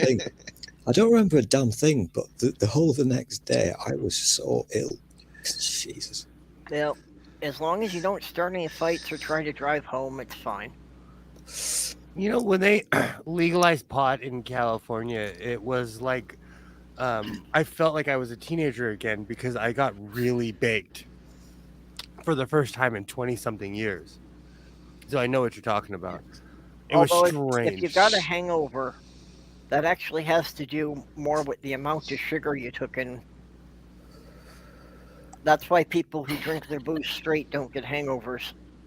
This is not true. This is very untrue, as my experiments proved last week, because I was on the neat stuff, and boy, was I ill. I'll contest that because I was a whiskey drinker and I always woke up hungover regardless of, and I got to the point where I would have beer chasers. I was pretty hardcore with the whiskey and I always woke up with a hangover. Alcohol metabolizes to sugar, so probably the more alcoholic, the more proof it is, the more sugar you get. I'm so glad. I really have found it to be true that, I can drink a lot of alcohol if I'm not having it with too sweet a mixer. I don't have a problem. But if I've got it with a sweet mixer, then I'll get a hangover. I found that out the hard way. Yep, and I can't deal with rum at all because I'm allergic to sugarcane to start with. So rum, I'll wind up basically having a hangover from one shot. Mark Caesar, you're asking me, has there been any problems since legalizing pot? I can only speak from my area. No, and it's revitalized really crappy areas, and it's pumped money back into the school system, and because of the amount of people who live where I live, we have single-handedly crippled the Mexican cartels because we're not buying their drugs. You know. Well, Colorado was the first state to legalize pot, and in their second and third year, their biggest problem was finding things to spend the money on. Yes, because exactly. it wound up generating 8 times the revenue they had projected.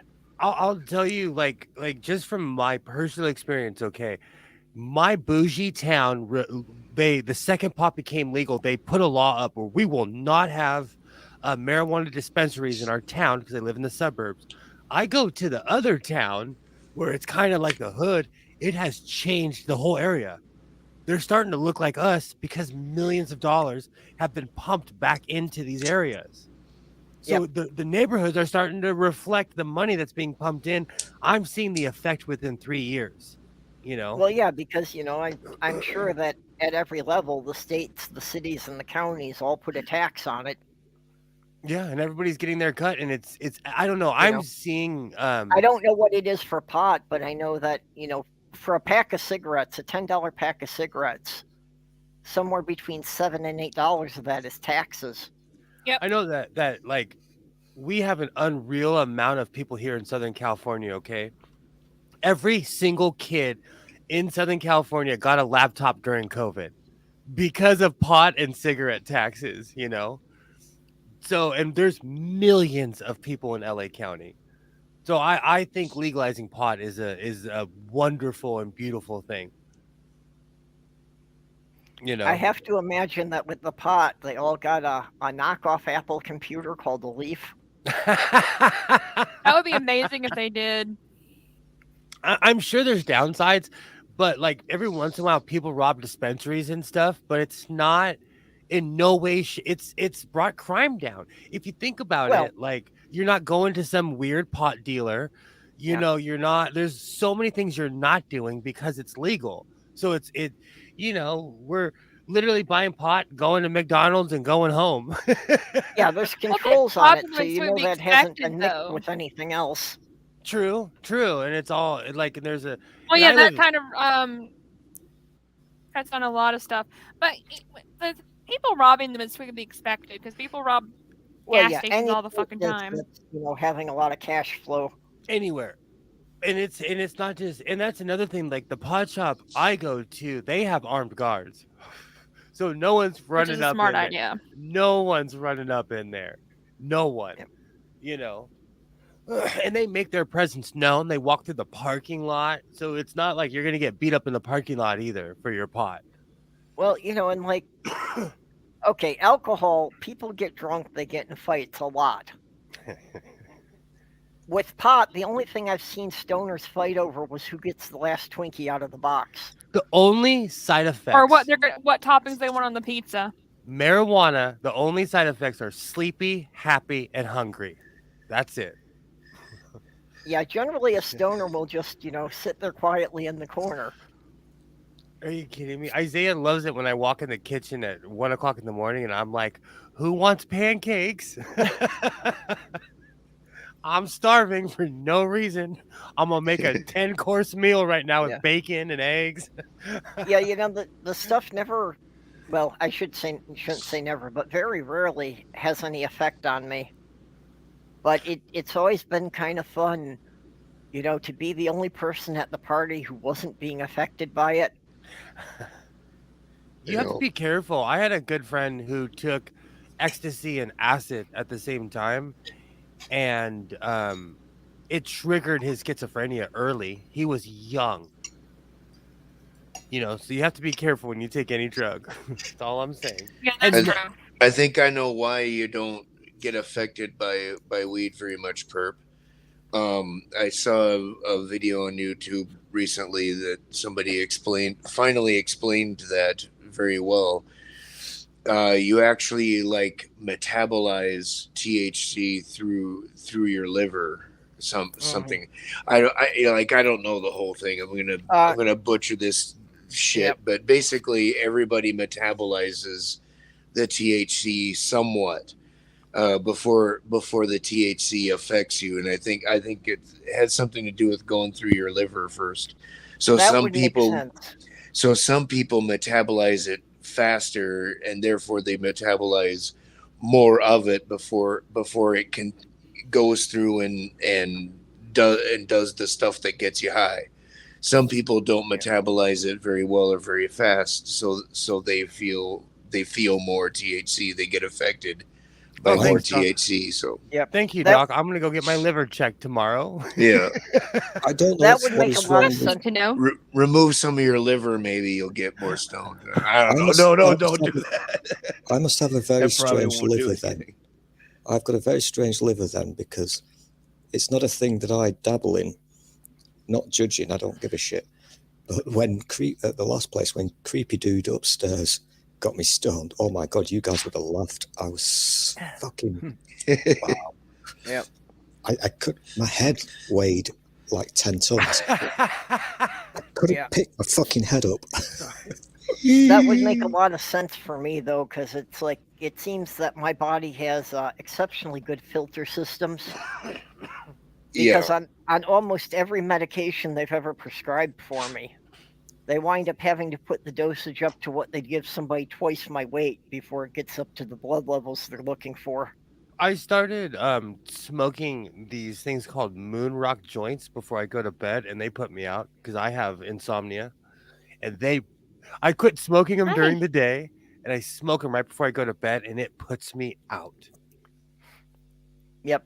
But not for very long. I'm asleep for like 3 or 4 hours, but I need that sometimes. This is true too, and actually it might even help me. You know, I could donate half my liver to someone. I mean, livers are just a crutch. You don't need it. It's fine. Yep. Well, and like Mark Caesar's saying here, they do regenerate themselves. That, you know, you can generate half a liver, and it will grow back.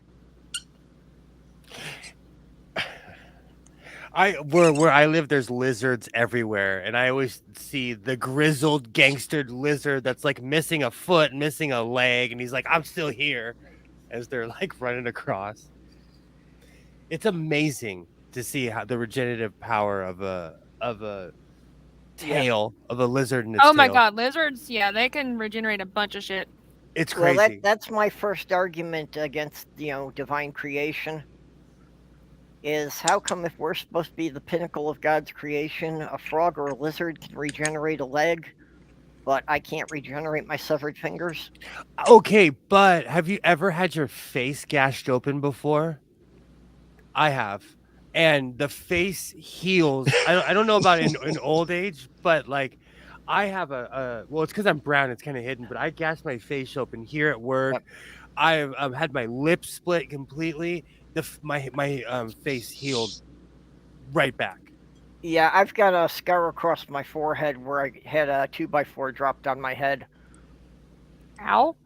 My brother smashed his face. He used to ride like BMX bikes competitively in the 80s, and he smashed his face completely into a pole, broke his nose, his part of his bone for his eye socket. His face healed. He's a almost 50-year-old grown man now, you know. I got a couple of face gashes. Well, they're not gashes. You can barely see them anymore. One right between the eyes where I was sledding and hit the chain link fence at the bottom of the hill when I was a kid, and then another one right in the middle of my forehead where a friend of mine was getting yelled at by a teacher. I was in the entryway, and I was trying to peek in through between the doors to see what was going on, and my friend had just told the teacher off and punched the door open, having no idea I was right there with my head. and it split my forehead wide open. Those old That was school men. fun. He had Those- no well- idea. Oh, poor dude was distraught. He would not have acted that way if he knew I was right there. I have a hockey slashing scar from when I was a little kid in my inner lip. Like the face, it's amazing how fast the face heals. Yeah, but that high blood flow also means that when you get a head injury, there will be huge amounts of blood coming out. Oh yeah. Because there's actually only about an 1/8 inch layer of muscle between your skin and your skull. I was hitting That and our bodies pump our blood up to fight gravity. a long time ago. I learned the price of being chivalrous. This guy was harassing this woman, and I walked up and I was like, "Bro, mind your own business." She walked away because the guy was literally like grabbing her arm. I was like, "Oh, tough guy." I turned around to walk away. He smashed a chair on the back of my head. I still have a giant scar there. I saw a halo of light. I did not know that Tweety Bird WB stuff was real. I saw a literal halo of light. And my first thought was, oh shit, that's real. I know what you mean. When you're in traumatic experiences, like it's crazy the things that you think, like my brain was like, holy shit, Tweety Bird was real. And then I turned around and I'm chasing the guy because the guy took off. My friend tackled me and I'm like, what is wrong with you? He's like, turn around. I was squirting blood like a bad one of those old kung fu movies, because he had cracked like a perfect spot in the back of my head and I was squirting blood. So it's bad when you cut your head. It's bad. That sounds painful. But my adrenaline was pumping so much I didn't feel anything. Oh yeah, you didn't notice shit. Yep. But it happened at work, so they made me go to the hospital. And then when I'm sitting there, I realized I just had a severe head injury. Well, and like you say, those moments of just that kind of level of shock, that everything does happen in slow motion, and you see all the detail and everything. Oh, it was surreal.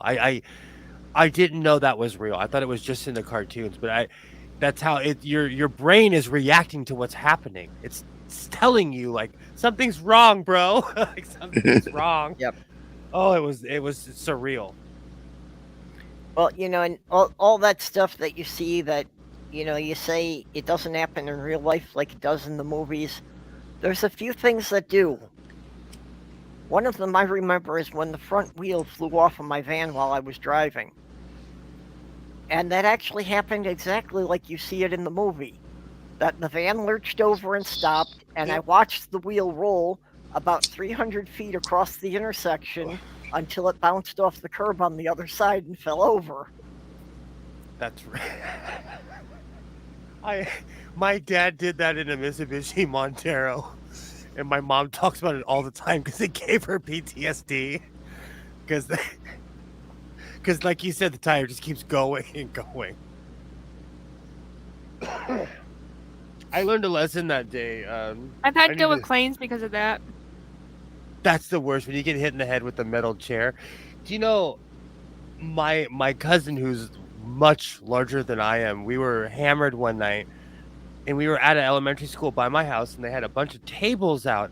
This was back in the WWF days, when Jeff Hardy and them were jumping through tables, and my stupid drunk arse tells him, throw me through the table. He didn't even hesitate, and he threw me through the wood table. What they don't tell you is that in WWF, they would unscrew a lot of the widgets on the table. I still have a scar on my back from when I didn't go all the way through the table. Yeah, well, and a lot of that stuff, they would score halfway through the tabletop so it would split. And the frame didn't break like we thought it would. It was a well-braced table. And I got injured. And my cousin's this really big dude, so he felt bad, but I was hammered. I told him to do it. You didn't feel a damn thing anyway. You're fine. Exactly. Just like my hockey scar. Like, if you live, it's one hell of a scar. I mean, one hell of a story. How's it going? Well, and since we're on a high note here, I think maybe it's about time to wrap this up. We've been going about 4.5 hours now. So, does anybody have any last words or anything they want to plug before we go? End quote. Godless Sewing, Godless Sewing. Go subscribe. Godless Sewing. I'll have a video out soon. Godless Sewing. Fuck your couch. They should have never gave you mofos money. And Stool, I appreciate that you came properly dressed for the occasion with the purple shirt. I put a little bit of effort in. Hey, I'm not even on camera. You don't know what I'm wearing. As far as you're concerned, I'm probably decked out in purple. I like Mark Caesar's last words. I see the light. Yeah, and Mark, know that that wasn't when I went to see Diana. That happened to me with the van. Well, years before I ever got involved in YouTube. However, it almost happened again when I went to take Diana to the ARC protest. Because apparently when they gave me the new tires, they hadn't fastened down all the bolts properly. So I was feeling a vibration through the steering wheel on the highway, and by the time I pulled over, we were already missing 2 of the 4 lug bolts. Oh, wow. You don't need them. They're just decorations. Extra parts. Yeah, just extra parts. Yeah, but it's like, I took the car to the mechanic to make sure everything was up to snuff before the long trip. And that's what I wound up driving on. I might shill something. Okay, go ahead, Stool. What's your pitch? Which is very unlike me. But I noticed when Ape was in side chat earlier, and I got a notification a couple of days ago that Ape, I don't know if Ape is a he or a she, but Ape had subscribed. They. Okay. Sorry. Ape had subscribed to my YouTube channel, and obviously my first question is, why the fuck would you do that? But whilst there, I realised that I have a stream scheduled for Christmas Day of last year. It's still sat there waiting. I might have to do that. So sooner or later, we'll get a Christmas stream from you, got right? Yeah, I'd made the thumbnail and everything, and it's still sat there waiting. Clearly, I don't know what went wrong. I mean, you could do it for Easter, because that's the time that Jesus came back. It can be the time that Stool came back. Life happens. Okay, yes. Aunt Ger says that Oz is doing a DJ stream now, so if people are looking for somewhere to go, you could hop over there. You don't have to go home, but you can't stay here, basically? I haven't heard that in so long. Oh, I miss that saying. I have not heard that in so long. Bringing all the feels tonight. Martin used to say that. Well, then if no one else has anything to plug, I will just have to, again, thank my Patreon patrons, which I am informed now that Skits Cats has joined the ranks. Awesome. Groovy. And Jyuni the Apostate, Ox and Robert X, who I appreciate them moderating for me all the time. And of course, the Lavender Lady, Greg Hartwick, and Dog.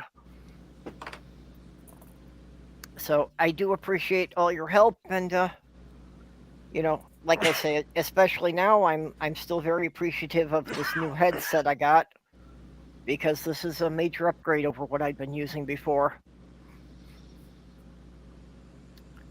So with that, we will wish you all a good night, or good morning, depending on which side of the ocean you're on. Smoke them if you got